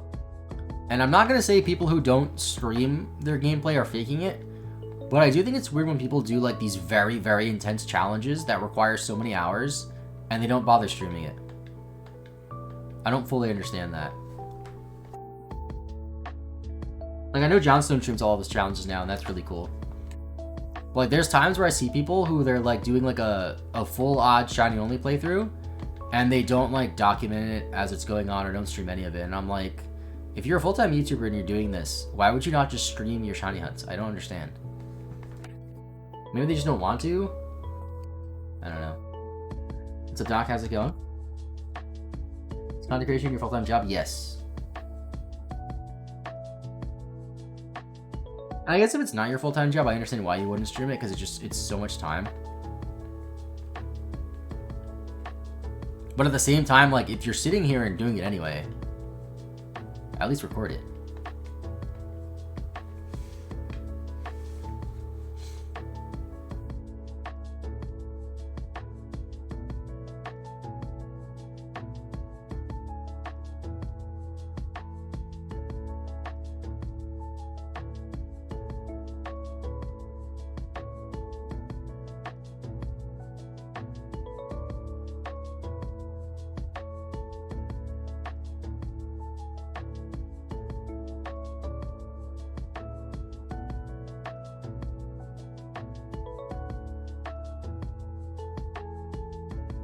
Well, that's which is why I'm loading up on capture cards.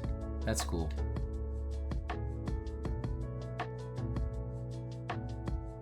See, I just like the peace of mind of knowing, like, if anybody accuses me of faking this Oaks challenge or using speed up, I could be like, nope, check out the VOD channel. You can see every single second of me playing this game. And you can see that it's on the official cartridge. You can see the game. I mean, you can't see the GameCube right now.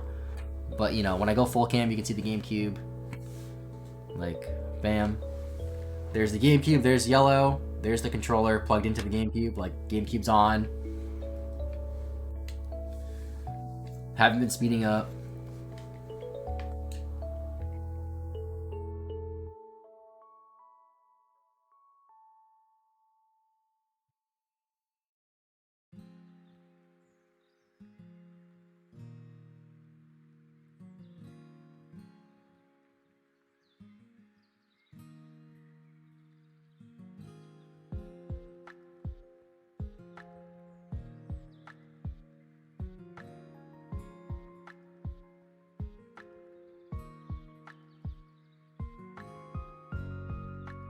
Sandshrew might get to a point where it can hold its own a bit, actually. I believe it learned Slash at 16 or 17.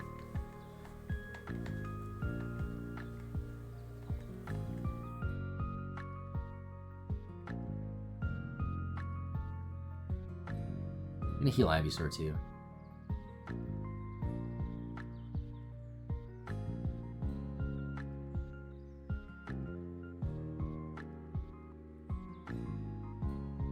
And save the game. Past the 24-hour mark. So I started this on Monday. Today's Thursday. That's 4 days. 25% of my time being awake since Monday has been on this. Actually, wait a minute. I started this at about 9 a.m. on Monday, right? So 9 a.m. Monday to today. So it's... I don't even know. Math is hard. Let me ask Siri. Hey Siri, how many hours has it been since 9 a.m. on Monday to right now?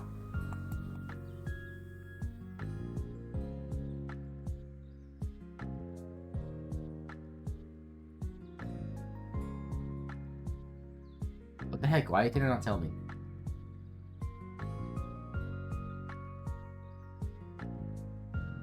Hey Siri, how many hours have passed since 9 a.m. Monday to now? 76. Yeah, that's what I was thinking. It's like 4 days, but in terms of like hours, it's barely over 3. So 33% of my time being alive has been spent on this since Monday. And at least another 33% has been asleep, right?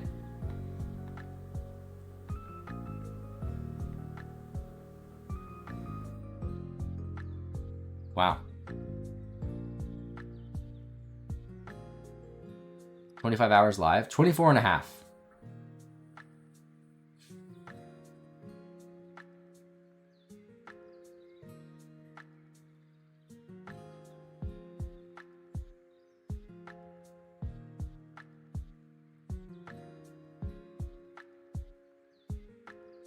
Oh, I'm out of Vine Whips. That's bad. Yeah, that's a lot. Oh, tackle? Oh, that's a crit. I was gonna say tackle still one shots.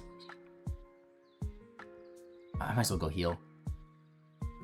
Actually, let me think about this. Yeah, there's no reason not to switch straight to Ivysaur. It's way better to split the XP on a Pokemon that I am going to use. Or a Pokemon that I'm going to need the XP on. Rather than Pidgeot, which is just there.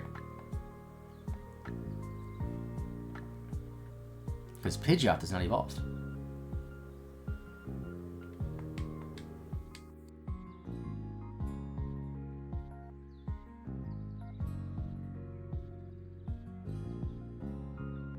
Beat Misty with the Charizard. I could do that.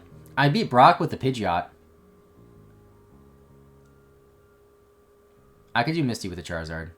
Because Charizard will be like, what, at least 16 levels above her ace? Because her ace is like 20 or 21, I think. I'll do that.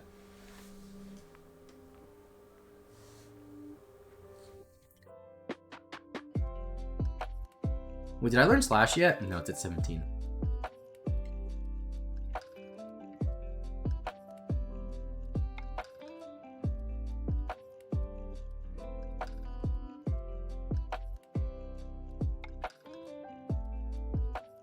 Yeah, then I have another big chunk of Mons, but most of it's going to be catching.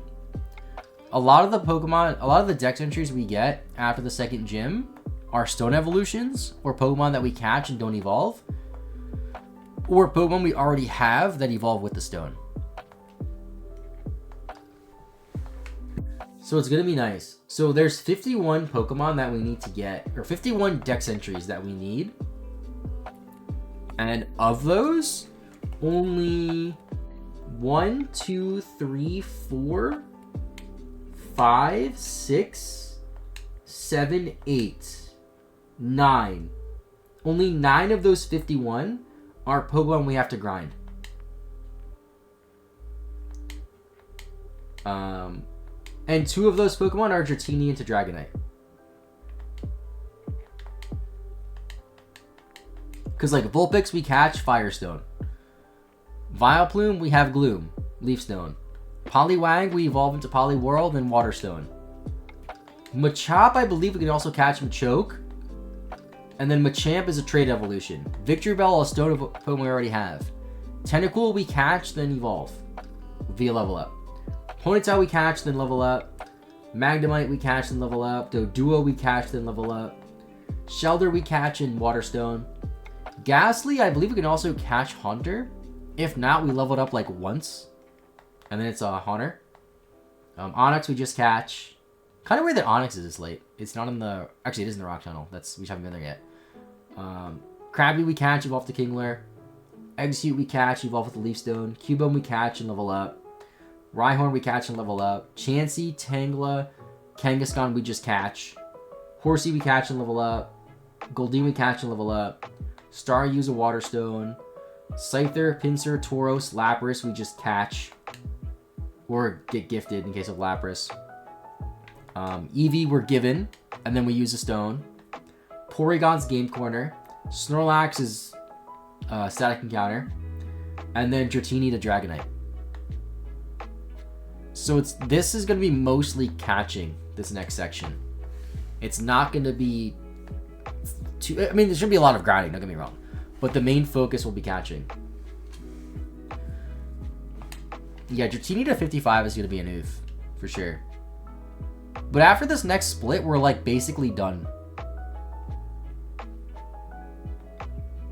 Honestly, I'll probably evolve even a Vaporeon and do the low-hanging fruit joke of Vaporeon. Straight up. Because one thing about YouTube comments, as like sad as it is, a lot of the times they love those like low-hanging, easy jokes that everybody makes. They go crazy. It's like, ha ha ha, Vaporeon. I'll probably do it. 17 slash. Let's go.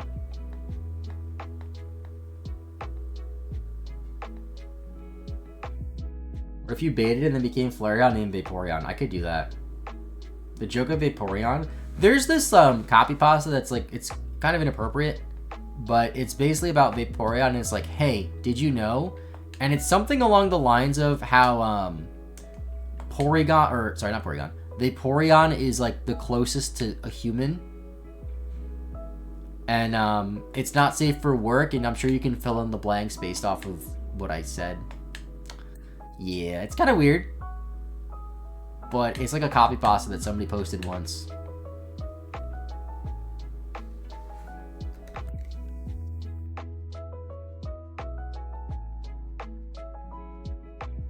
Yeah, do not look it up on your work computer.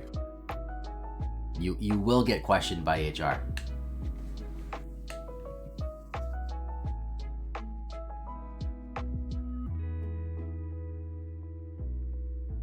Alright, Slash is being really helpful right now. I prefer not to talk to HR.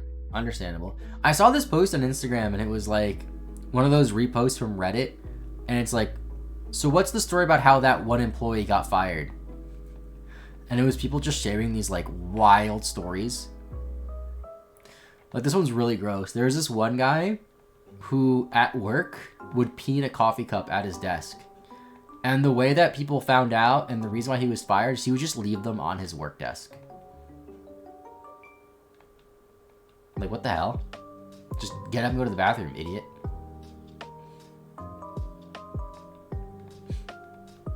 And there were some other ones that were, you know, a bit grosser than that I don't want to repeat.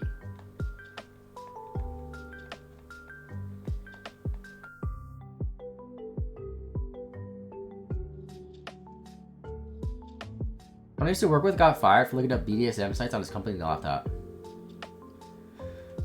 That's concerning. Like, why are you looking that up at work? Had someone at my job get fired back in 2021 because he got... Sorry, I had to look at the Pokemon for a second. Because he got up from his desk and forgot his camera was on and he was just in his underwear. Okay, if that's a work from home thing, that's like embarrassing, but it's not like bad. You know what I mean? Like, all right.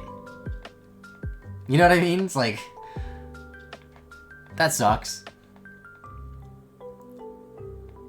They took it pretty serious. I've heard similar things where people would just wear like sweatpants or pajama pants because when they were on Zoom calls, they just would see them from like the waist up. And like some employers would like make them stand up and get really mad if they were wearing sweatpants. And it's like, dude, honestly, like in the nicest way possible. And I don't like cursing on this channel, but I think you can imagine what I'm going to say next or what I want to say next. You know what I mean? It's like, dude, shut up. Like at that point, you're just getting upset for the sake of getting upset, which is one of my biggest pet peeves in life. And that might not be the best way of explaining it, but I hate it when people get upset because they think they're supposed to be upset. Like, oh man, my employee's wearing sweatpants while he's working from home. I am so mad. Like, why? Why are you upset? What's wrong with your employee being comfortable in his home? What's wrong with your employee being comfortable while working? You know what I mean? Like, whatever, sure, fine. You gotta be on a Zoom call and you're professional. You gotta wear a shirt and tie, maybe a blazer. Alright, whatever. But, like, dude, if they're never gonna see your pants.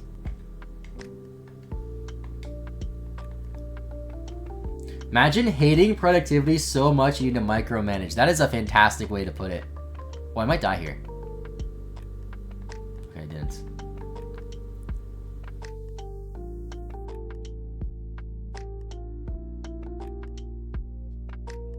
How much slash PP do I have? Okay. Might as well just say they hate money. Yep. No, I can't think of more specific examples, but there's a lot of situations where I feel like people get upset because they think they should be upset, but they're not actually upset. I'm playing Black and White for the first time. Who do you recommend next? Ooh, Black and White 1 for the first time. I'm like completely blanking on Unova and Pokemon. Ooh, Sizer-Toad. Sizer-Toad's a cool one. I've attended team meetings in my Udi. That's like a giant blanket, right? When it's cold, it's cold. Yeah.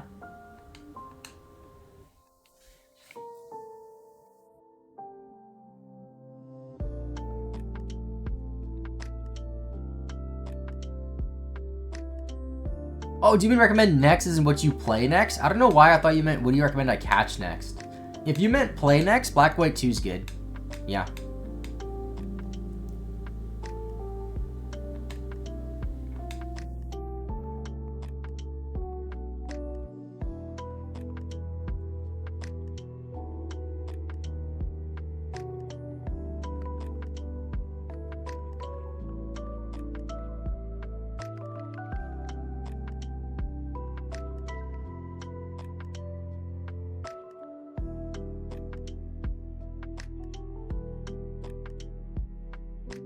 Ever you get the itch to replay Coliseum and XD? Those are fun games. I was in an executive meeting today in a hoodie. And you know what? You deserve that. It's cold, and you deserve to, you know, be warm and comfortable. Can't believe my Sand Slash died. It was doing so well. Why does it keep just, like, dying?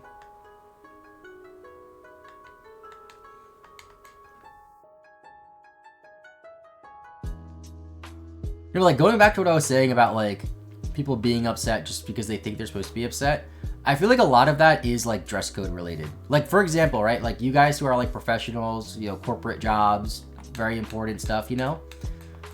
Does it really make a difference if you're wearing a suit or a t-shirt? Like, let's be realistic. No, right? Like, it's not like there's work you can do or your performance is increased because you're wearing a suit. It doesn't make a difference. If clients are gonna see you, I can kind of understand the arguments of, oh, it looks more professional, but at the same time, that goes back to the whole thing of people think it's good because they're supposed to think it's good. Where realistically, if I meet a professional, like let's say I meet, I don't know, an employee at Google who's a lawyer for Google, does it matter if they're wearing, you know, a nice traditional work-related outfit? Or if they're wearing a sweatshirt and sweatpants. No. They can still do their job just fine. Like, what's the point? One, look professional. Two, I don't want to overdress. That's true. Yeah, business casual. Yeah, makes sense. Stop putting on a dress shirt and a tie. Just don't get it. Dealing with more developers plus internal product people so I can get away with the tee and a hoodie. I've heard a lot of places do that, where a lot of places that are like technology focused, they're like programmers, developers, they'll let them wear casual stuff, but then like their lawyers, their marketing team, whatever, has to wear like a suit and tie and stuff. It's like, why? Like, I don't get it.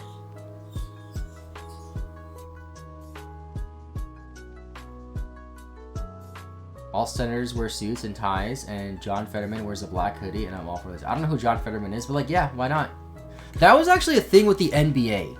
So NBA coaches for the longest time would wear suits and ties.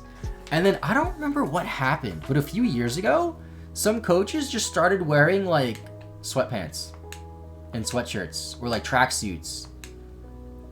And now, like, you never see a coach, like, every coach wears casual stuff. No coach wears a suit and tie anymore. That's sort of one of those things where it's like, why? Like, why do they have to wear a suit? Why do they have to dress professional when they're coaching a basketball team?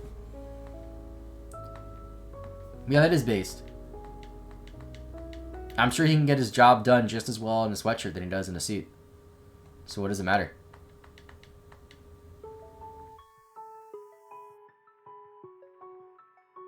Marketing gets suit and tie. Sometimes it's more about look to the customer than that the company's customer. See, that's the one that I kind of agree with. But also that goes back to the same mindset of, oh, you're wearing suit. You wearing suit is good because I'm told it's good. You know, it's like, does it really matter when you think about it? No. But that one I at least understand more. Make you iron lug nuts for the follow. I like to dress for my honor. See, I say this as somebody who genuinely enjoys wearing a shirt and tie. Like, I actually like wearing a shirt and tie. Like, I'm sure if I had a traditional job and I worked in an office where it was more business casual and you didn't have to wear a shirt and tie, I would probably still wear at least a shirt a lot. You know, like, I don't know what it is.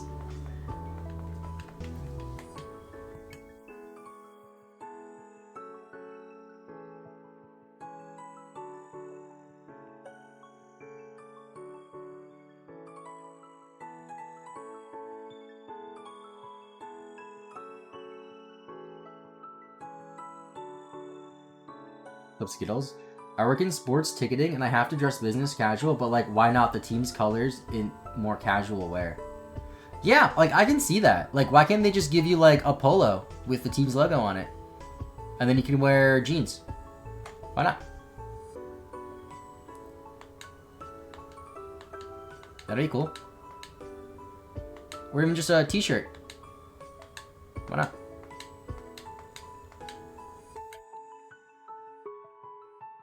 I keep forgetting what level Sandslash evolves.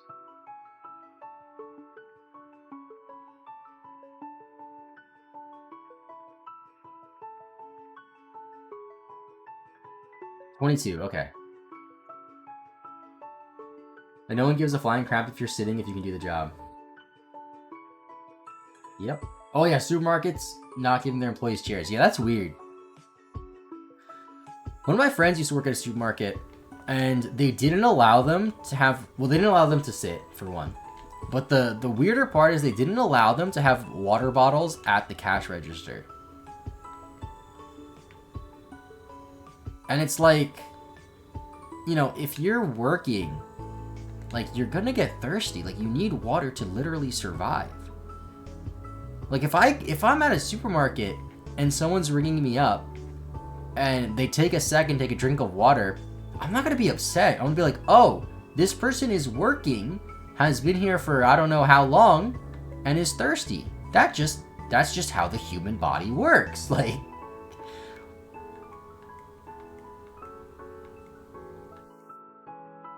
no water balls? I guess I'm taking a break every 30 minutes, whether you approve or not. Yeah.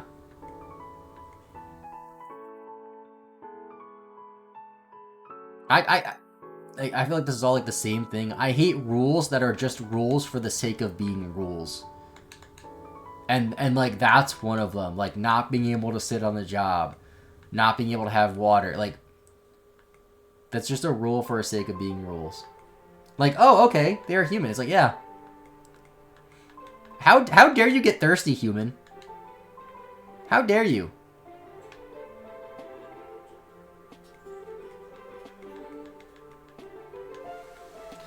I haven't seen a duck trigger in a while.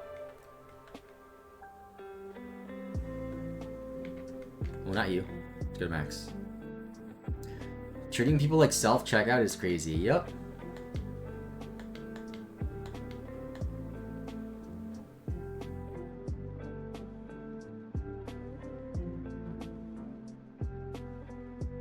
Listen, this will probably never happen, but if I ever become super rich CEO type man, my dress code is gonna be, look, as long as it's covered, you can come in. Literally, dress code, as long as it's covered. What's wrong?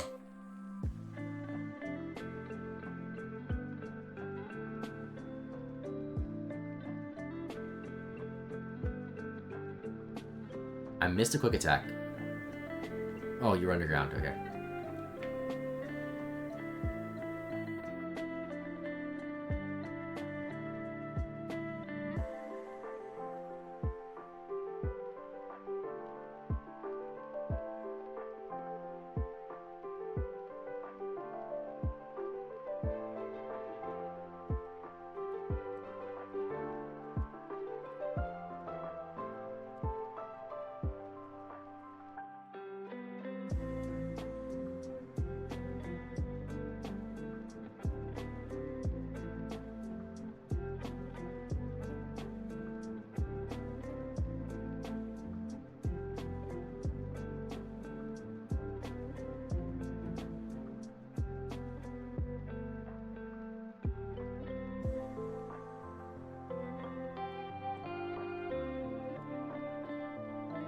Critical hit, let's go.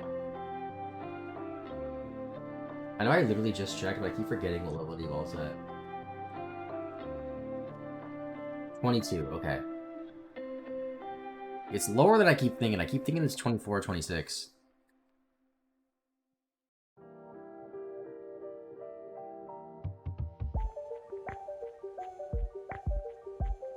Another crit, let's go. I'm not sure if Slash still has the higher crit chance in this game or not.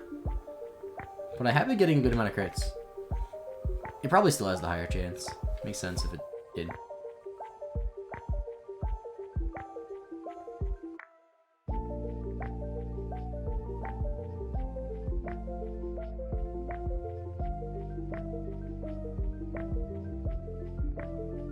Should buy your Switch to work today. I used to do that sometimes.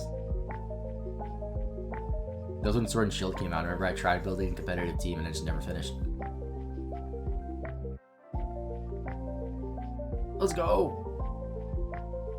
Toke Trio!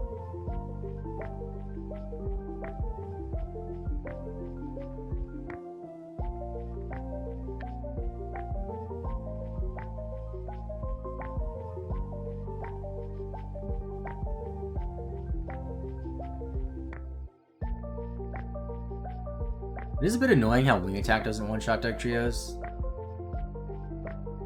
But did I also just genuine miss a Quick Attack? I think I did.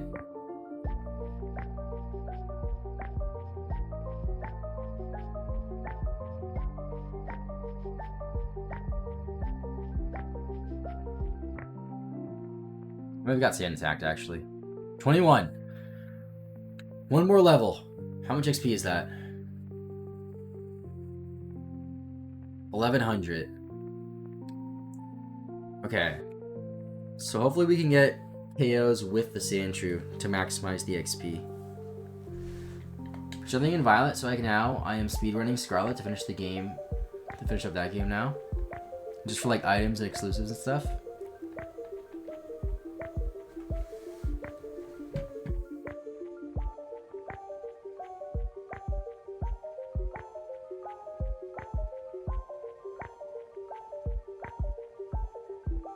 Once I finish up Sandshrew, I'll also have 5 Pokemon in the party to level up instead of having 6, which is really nice.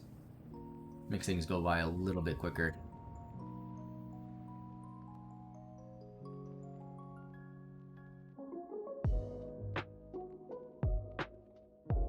I need about 700 XP or so now, I think.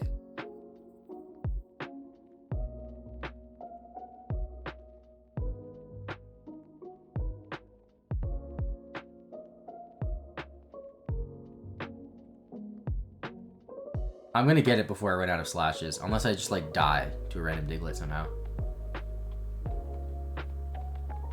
Or I keep getting growled.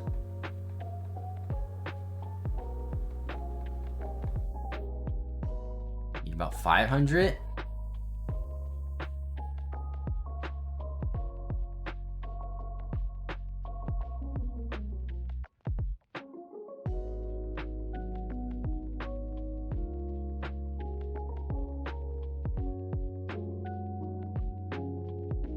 I should probably scratch here. That should still knock out. Yeah. Need like 300 or so? It might be 2 something. This might actually get it. If this gives me 2 something, I might get it here. If not this one, definitely the next one. Ooh, that's a crit.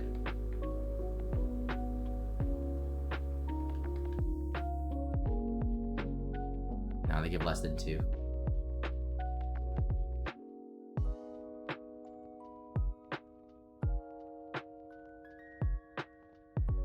Okay, this one I should be fine on. Just don't crit me.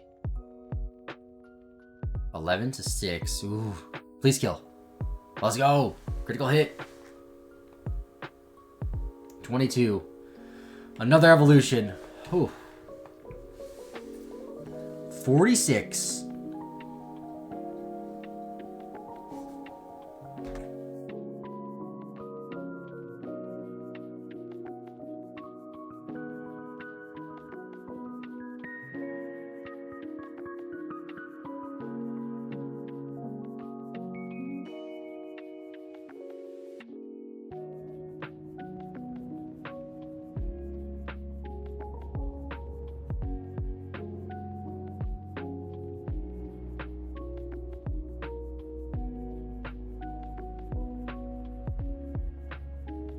Okay, now just 4 Pokemon left. So, let's focus on Venonat?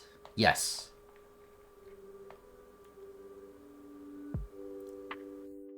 Actually, you know what? I might as well just focus on Drowsy. Drowsy can evolve soonest. And once Drowsy gets to about probably 22, 23, it should be able to handle its own against Diglets. Assuming it gets Confusion or something. It evolves at 26.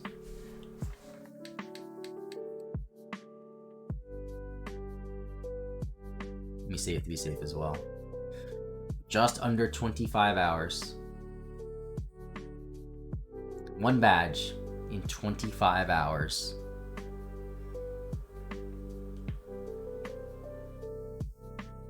I probably could have beaten the entire game twice by now if I really wanted to put things in perspective.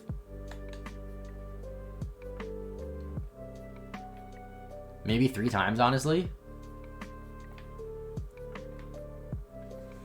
If I was like actively trying to just beat the game, like almost speedrun, definitely 3. But yeah. Alright, Drowsy, can you hold your own here? Let's see. Never mind, you dug a hole. Thank you, Play Pokemon, for the follow. Appreciate it. Switch. I could go to Ivysaur here, I think, right?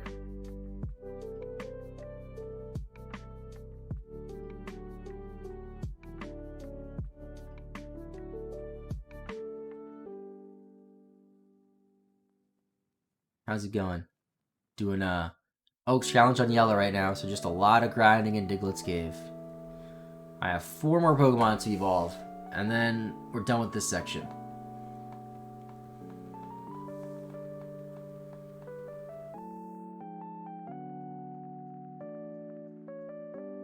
Drowsy's so slow though, it's kind of annoying. I have to switch because if Diglett goes for a dig, I'm just kind of screwed.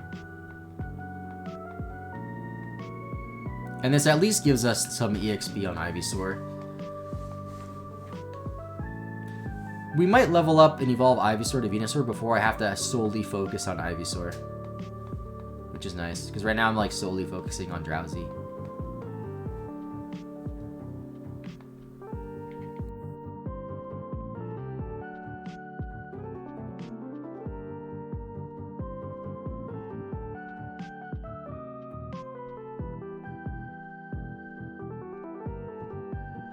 Ooh, that's a lot of damage.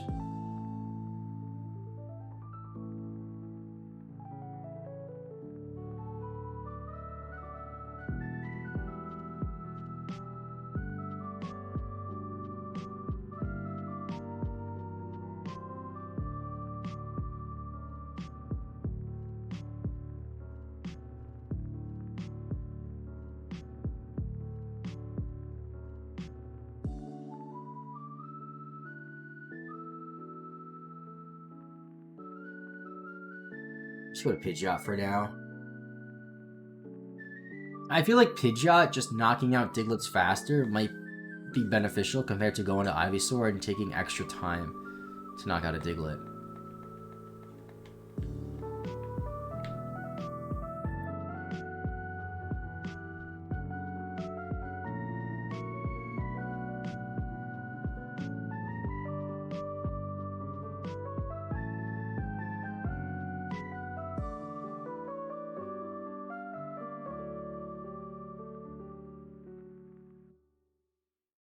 And they're on the medium fast group at least, so it's not terribly slow.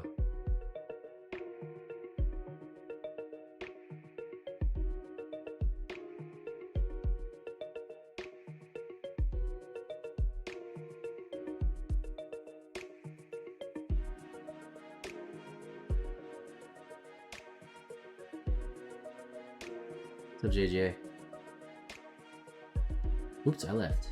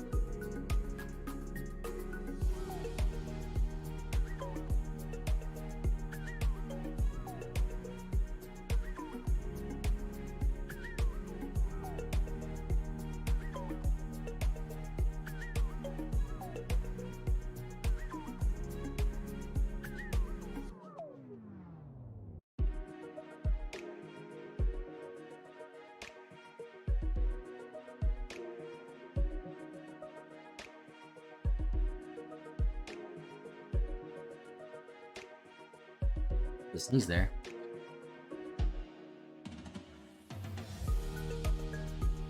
I'm trying to think. I think very realistically we could finish all the grinding that we're doing right now today.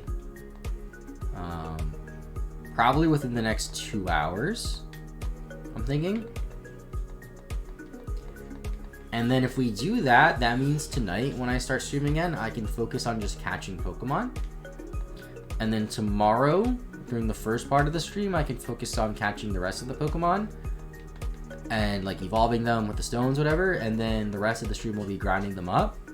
And then assuming we finish all of that today and tomorrow, like the next gym badge, the rest of the game is gonna be super quick.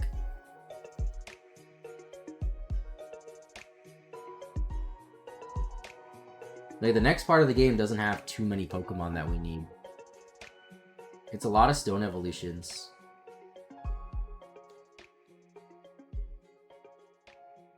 Stone evolutions, fossils. And then, I keep leaving my accent. And then after that badge, it's just Squirtle to Blastoise. The next badge is Articuno. Badge after that is the last badge, is Moltres. And then it's Elite Four, beat the Elite Four, post-game, look at Tug Mewtwo.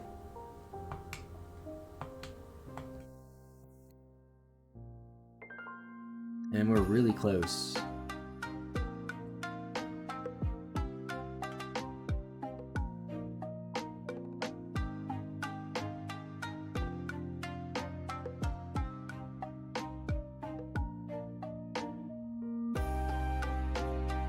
So tomorrow, I mean, what we're doing today is really important, but tomorrow's gonna be a really important day. Tomorrow will determine if we can finish this challenge on Sunday or if we need more time for Monday.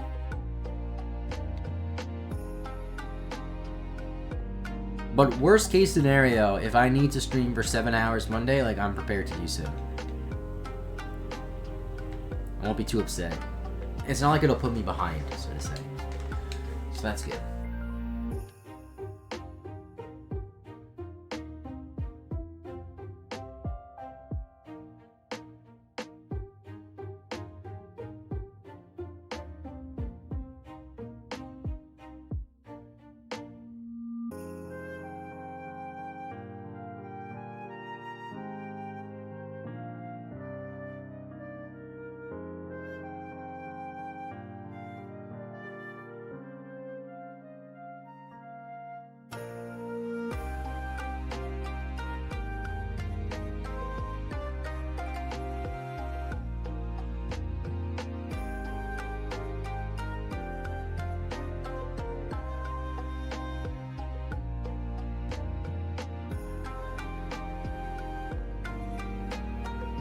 What's up, E-dubs?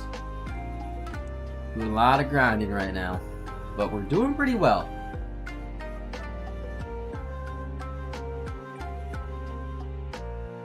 Well, tomorrow we'll also have the Safari Zone Hell. But, you know, that's just... Tomorrow's going to be a very important day for this challenge. How many left for Surge? 4 Pokemon, and it's all evolutions. So it's Drowsy to Hypno at 26. Venonat to Venomoth at 31, which is the big one. And then Ivysaur to Venusaur, and Charmeleon to Charizard. I don't know why I didn't know that one. Venusaur is going to be easy. That's definitely the easiest one. Drowsy's not going to be too bad, because it's like not terribly far off. It's 8 levels. Charmeleon, I can switch train for a bit, and then it'll get to a point where it should one-shot all Digletts. Does Venonat train well against Diglett? See, I don't know. Venonat, what I might have to do for Venonat is I might have to switch train. Actually, what I think I might do, we'll see if this works. If I switch train Drowsy to 24-25, if 24-25 on Drowsy puts it to a point where it can outspeed and one-shot a Diglett, then I can switch train to Drowsy. So that's kind of cool. I mean, at 18, we almost one-shot at level 17.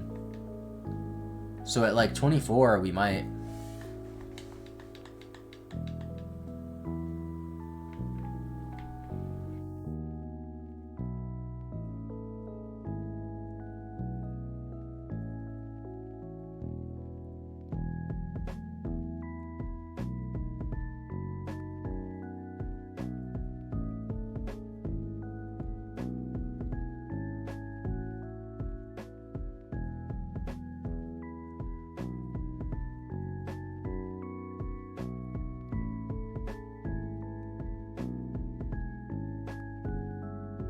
Venonat learns that's awful in Gen 1. Only attacking until 27 is Leech Life. Okay, that's going to be a switch strain. For Venonat, we might... What we'll probably do is switch train for a while. And then I might revisit the Repels trick to get more Dugtrios. That might be worth it if it's just one Pokemon.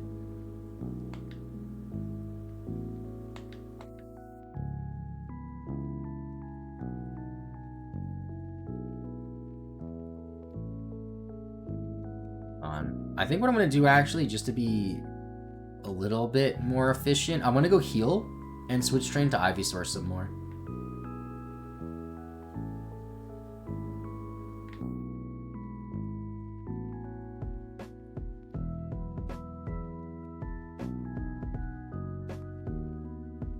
They give it such a terrible moveset so early. Like, how is Leech Life at 27 balance? I guess, like, all bug types are pretty weak in this game, right? Except for when you get to Scyther and Pinsir, which are, like, pretty strong, but those are later in the game. Yeah, Gen 1 has a lot of just terrible movesets. Drowsy's is pretty decent. Drowsy already had Confusion when we caught it. So that's really nice. Isn't Venomoth the Psychic Grass Pokemon? Is that a joke from the anime? I feel like in the anime or something, in some Pokemon media, isn't it referenced as a Psychic type? Even though it's Bug Poison. I can't stand on that. I'll stay on like the 15, 16, maybe 17 Digletts. Oh, it's Jarvan Scott's Thoughts. Maybe that's where I saw it.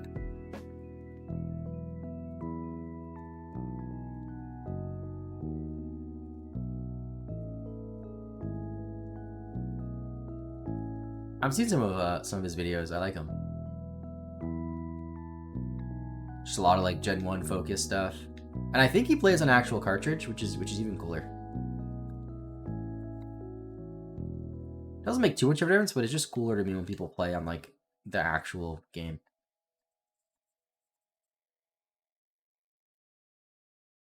Learn Psychic inside Beam, which is weird for Bug Poison. He plays on 4 times speed. Does oh no, okay, I didn't know that. I don't know why I thought he played on cartridge then. But yeah, that's not cartridge. I mean, it's whatever. It's not like I hate people who play on emulator, but I do think it's cooler. You get style points if you play on cartridge in my book, okay? Like for challenges, I get it. You play fast, be more efficient. Cool. For shiny hunters, if you don't have a million copies of the same game and you want to do 8 times hunt on Emerald, you only have 1 copy, so you play emulator. Yeah, sure, whatever. But if you're shiny hunting on 8 actual copies of Emerald at the same time, based. That's just cool.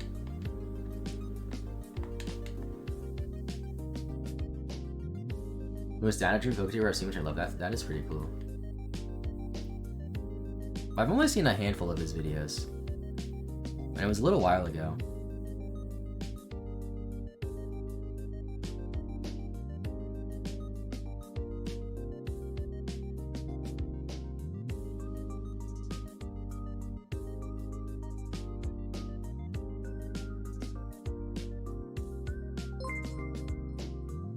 Thanks, Steve-O, for the tier 1 sub. Appreciate it, dude.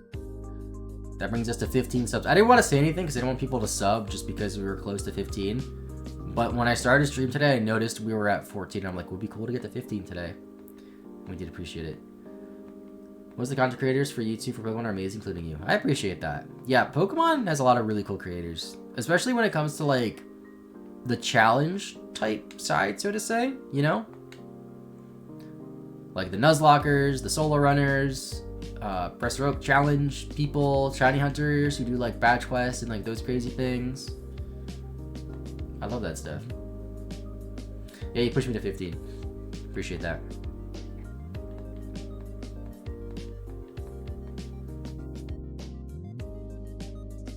Yeah, I am trying to stream more. Like, ideally, it would be fantastic if I could become a Twitch partner by the next TwitchCon, which is probably in like September, October. But the biggest, honestly, there's a few things stopping me, but the biggest thing stopping me from doing that is I'm just never consistent. The last like 4 years on stream, I just have not been consistent. 2021, I was pretty good. But I wasn't streaming for super long. Like every stream would be like 2 hours. I can stay in here. Whereas, you know, now I've been streaming for 7+ hours. There are some video ideas I have though. Like there's one video idea that I'm expecting will take about 15 hours of gameplay. I will stream that. That will be probably over the course of 2, probably 3 streams. And that might be started like next Thursday. It depends on how far along I am on editing this video, assuming we finish it Monday. But that video will be cool. And then soon after, probably in a couple weeks, I want to do another Oaks challenge. I don't know if I'm going to do Crystal or the Ruby and Sapphire one that I talked about earlier. We'll see.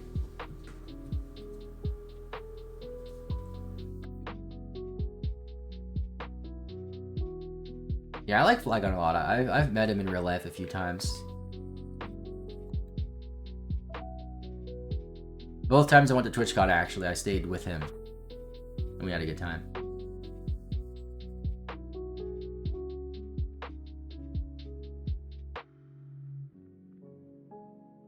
Just burnt out Nuzlocke content, which is all he does. I mean, yeah, I get that.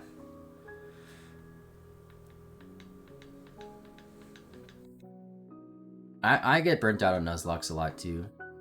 That's why I don't really, like, do them. I haven't done a Nuzlocke in a long time.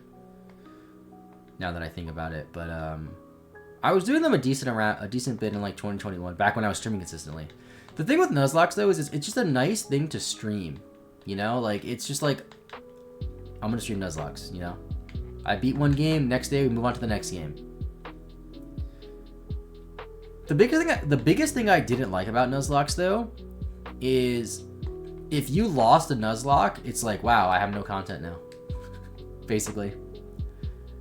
It's a lot harder to make Nuzlocke when you keep losing early. Or Nuzlocke videos, I should say.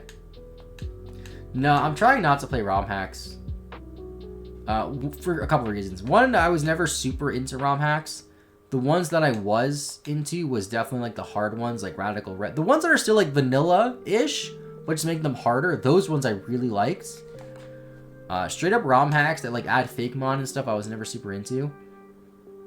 And also, like, I've been like pretty open about this. I would love to work with like the Pokemon Company to some capacity, and I've heard conflicting things about this, about how like they don't like creators who use ROM hacks and stuff like that. But then I've seen them very recently work with creators who've played ROM hacks. I don't know. Either way, I don't have a super big interest in ROM hacks, which is why I don't play them too much. Like, I remember when I did this, a lot of people were like, oh, you should do Yellow Legacy. And I was like, why do I want to do this on an emulator? On a ROM hack? Like, I want to do this on an actual game.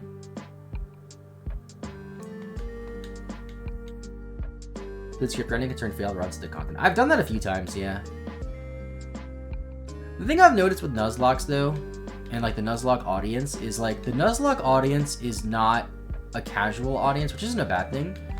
But like when you think of Pokemon as just like an overarching thing that you make content on, a very small portion of those people will care about Nuzlocke enough to watch them super consistently.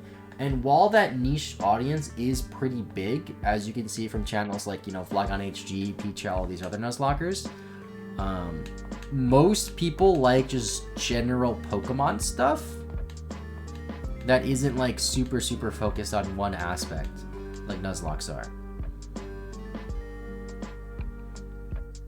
Like, I think that's why, even though a lot of Nuzlocke content does do well on YouTube, if you look at the stuff that does the best, it's like Professor's Oak challenges, shiny only stuff.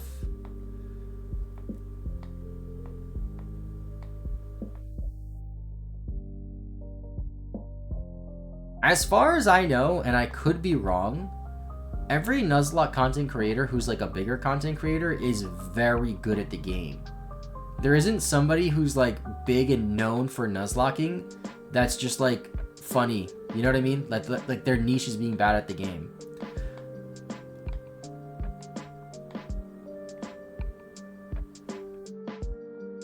Which like isn't a bad thing at all. It's just like different. Because like, for example, what I'm doing right now is a difficult challenge in the sense of it will take a lot of time. However, if I invest, I first off, one, I know how much time it's going to take. It's not like something catastrophic can happen unless I like lose my game, which like I really hope I don't, where it sets me back. Whereas in a Nuzlocke, let's say you're really far towards the end and you lose all of your Pokemon. You have to start over. You know, like you don't know how long it will take you to beat it. Like you could beat it on your first attempt and it'll take you 12 hours of gameplay, possibly. Or it'll take you 6 attempts and it'll take you 60 hours. Like, you don't know. Alfred kind of did that, but it was bad choices on purpose for content, and Nuzlocke are a small part. Yeah, that's the thing. Nuzlocke are a small part of his channel, and he's definitely somebody who's more content focused in general. Yeah, he's not exactly a Nuzlocker. He has done, like, there's people who've done, like, Purplecliff's done Nuzlocks, but he's not like a Nuzlocker. That's not what he's known for, you know? And a lot of those times when people like that do Nuzlocke, it's for the content, not necessarily for the Nuzlocke, which again isn't a bad thing, but like they do it because it's a cool thing they want to try and make content on, not because they want to necessarily do Nuzlocks themselves. Whereas I feel like a lot of the big Nuzlockers just like doing Nuzlocks. Like I know Flygon HG, like he used to just do Nuzlocks on his own time before he made content. And I know that's the case for like a lot of other Nuzlocke creators as well. Whereas somebody like Alpharad or even Purplecliff like started making content and then decided to do a Nuzlocke for content.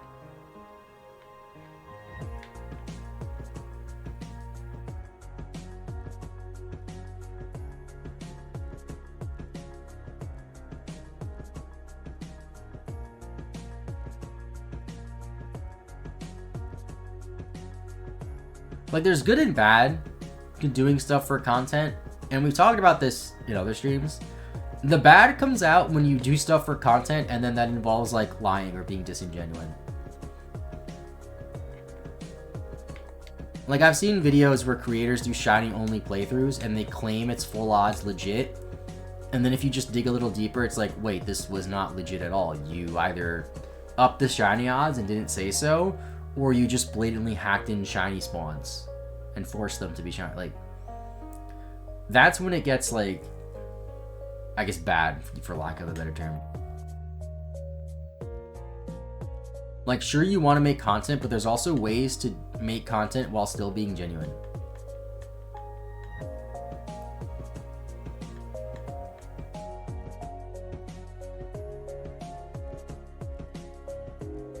Get yourself in confusion. Nice.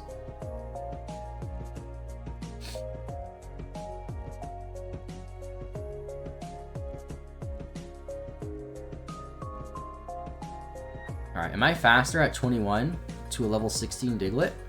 No, still not faster. Damn, Drowsy's slow. What even is Drowsy, an elephant? That evolves into just like a human? That's kind of weird now that you think about it.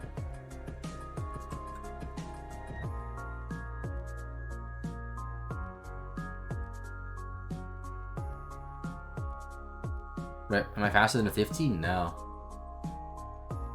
Oh, Anteater, that makes sense.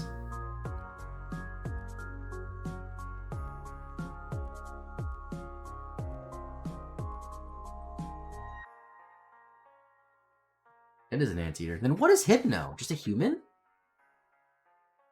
What's that about?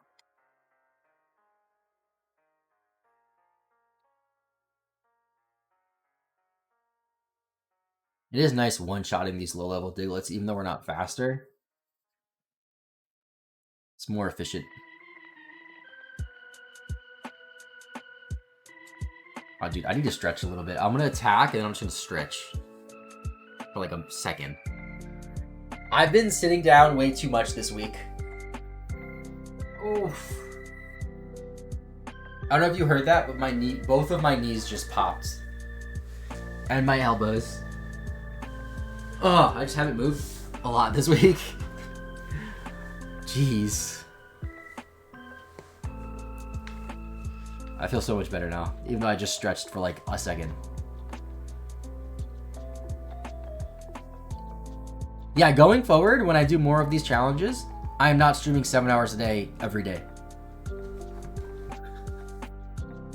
I need more movement. See, even if I'm like here working at my desk and I'm not streaming, I at least move more. Sometimes I just get up and walk around because I feel like it, you know? Like if I'm thinking of something like, oh, how do I want to make this thumbnail? I might just get up and just like pace in the room. Just be like, how do I want to do this? Standing desk. Standing desk would be awesome. The issue is I have an L-shaped desk that is really big. And going from this to a standing desk, I have to like really rearrange my setup a lot.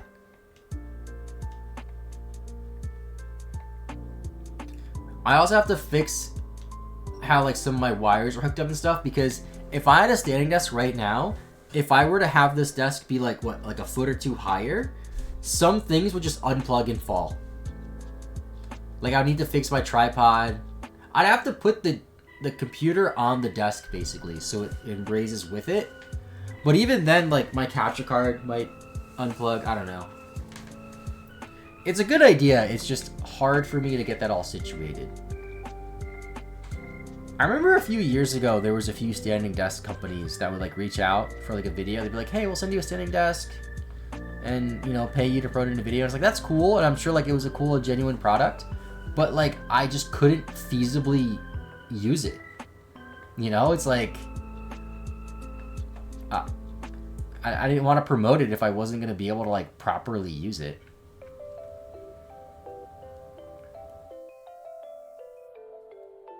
But I have heard nothing but good things about standing desks in general.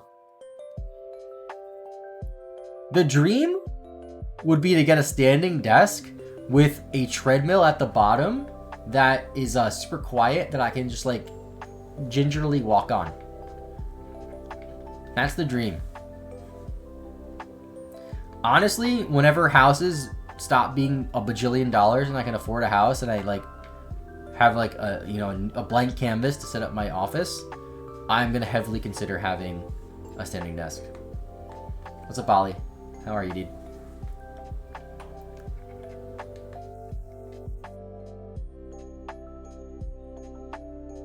I have a standing desk. It's fantastic. Yeah, I'm sure it's great. I mean, I could stand right now. Like, I could stand. I mean, I just have to look down a little bit at my computer screen. And I could raise the camera so you guys, like, wouldn't know that I'm standing right now. Other than the fact that I'm looking, like, straight down. They aren't expensive either. Really? I thought they were expensive.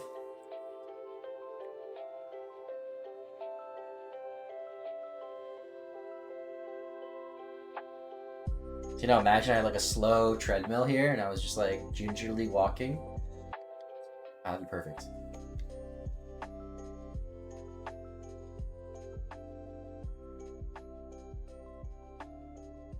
See, I would need a huge standing, I don't know. I'd have to like severely alter my setup to incorporate a standing desk at this point. I'm gonna go full cam for a second just to explain this quickly. So, like, you can't see the front part of my desk, but, like, my desk is in front of me, and then it turns here. This is my lunch garbage. Sorry for the mess. And then it goes down here. Then I have these shelves. Then I have shelves under here.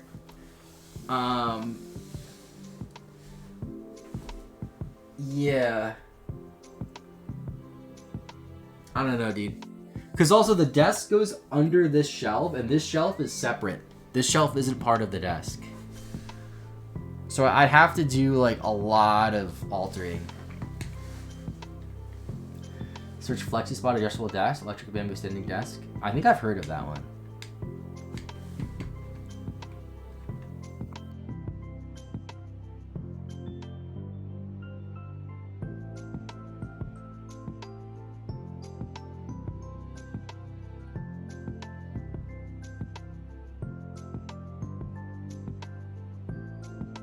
See, these are nice desks. They're not, like, terribly expensive, like $400. Like, it is kind of expensive for a desk, but for a standing desk, like, sure. They're too small. I can't use that. Thank you, Hot Dogum, for the follow. Appreciate it. Yeah, I have to, I don't know. Again, that's something that I would have to do. I'd either have to, like, completely revamp my current office or just wait until I, like, get a house.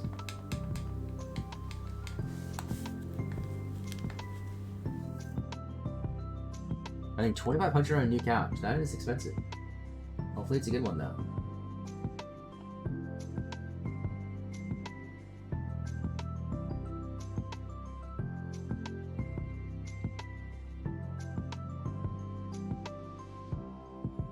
The pains of furnishing a new home. Hey, man, at least you have a new home.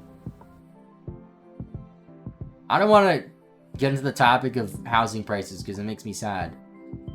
But in the New York area, houses are criminally expensive. Criminally expensive.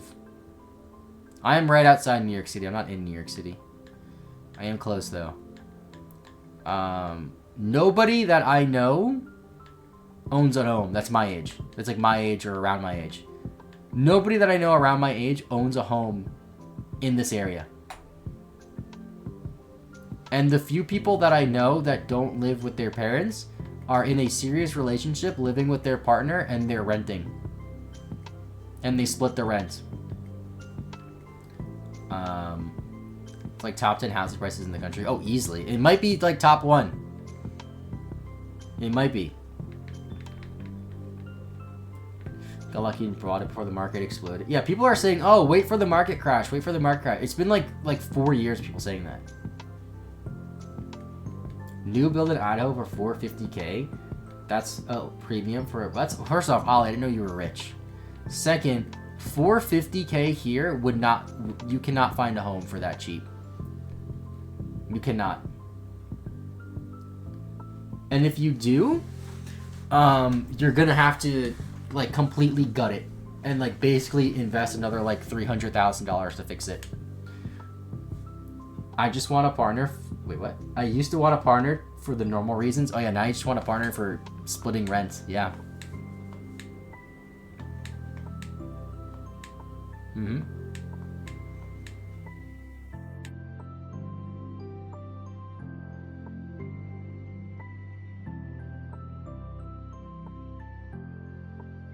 Back in California, anything on the San Francisco Peninsula was minimum $1 million.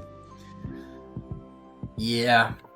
There's a house down the street that's like condemned, like boarded up, overgrown, $700,000.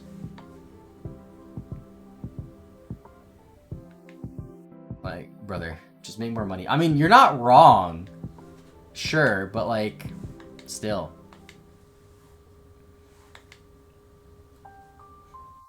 I don't know the exact word that I'm looking for here, but if you look at like the ratio to home prices to average income, average income has not gone up much in the last like 40, 50 years, whatever, or 30 years, I should say. But the price of a home has like tripled. Fake shot hunting videos, you can buy a house. Yo, low key. Listen, I'm not gonna name names. I've seen fake shiny hunting videos that have over 1 million views that are blatantly fake. And you know what? If I had a couple of more 1 million view videos, I'd probably be able to buy a house right now. Wait, am I gonna die? Damn. Dude, I'm just gonna run. I'm embarrassed. Can't escape. Let me go heal.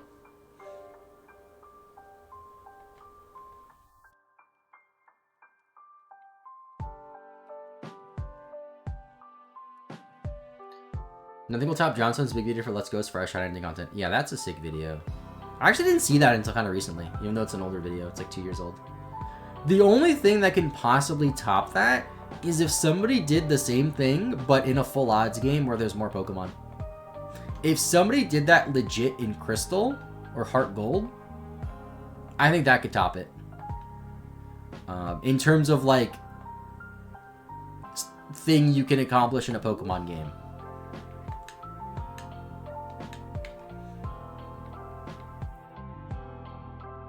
Take actual months of full-time shiny hunting.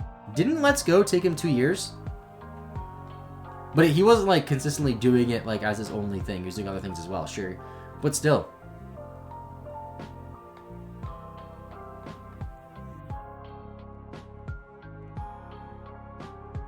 And the thing is, if somebody did that, they probably wouldn't do it on just one copy of the game. They would do it across like multiple and then trade stuff over. Yeah, like it wasn't his main focus, but still, it was something he was actively doing for minimum a year.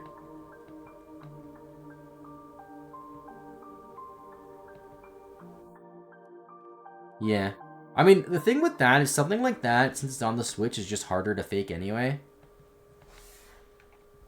Like, I have no doubt that he did that legitimately.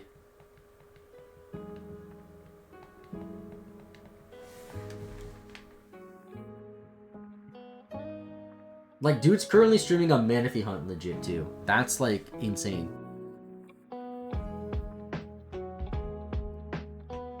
Yeah, no, I'm like incredibly confident that he doesn't fake anything either, which is good.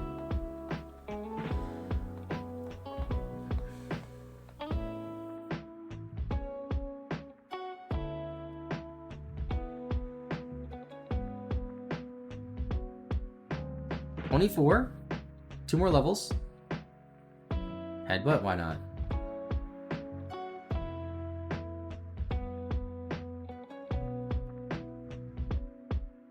Once your stream's on, nothing seems dodgy at all. Yeah, that's what I really like. I really like it when people play legit.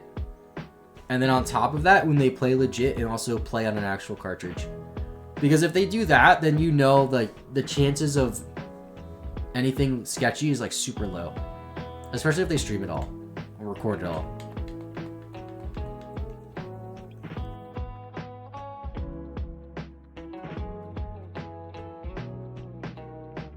Will never sell Manaphy for shinies and go for $5? Probably in a year or so, I guess. Speaking of dodgy content, there was a cool video about how a speedrunning community caught a cheater. I've seen a few videos like that. That happens a lot. You know what's crazy too? I found out about this last night. I don't know how it took me so long to find out because it happened like a week ago. Because I really like Halo, right? Competitive Halo 2. There's this guy, Monster is his name. He's like a professional Halo player and he was cheating for like 3 years and nobody like knew. Like people were sus of him, but nobody had concrete proof until like last week. Like he was like straight up just like cheating in online tournaments. but he was also like an actual pro player.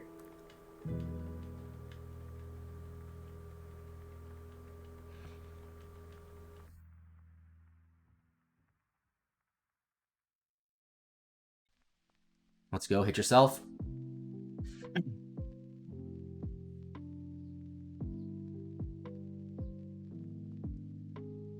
Yeah, Legends Arceus shinies are pretty easy to find.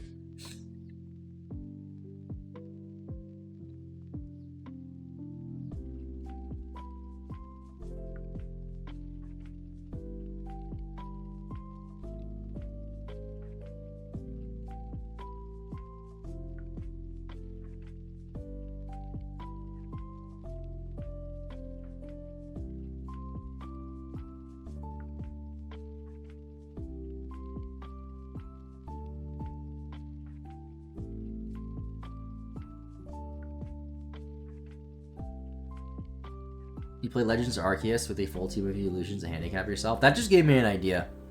I've had a few video ideas. Oh, don't die. A few video ideas involving evolutions. What if I did a playthrough of probably Crystal, where I beat the game and had a team of only shiny evolutions. The issue with that is you can't obtain an Eevee until after like the 3rd badge. Legitimately, at least. And I would do it on actual cartridge. But I would kind of cheat the shinies. I would do eggs, which you can make 1 in 64 if the parent's a shiny. Nah, I wouldn't hack them in. I'd actually do it legit, dude.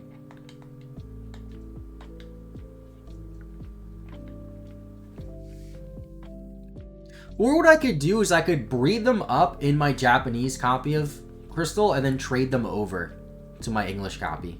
And then beat the game in my English copy. And then trade it back to my Japanese copy and then reset my English copy to do an Oak Challenge.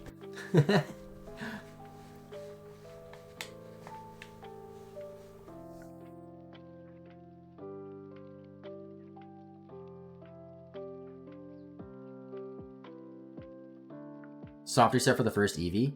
What you could do, there's like okay, so since the way that Gen 2 breeding works for a shiny is if one of the parents is shiny, the offspring has a 1 in 64 chance of also being shiny. In Generation 2, you have the Red Gyarados, which is a guaranteed shiny.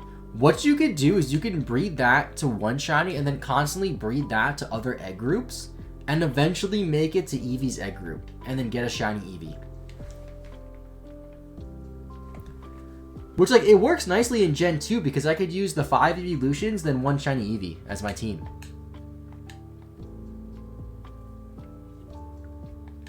Yeah, I am saving often. I've been saving every hour or so.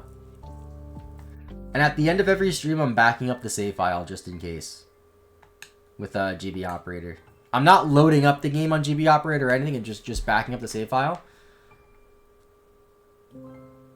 And then I put it into my Game Boy Color after I turn off the GameCube to make sure the save file saved properly. I'm like really careful with making sure I don't lose the save file.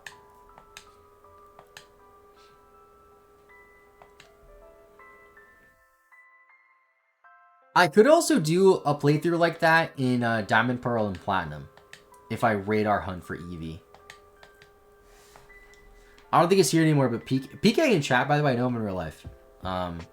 But he was telling me last week that he radar hunted for Eevee in like Diamond, Pearl, or Platinum and just kept the chain going and got so many shiny Eevees pretty easily. So I could just like do that, shine in for all of them. Honestly, I could like be a little greedy and turn that into 2 videos. I could have one video be I shiny hunted for every evolution, and then the next video use those same Eevees to beat the game. You know, like I could double dip. See, the funny thing about that, B-dubs, I made a thumbnail very similar to what you just described for a different video. 25, I feel alive. So I wanted to make a video. I played every Pokemon game to find the worst evolution, or like what is the worst evolution, something like that. and it was gonna be more of a discussion, kind of like what I did with the starter video. But I just didn't really want to do it, so I never made that video. That also happened, B-dubs. That's also what happened. Literally like a week after I made the thumbnail, M&J TV released that video, and I was like, well, now if I do it, everyone's gonna say I'm copying him. I forgot about that, but that also happened. And I think that was the main reason why I didn't go through with the video.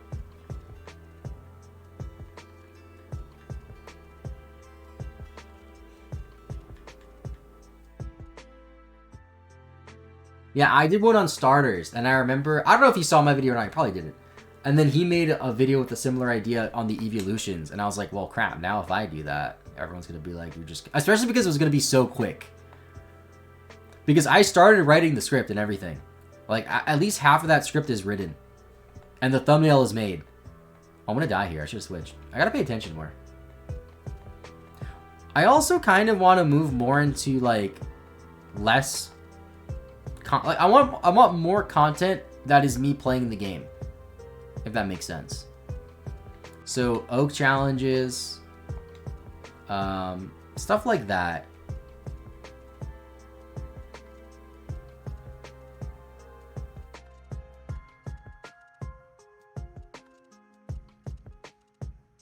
Still some discussion type videos. Like, I would like to make a discussion type video for Heart Gold and Soul Silver's 15th anniversary. Or at least for their North American 15th anniversary, which is going to be in March of this year. Stuff like that. But I talked about this in the first stream that I did of this. I want to focus on, like, the videos being bigger and better and streaming more, which will mean less uploads overall, but I'll be streaming more to offset the missing uploads, you know? And hopefully that'll lead to a point where, like, the stream is successful and I'm partnered and stuff, you know? I have a hard time believing that oak challenges monetarily are worth it for how much time they make, unless you have a big gimmick like John did. I don't know. We'll see, I guess.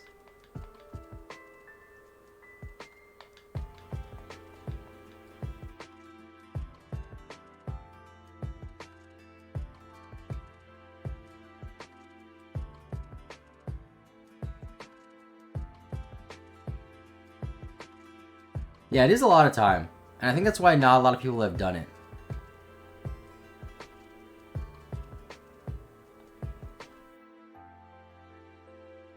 But the thing is, the video itself won't take as long to make.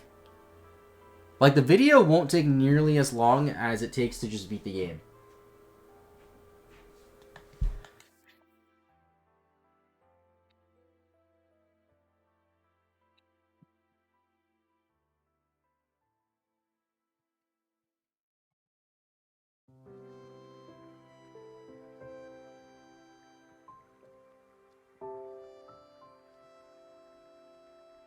If you look at Oak Challenge videos, though, all of them do really well. And not many have been made recently.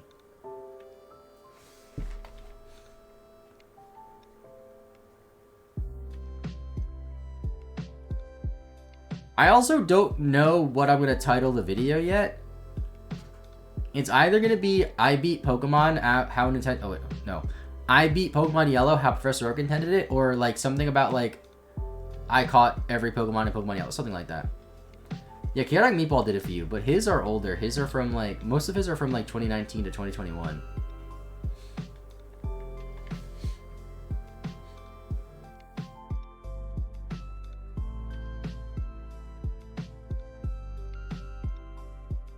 Oak intended? Yeah, I don't know. I have two thumbnails in mind. Actually, three thumbnails in mind. One is like pretty similar to the Nintendo intended thumbnail, but honestly it doesn't look great. But also it's recognizable to Nintendo intended stuff, so maybe it'll be a good idea. One, I have an artist drawing something for me that I made a really crude mock-up of. That's going to be like Professor Oak drawn in the center, looking shocked with like text that says, "You caught them all," and then some Pokemon around him with like a background. And then another one is like that generic like text thumbnail where it's like on the left side it just has like text, Like, I did this, that, this, that, this, that, and then it's like a Pokemon. No, no Mew.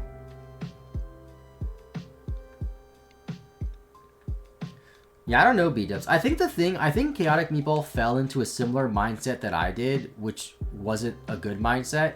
Whereas we both did something that was successful. Ooh, 26, we're gonna evolve here.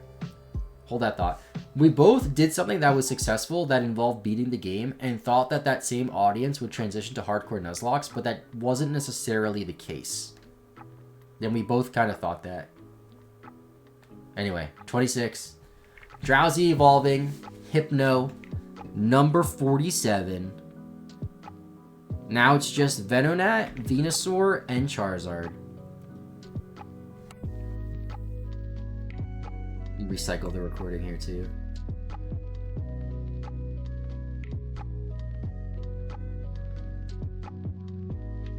For all films, Marco knows like over 500k views. I didn't know that.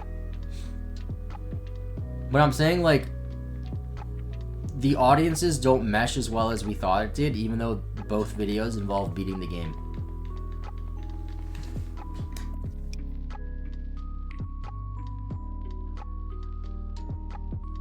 Like, I think we both fell into a trap of, let's just upload consistently and see what works. Not, let's continue doing what works, even though it takes longer, you know?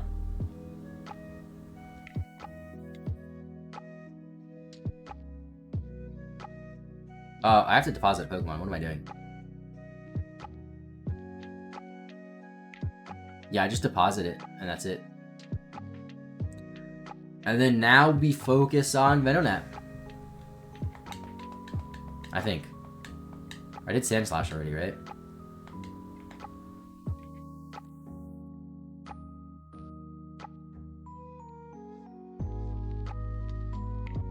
Yeah, 47.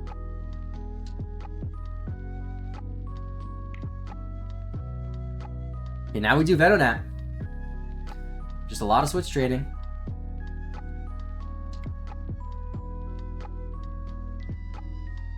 I'll save 2 to be safe. I don't know why I went the long way.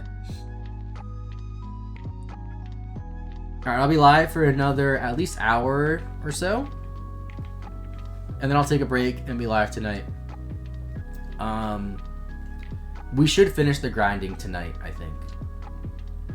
I was hoping to finish it before I took a break, and tonight we could focus on the next part of the game. But I'm thinking the next part of the game might not be until tomorrow. And it's looking more likely that I'll have to stream Monday, which is fine. But I really hope it doesn't take longer than Monday. Yeah, I have to switch.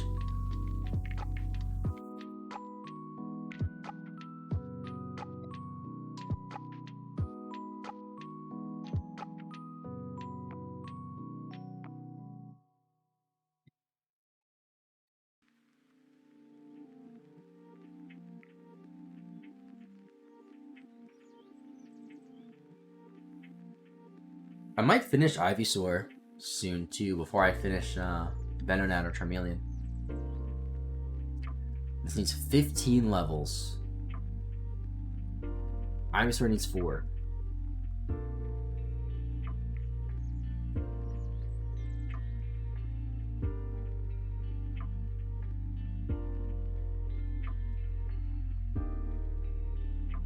You know what I'm gonna do actually? Here's what I'm gonna do. I'm gonna switch train Charmeleon first. I'm gonna switch train Charmeleon to a point where it can one-shot Diglets. So that way I can switch train in. Actually, it's a fire type and it's weak to ground, so I don't know if that's gonna work. I don't know, we'll see. Actually, I might just hard train it. I'm faster and Ember might one-shot. No.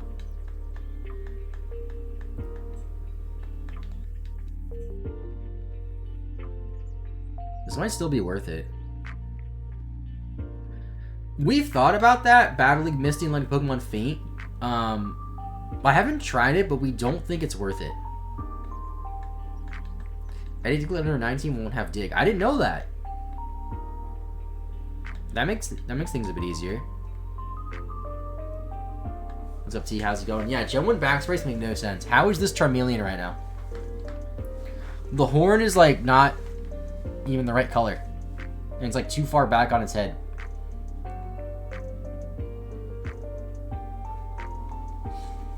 Oh, Charizard's back sprite is kind of crazy. Charizard's back sprite looks like a skeleton. It's like a dragon skeleton. It does look cool though, but does not look like Charizard.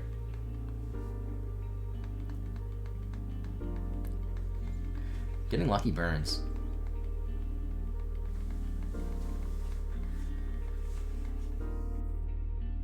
Charizard's one of the coolest Gen 1 Pokemon aesthetically. I'll agree with that. Charizard, Dragonite.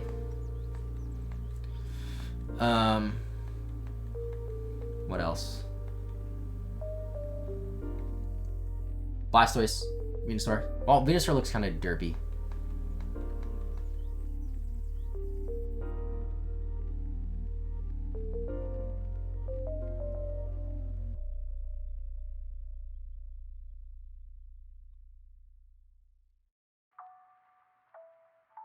Yeah, so I'm going to hard train Charmeleon a bit because I'm pretty sure through switch trading, Ivysaur is going to evolve to Venusaur before I get Venonat to Venomoth.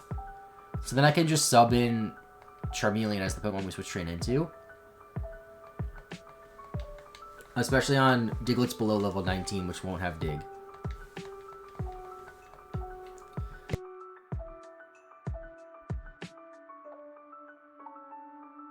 Bring more Pokemon! Okay, there is a Dugtrio. This I will switch into Pidgeot for.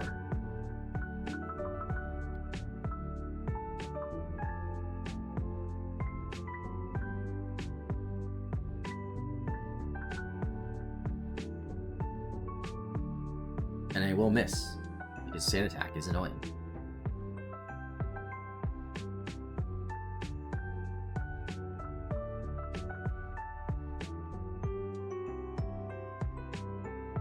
No Arena Trap? Oh gosh, that'd be annoying.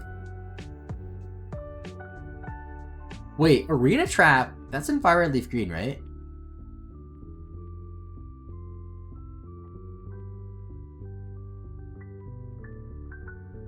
Oh my gosh, stop missing.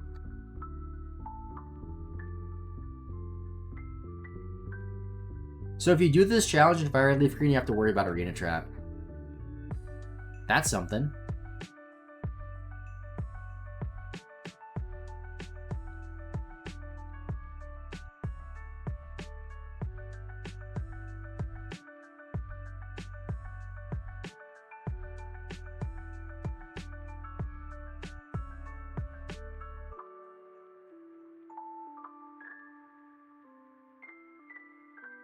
So I do Press Look Challenge in Fire Red. I'm going to do one eventually. I also want to do one in Let's Go Pikachu and Eevee because they're the easiest, honestly. I don't want to do Kanto back-to-back, though. So I'll do one in between, either Crystal or Ruby Sapphire. Unless this video bombs, but I don't think that... this video won't bomb. There's no way. I'll have a cool thumbnail. Be a cool thing.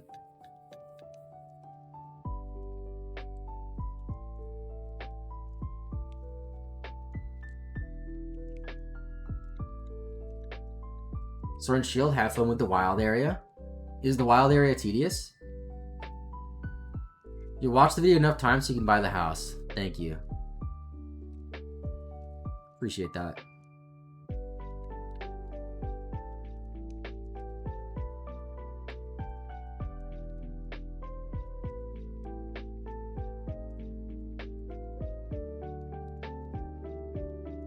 This controller's like squeaky now. I don't know if it's because I've been using it for so long, because it's like a third-party controller or what. See, for a third-party controller, it does really feel like a GameCube controller. It looks exactly like one, just missing the GameCube logo here. It is a pretty nice third-party controller. I'm sure if you're like super into like Smash Bros, it's probably like terrible for Melee. But for like just playing Pokemon Yellow, it's perfect.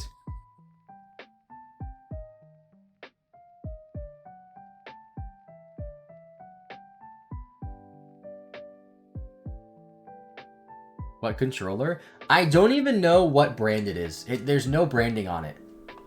This came with my GameCube that I got a couple weeks ago. Yeah, it's a game controller because I'm playing on an actual GameCube.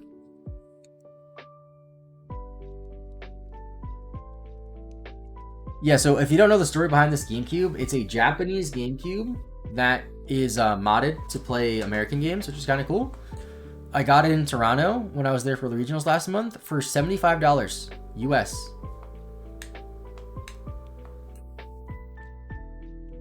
And then I had the Game Boy player from when I was a kid, and I have my childhood GameCube as well. I don't know why I didn't just plug that in. I guess because the Game Boy player matches this GameCube. But the other Game Boy player I ordered is silver, which matches my childhood GameCube. So when that comes in, I'll have two GameCube set up with two matching GameCube Game Boy players. And then I just need a capture card for the second one. But I'm probably just going to order like a cheaper capture card instead of ordering like a $200 Elgato capture card, because I don't think I need that.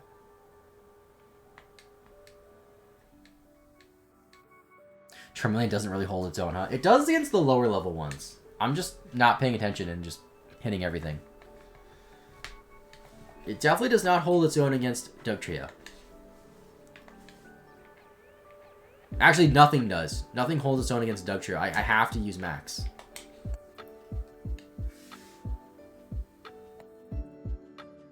Super pushing when the mole's underground. That is true. I could do that. Like, if it goes underground right now. No, okay. Well, did I Gen 1 miss a wing attack, or did I get sand attacked? I think I got sand attack and I wasn't paying attention. See, I have animations off, so like it's harder for me to realize what moves are happening. Yeah, I got sand attack, so I missed a quick attack too.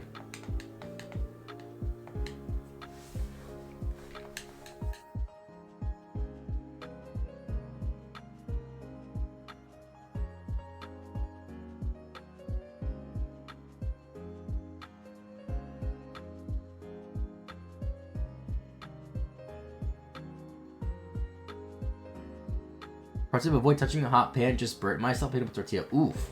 Sorry about that. That does suck. See, that was level 20. That was too high. I shouldn't have stayed in.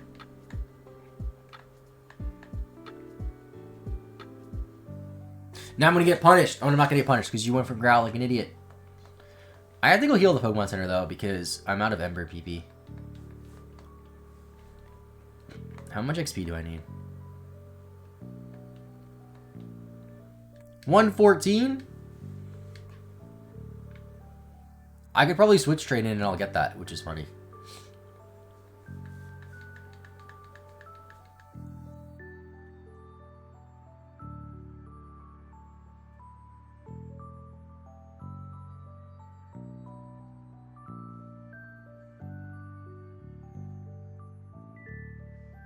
It dug a hole, but I don't want to waste the potion.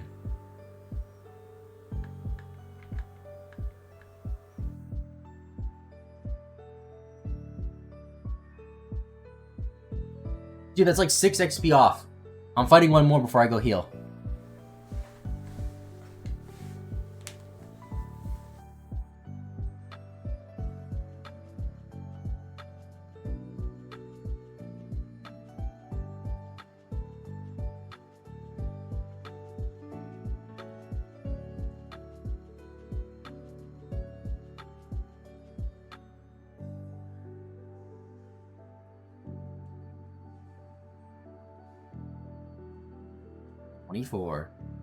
Only 12 more levels. Try to learn Rage. I might as well learn it, but I don't know how the mechanics of Rage work in this game.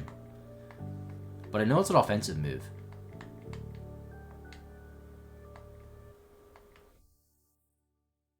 If Rage could one-shot Diglets, that'd be great, though.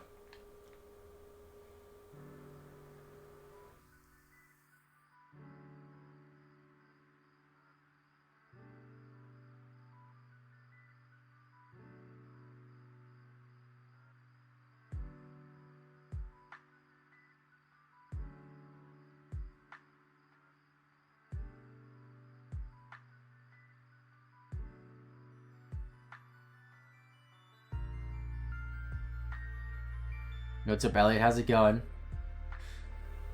A Gen 1 Professor Oak challenge, you brave soul. Gen 1 Professor Oak challenges are some of the easier ones, apparently. So that's good. It's just a lot of grinding. But they're all a lot of grinding. Right now I have to grind up 3 more Pokemon and then I can fight Misty. And I have like 25 hours played. And 1 gym badge.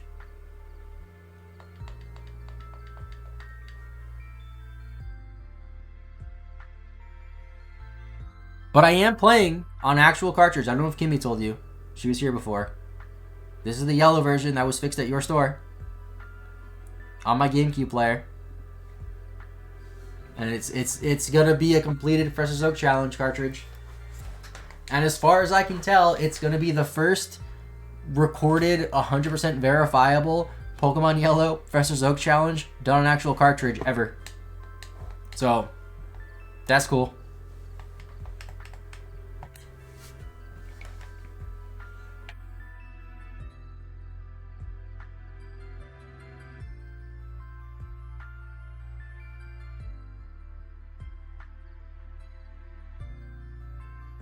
I'm gonna upload. I'm uploading all the footage to the VOD channel, but I'm heavily considering compiling every single VOD into just one mega 40-hour long video, and being like, "Yep, here's the proof. 40 hours, watch it." Yeah, the forest took me 15 hours.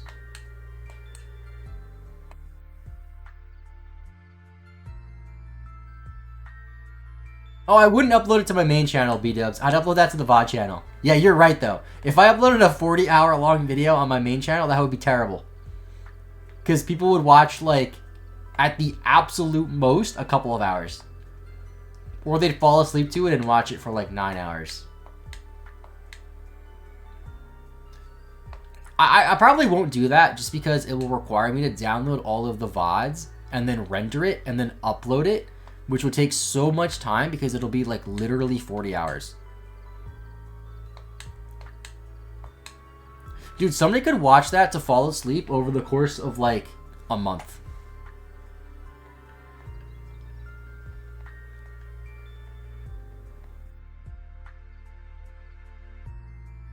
Wait, are there channels like that that upload 40-hour long videos? Your eyes feel confused about uploading that much data. See, my upload speed has been really weird lately.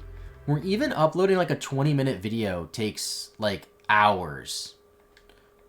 Like sometimes like 6+ hours. So I can only imagine how long uploading a 40-hour long video would be.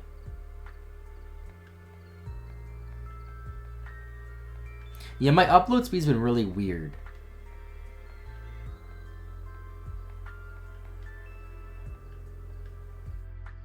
Oh yeah, video like those compilation videos I made, people like that. Those videos have insane retention because people watch them to fall asleep. Yeah, it's some issue. I don't think it's with my ISP. I think it's with the way my Ethernet cord is set up on my PC.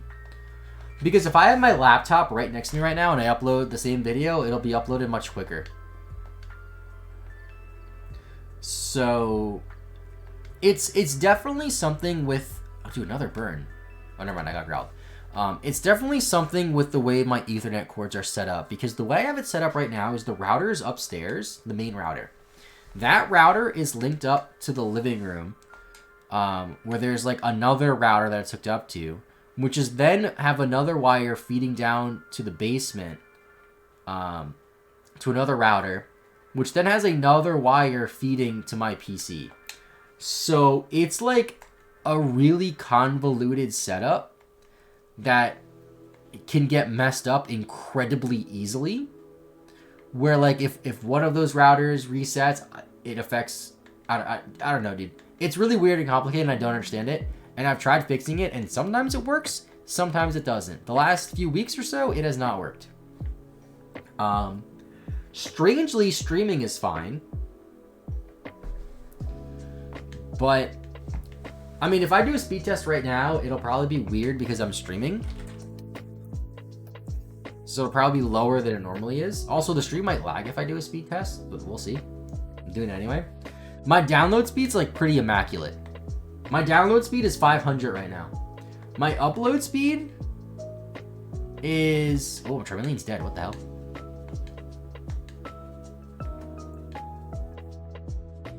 My upload speed is 22. but download is 507. And it's supposed to be gigabit, like 1,000. Although it should be 500 because the wire that I'm using for the Ethernet does not support gigabit, it only supports 500. So like that's my bad. I'll take the L on that one. But it should be at least a few hundred upload. Thanks for the follow, Lux. Why on the extra channel I can't see videos bar one, but the playlist section I can watch others? I unlisted them all. So if you want to watch the old videos, you can. But I didn't want to take them down completely. Because I want the extra channel to be more like shiny hunting stuff. But I understand that some people might want to go back and watch the old Nuzlocks. So they can.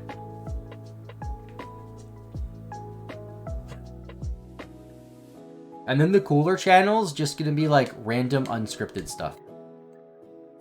So the main channel is going to be whatever the main channel is, honestly. Describe it however you wish. Extra channel is going to be mostly like shiny hunting type stuff. A lot of stuff from stream too. Main channel will also have shiny hunting stuff. But like, for example, I'm doing a shiny badge quest in Soul Silver. I will have episodes of that series on the extra channel, but then the final video on the main channel. If I find like a random shiny reaction, that might be on the extra channel. And then cooler channel, random unscripted stuff. Like that video that was uploaded last week of your video ideas.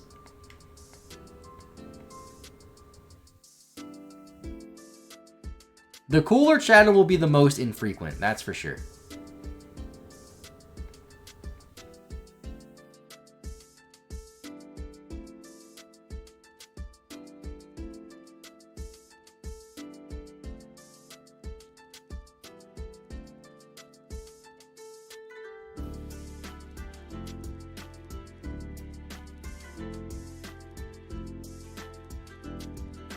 Alright, after this KO, I'm gonna refill my water bottle and go to the bathroom, so I'll be gone for a few minutes.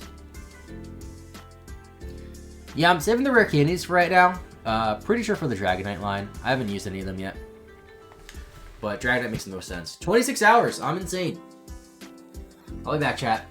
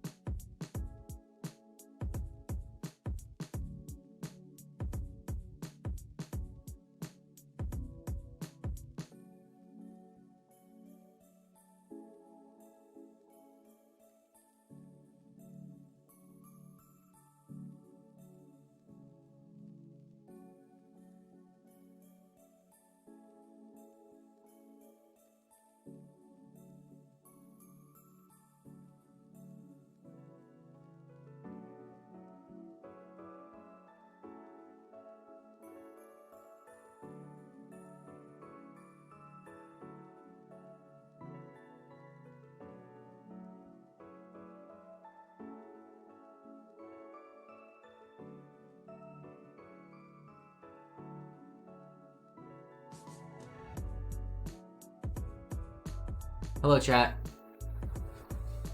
I'm back.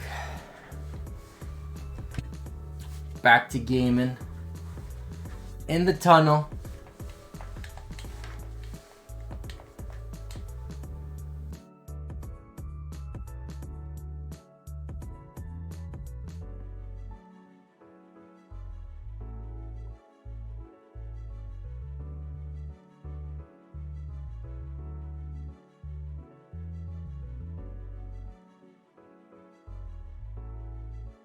So Dratini. That's gonna be something. It's gonna be something, alright. Oh hey, my dog just ran in here and opened the door. What's up, dog?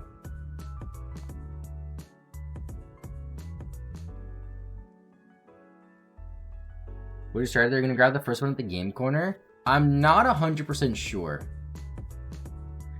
Maybe. So I need to grab Porygon from the game corner, right? That's the only place you get it. So at that point, it might just be easier to catch it in the Safari Zone. I honestly don't know. Grind it immediately, or are you waiting? I don't know. I might go for the 1% Dragonair. Or is it 1%? I don't know. The low percent Dragonair. That might just be better. It depends on the level. Honestly, it depends on what the doc says. I'll have to look. I guess I can look down.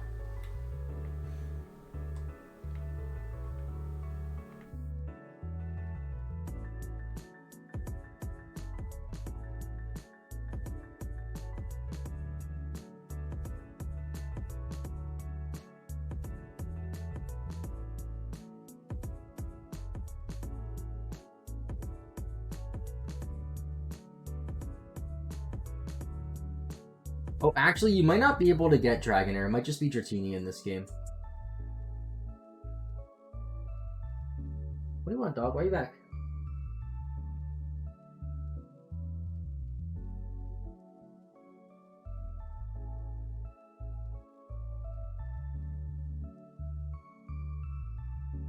So I'm trying to look on Bulbapedia here.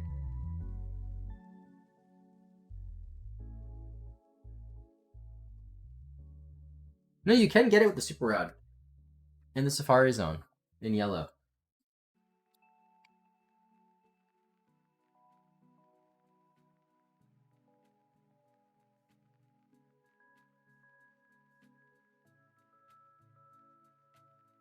Oh, it's 10%. That's not too bad. I thought it was like 1%. That's doable. That's manageable.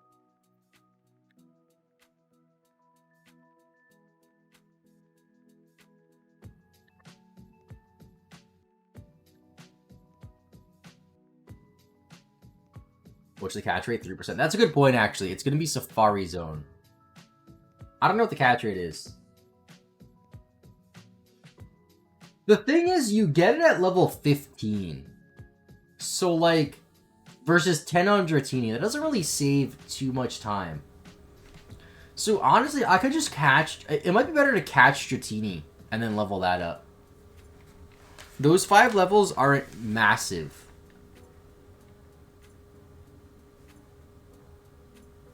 Although, it might be, because then if I catch a Dragonair, I can use that in battle sooner than I can use one if I get Dratini.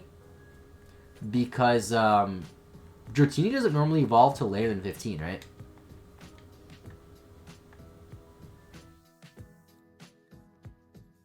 You get Dratini at level 10. You get Dragonair at level 15. And it normally evolves at 30. Ooh, it might be worth fishing. Honestly, I think we fish, and if we get it, we go for it. If not, we just get Dratini. And we don't spend too much time on it.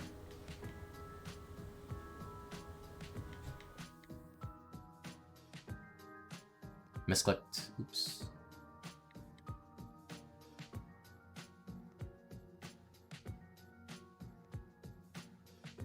That's also just in the first area. It might be different encounter rates in the other areas.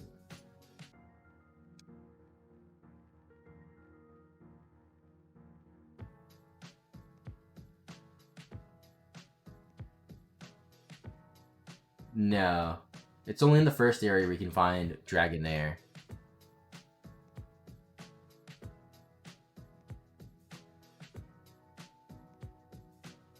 Dratina's learned a significant attacking move until 30. Does it learn Surf, though? If it learns Surf, I can teach it Surf. And what about Dragonair? Because if Dragonair also doesn't have a significant attacking move until after 30 anyway, then there's really not much of a point of fishing up a level 15 Dragonair where I can just use the Dratini. So we could teach it Surf, and we could use Surf here, which is an option.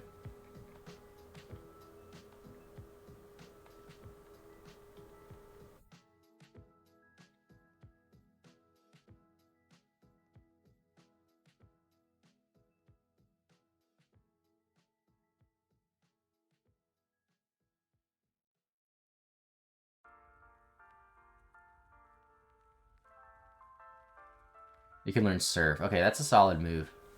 It's high power. We might be able to come back here to train it then. And it might be able to hold its own. Wrap, Slam, and Dragon Rage. Yeah, we're going to be using Surf a lot then. I believe it gets other TMs that we could find too. Like Thunder. Or Thunderbolt, rather. That'd be better. Because it doesn't miss. Although Thunder in this game is 90% accurate, right? That's not too bad. I believe Thunder, Blizzard, and Fire Blast are 90% in this game.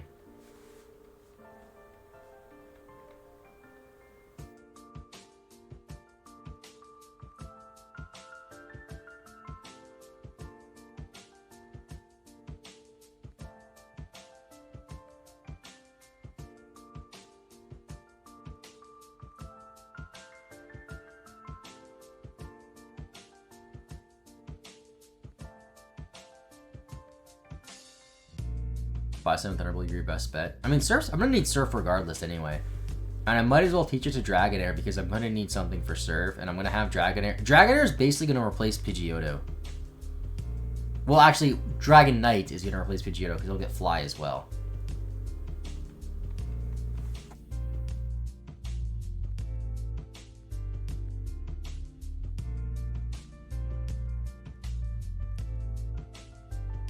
Oh, I'm out of PP. Let's try Rage then.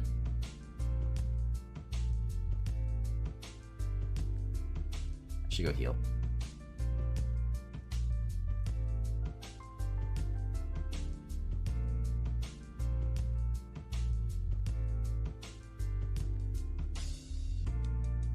Doesn't Blizzard have a super high freeze chance in Gen 1? I don't know, but I do know that if you're frozen in Gen 1, you never thaw out unless you're hit by a fire type move. Or maybe if you go for a fire type move as well. But freeze in general is much more broken in this game than it is in newer ones.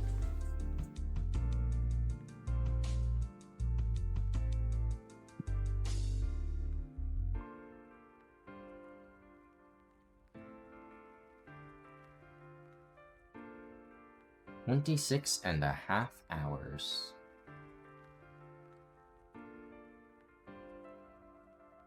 And Dragonite's a cool Pokemon.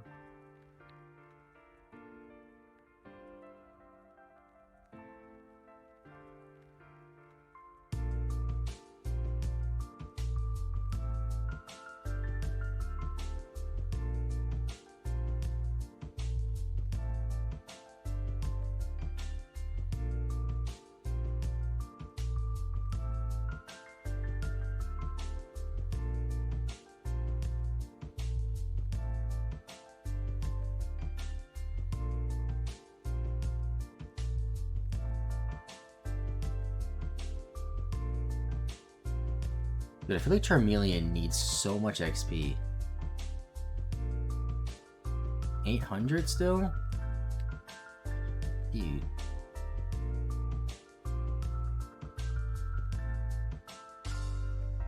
We need Mega Dragonite so we can have the Dragonite Knight? Yes. And Mega Meganium. With the Meganiumite. That's not as funny, but Mega Meganium's funny. Mega Yan Mega.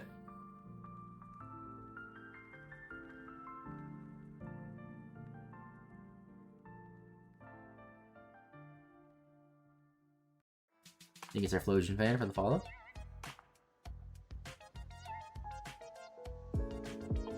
I have unfortunately discovered that Tyranitar and Garchomp are two of my favorite Pokemon. Why is that unfortunate? I like Tyranitar a lot too.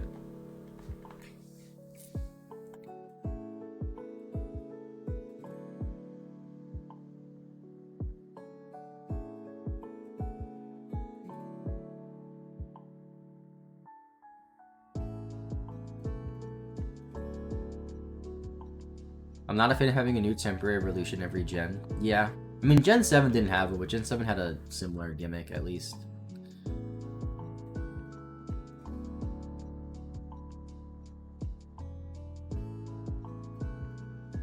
There's no way having to level them up? Why wouldn't it be easy one like Ditto?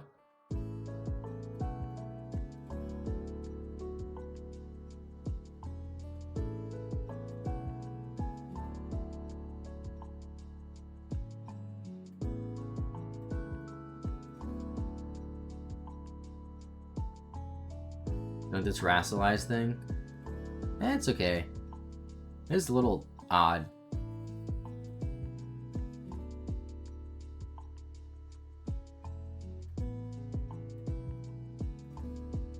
Finally, 28. Thank you, Invading Muffin, for the follow. Appreciate it. Cool idea, bad execution. From what I've heard, like, competitive battlers, like, really like it. So, I guess that's something.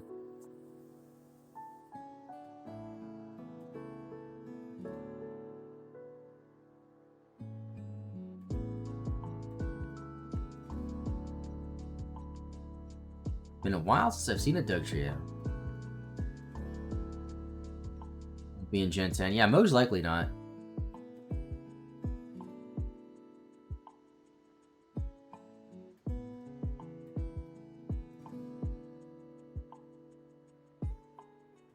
Oh wow, I used Whirlwind. That was so stupid. I used such a random move because it was underground. I didn't realize Whirlwind worked when it was underground. But luckily I got another one right after to bail me out. Okay, this time if it digs, we don't Whirlwind.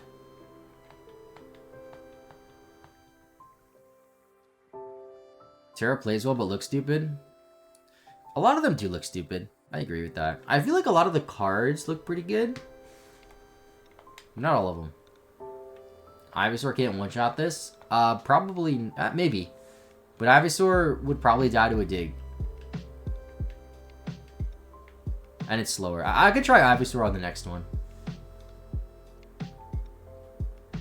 I don't think I've sent Ivysaur out on a Dugtrio yet.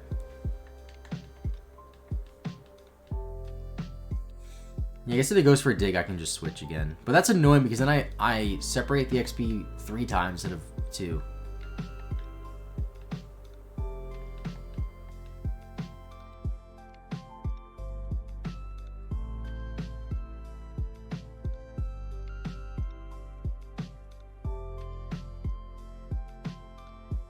Yeah, Ivy and Charmander both need it. That is true.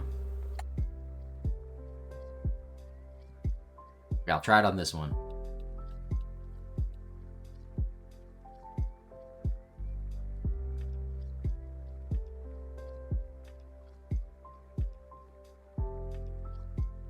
Oh, mathematically that makes sense. I didn't think about it like that. Mathematically, I'm getting more usable XP. That is true. Does this one-shot, though? If this doesn't one-shot, I don't think it's worth it. Yeah, it's not worth it. That dig is also probably going to kill me.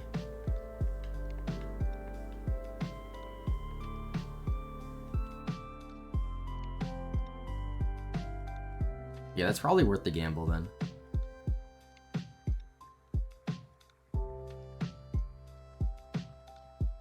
So now 400 of the XP is used instead of 300.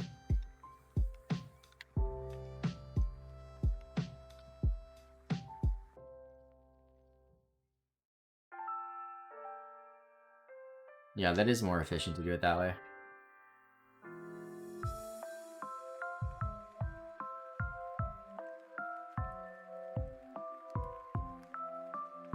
Once Charmeleon gets to 30, I'm gonna start switch trading Venonat though. Because Venonat has to be like pure switch trading for like ever, because it gets no good moves. Thank you, Biggie, for the follow. Yeah, those small marginal efficiency gains do add up. Especially with how much time we need to spend in here.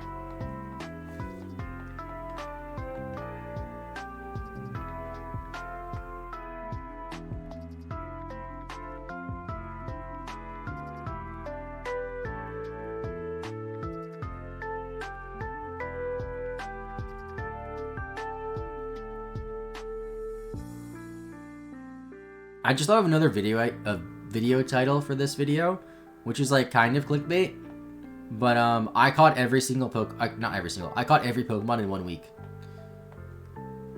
which like is kind of disingenuous because I didn't catch every Pokemon in a week, like all 1,000, whatever. But I did catch every Pokemon in Pokemon Yellow.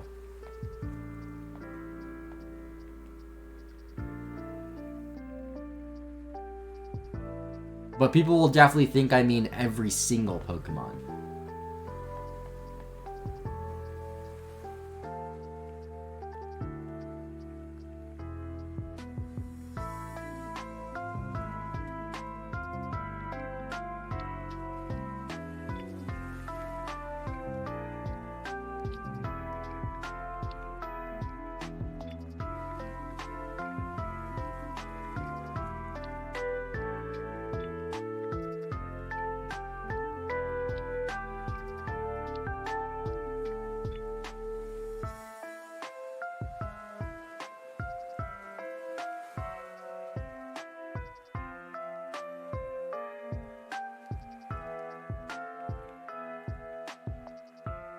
I think by the time Charmeleon is 30, it'll also consistently one-shot every type of Diglett, which is nice. Alright, see Ash, thanks for watching. Have a good rest of your day. I'll be live again tonight. I'll be live here for another half hour or so, probably. Then I'll take a break, be live later today. Sometime around 6, maybe sooner. We'll see. Go for about 2 hours, maybe more. I just want minimum 9 hours of game time today.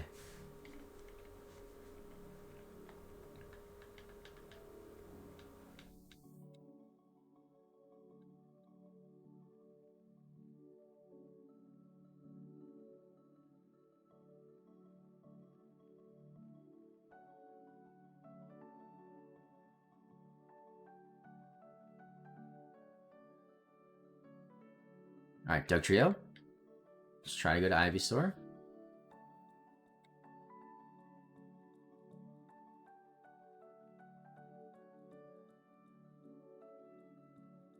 It dug a hole. I'm gonna risk trying to stay in and see if I live a hit.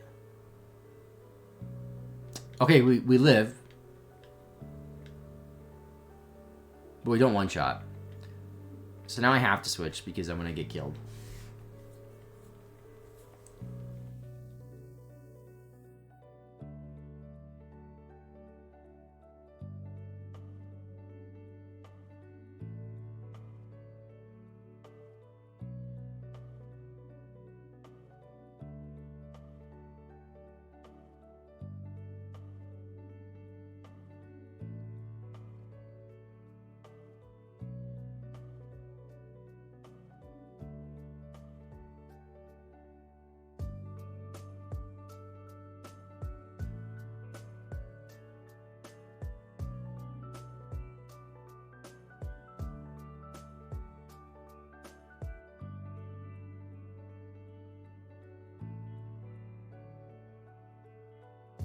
Oh, that was a Gen 1 miss.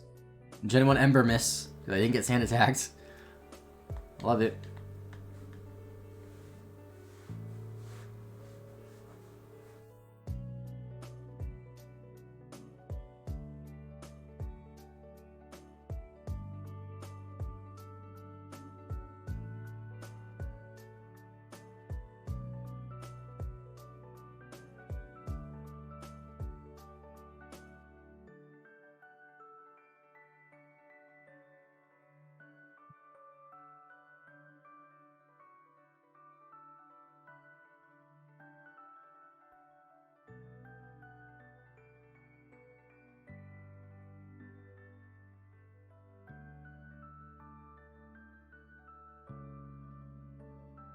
much more XP do you need to level up Charmeleon? 1020. So the game plan is to keep leveling up Charmeleon to 30. When it's at 30, we switch train Venonat into Ivysaur. When Ivysaur is 32 and evolves, we box it, and then we switch train into Charmeleon if we can. If that doesn't work, then we hard train Charmeleon a bit more, and then try switch training again. If that doesn't work, then we just have to switch train into Pidgeotto.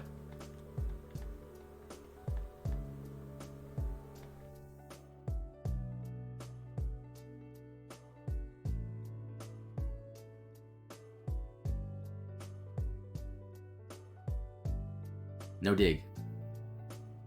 Okay, no miss, no miss. Yes. That's the most efficient Dugtrio we can do right now.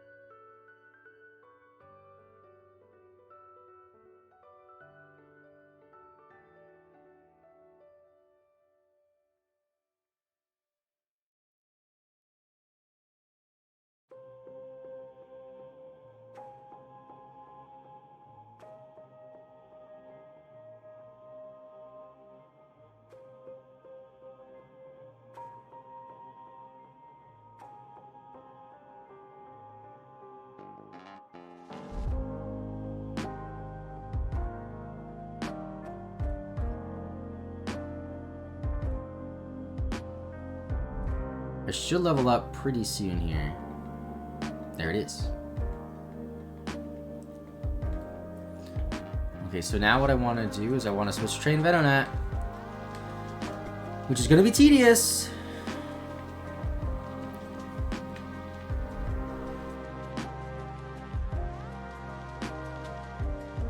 You know what I'm thinking? What if I just train Venonat itself on the route right outside Diglett Cave? Because I can use Leech Life on... Actually, I don't have Leech Life. Never mind. I learned Leech Life at 27. Never mind then. Well, maybe it'll still be a decent idea. When it's like level 20, possibly. I don't know. We'll see.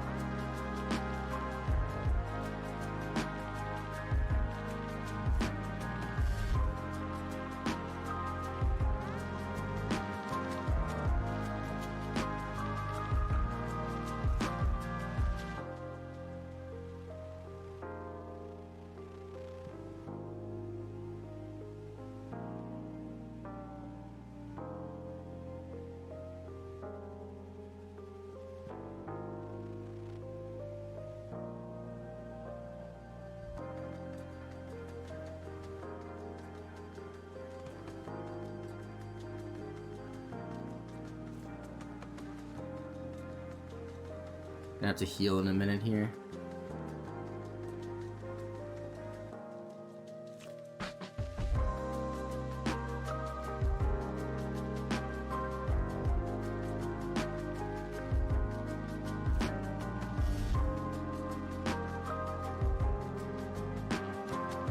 This is the last Violet.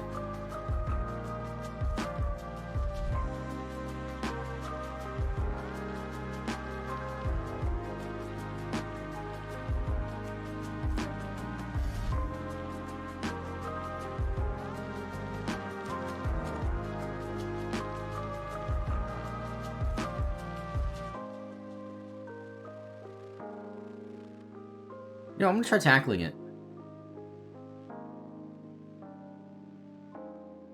That was a crit. Okay, I was gonna say like, whoa, whoa there, better than that. It's pretty strong. Still not terrible, honestly. Like, Venonat might get to a point where it can tackle one-shot stuff at like level 24.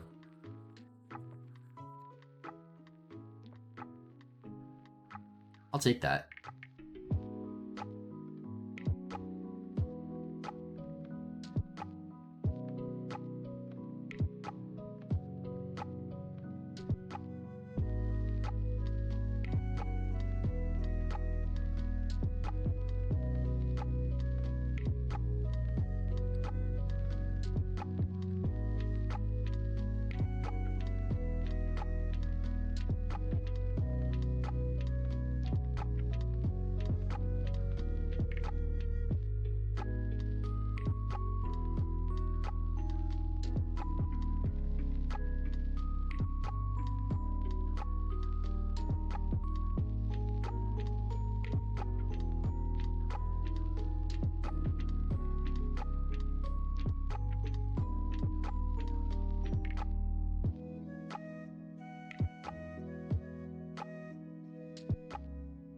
Well, 16s, I might try to stay in on them. I don't know. Growled, -1. Yeah, no, that's a 4-shot.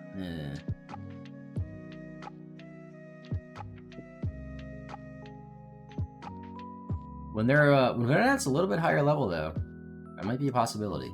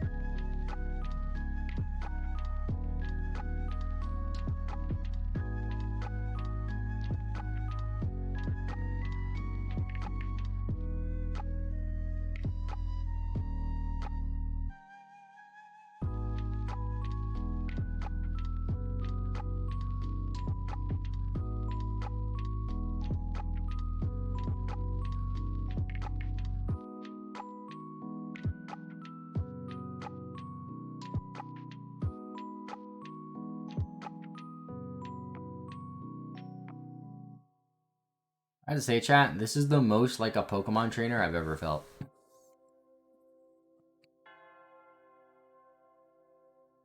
I'm writing that down in my notes.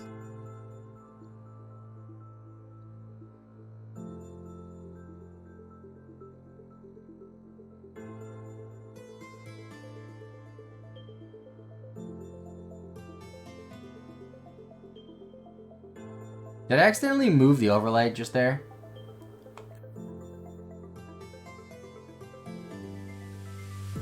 I think I did. No, I didn't. Control Z just did that.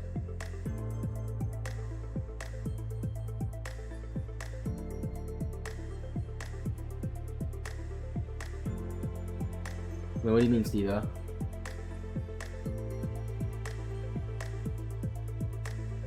You mean Venonat? Yeah.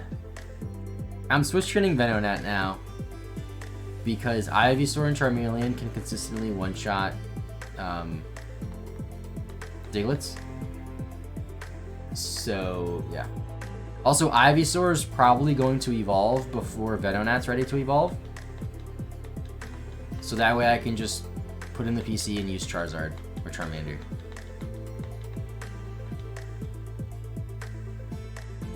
And then go from there.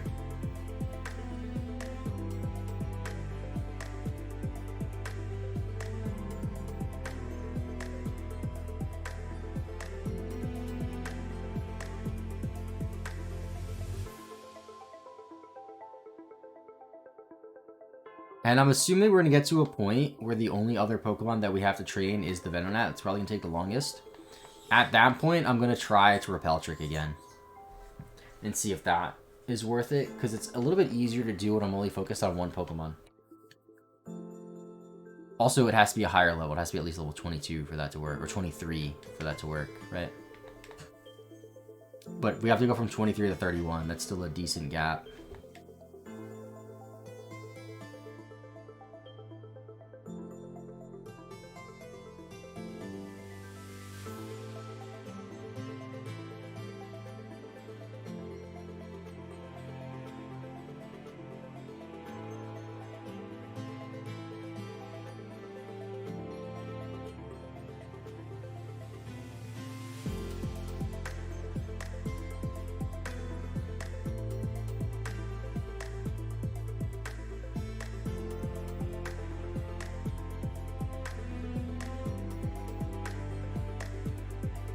Level 18, nice.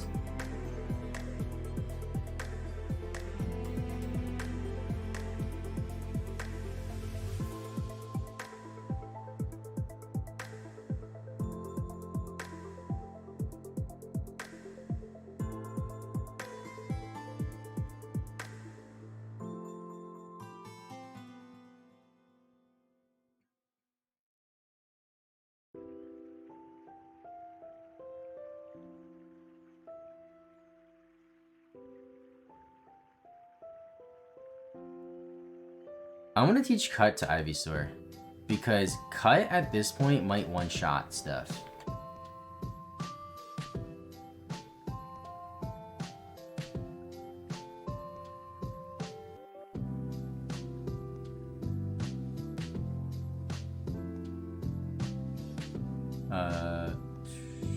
Poison powder? I don't know.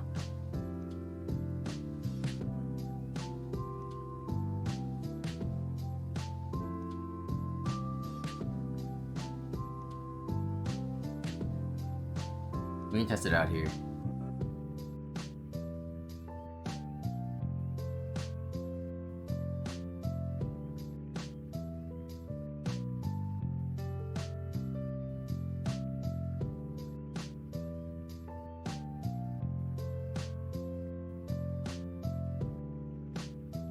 Okay, one shot's a 19. That's good.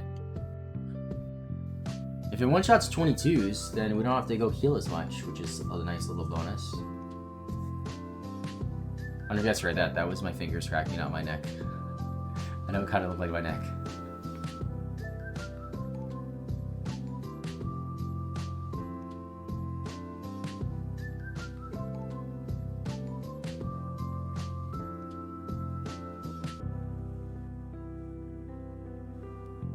Might as well switch it so Cut's on the top then. Because it looks like it's one-shotting everything. Probably wouldn't one-shot Diglets though. Or Dugtrios, I mean. So I guess if I see a Dugtrio, I have to go into Pidge. So I might as well heal then. I don't know. I think the most efficient way to do this is to... Oh, I missed Cut. Oh, because you're underground. I think the most efficient way to do this would be to go for Cut on the Diglets and then Vine Whip on the Dugtrios. Yeah, so I'm going to go heal then. Only 2 more levels on Ivysaur. Oh, and Razor Leaf. That's huge.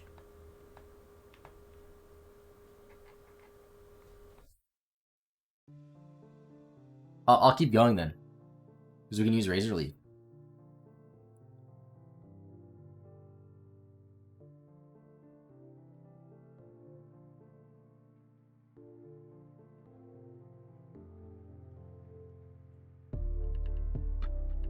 Although it is low on HP. I guess I should use a potion after this.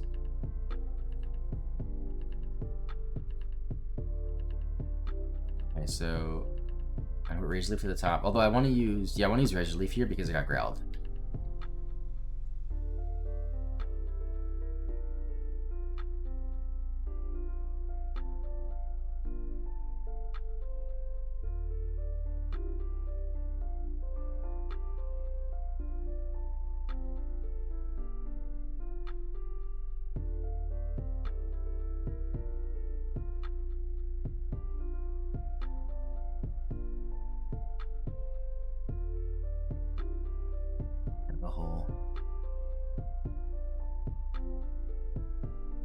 I should have potioned, I forgot to. If I potioned, I could have stayed in there.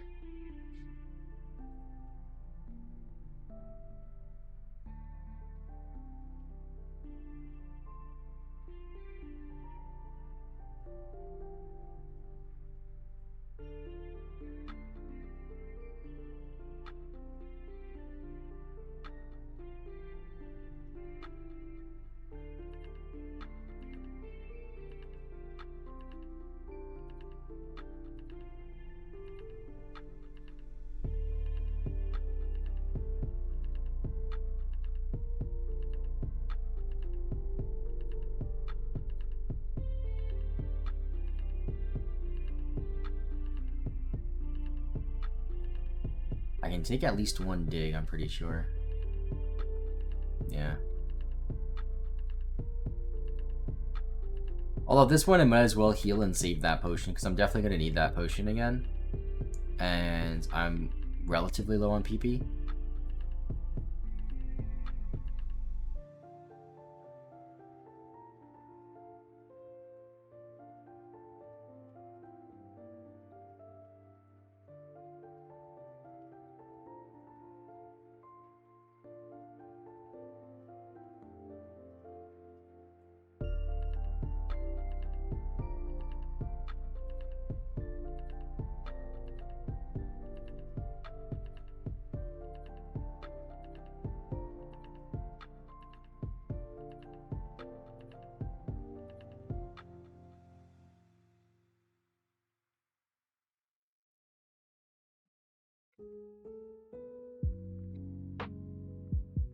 This grind is not going to take as long as Pidgeot did, at least.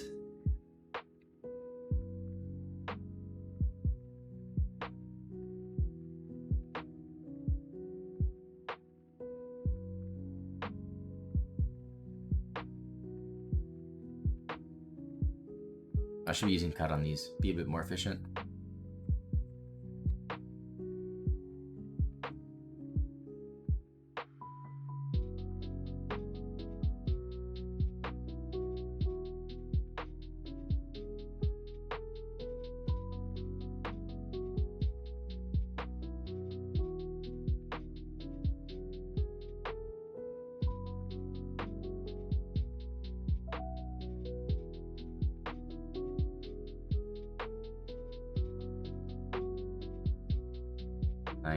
Okay.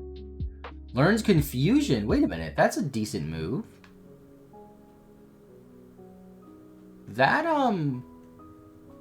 That's pretty good, actually, because Diglett has low special, doesn't it? I wonder if a level 19 Venonat can one-shot stuff with Confusion now. We're not faster, which is annoying. No, we can't. I will stay in on this one, though. If you do a Pokemon Crystal Oaks challenge, you catch the whole alphabet of unknown. No, just the one. Because it's the same Pokedex entry for all the unknowns. Okay, it's probably more efficient to switch, but once Venonat gets to a higher level, it should be able to hold its own. I'm thinking once it's like 24, 25, we can just go out and kill Diglett, and then I'll have to switch on Dugtrios, most likely.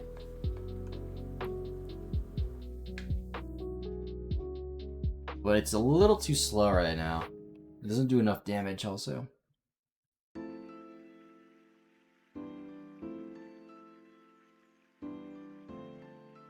What if they made different dex entries for Leono? Wouldn't that be wild? They'd be different Pokemon, technically, then. Wouldn't they? And then you'd have to catch all of them for the Oak Challenge. That would be a lot.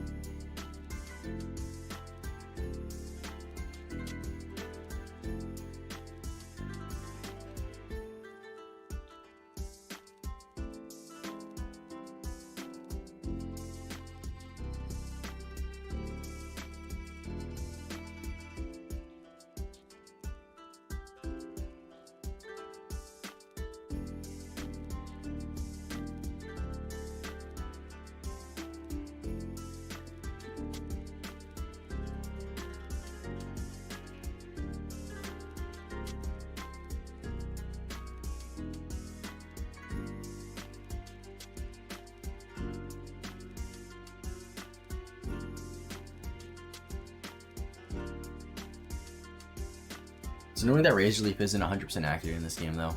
I think it's 100% accurate on any game, but just missing moves is annoying.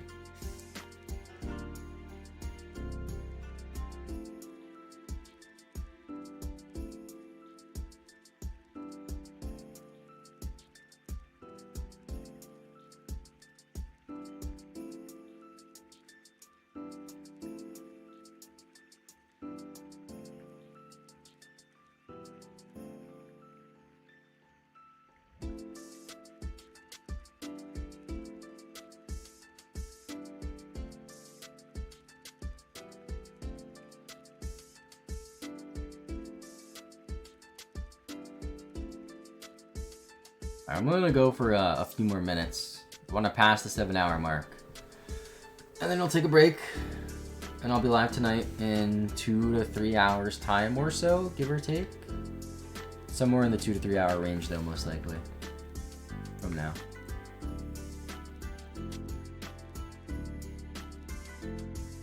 Really want to get 9 hours of gameplay today.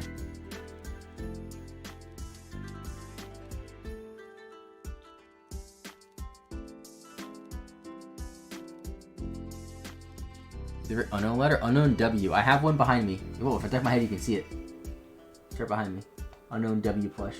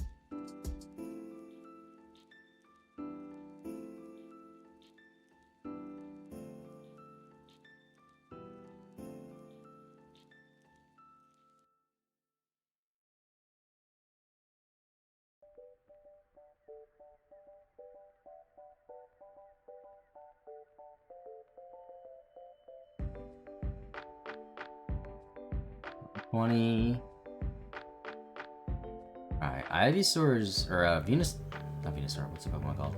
Venonat's getting XP at a decent rate. This makes you feel good. I'm really optimistic that tonight we can finish all the levels. I would have liked to finish them now and then tonight focus on catching the next stuff. But it's looking like we're gonna spend, honestly, probably the entire 2 hours just grinding tonight.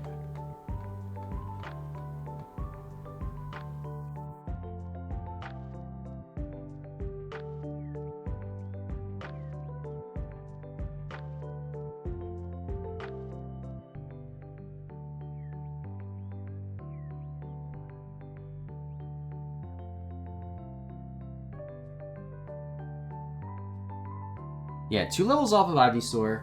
I think 6 off Charmeleon. And then what is it on Venonat? 11. But Venonat should get to a point, probably by the time Charizard evolves, or Charmeleon evolves to Charizard, Venonat should get to a point where it can hold its own against at least the Diglets. And then I just have to switch on Dugtrios. Which really isn't bad.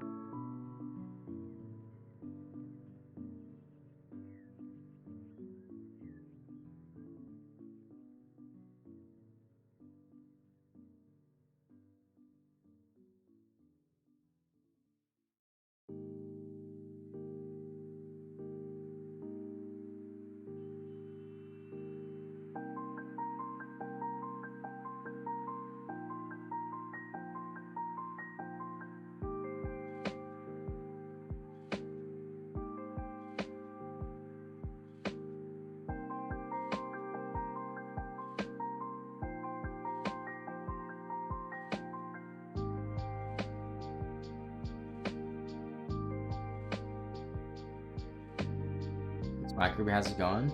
Back at dog swimming, they took a nap. Welcome back. I'm gonna end here in like a minute, but I'll be back again tonight. I just want to pass that 7-hour mark and then stream a little bit tonight. And hopefully finish all the grinding for this section tonight, and then we could start catching new Pokemon soon. Because the next section has a huge bulk of Pokemon. It has 51, I think, that we need. Yeah, so the next section alone has more Pokemon or more Pokedex entries to obtain than the previous 2 sections combined. That's a lot.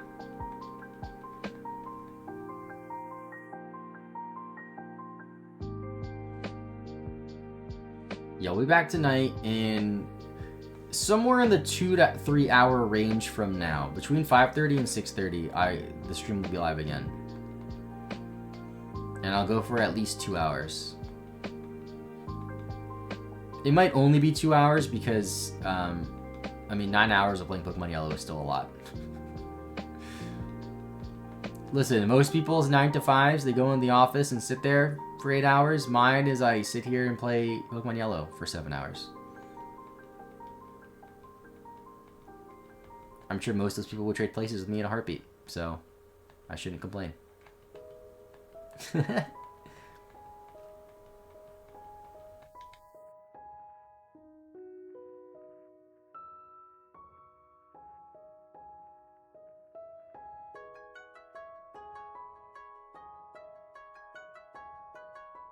Alright, I'm gonna go heal. So that way we have a fresh team when we come back tonight.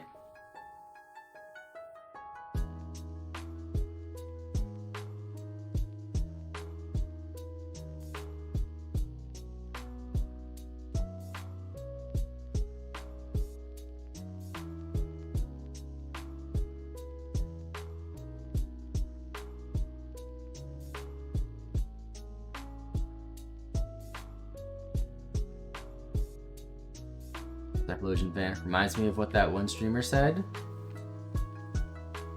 I don't know what that is, but I'm about to end stream, so I might miss it. Alright, we save the game. 27 hours.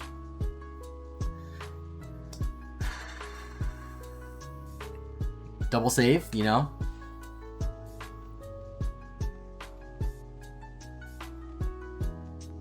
GameCube's off.